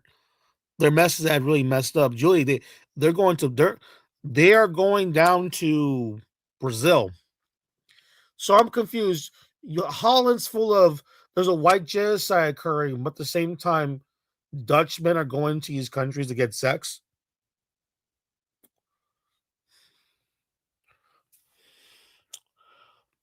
It's so hard to be a white man. How does that work out for you? This is the real genocide. The real genocide is Brad hating white women and not impregnating them and being outside his race. That's the real white genocide. All right, guys. Anything, guys? I'll let you guys go. All right, guys. Have a good night.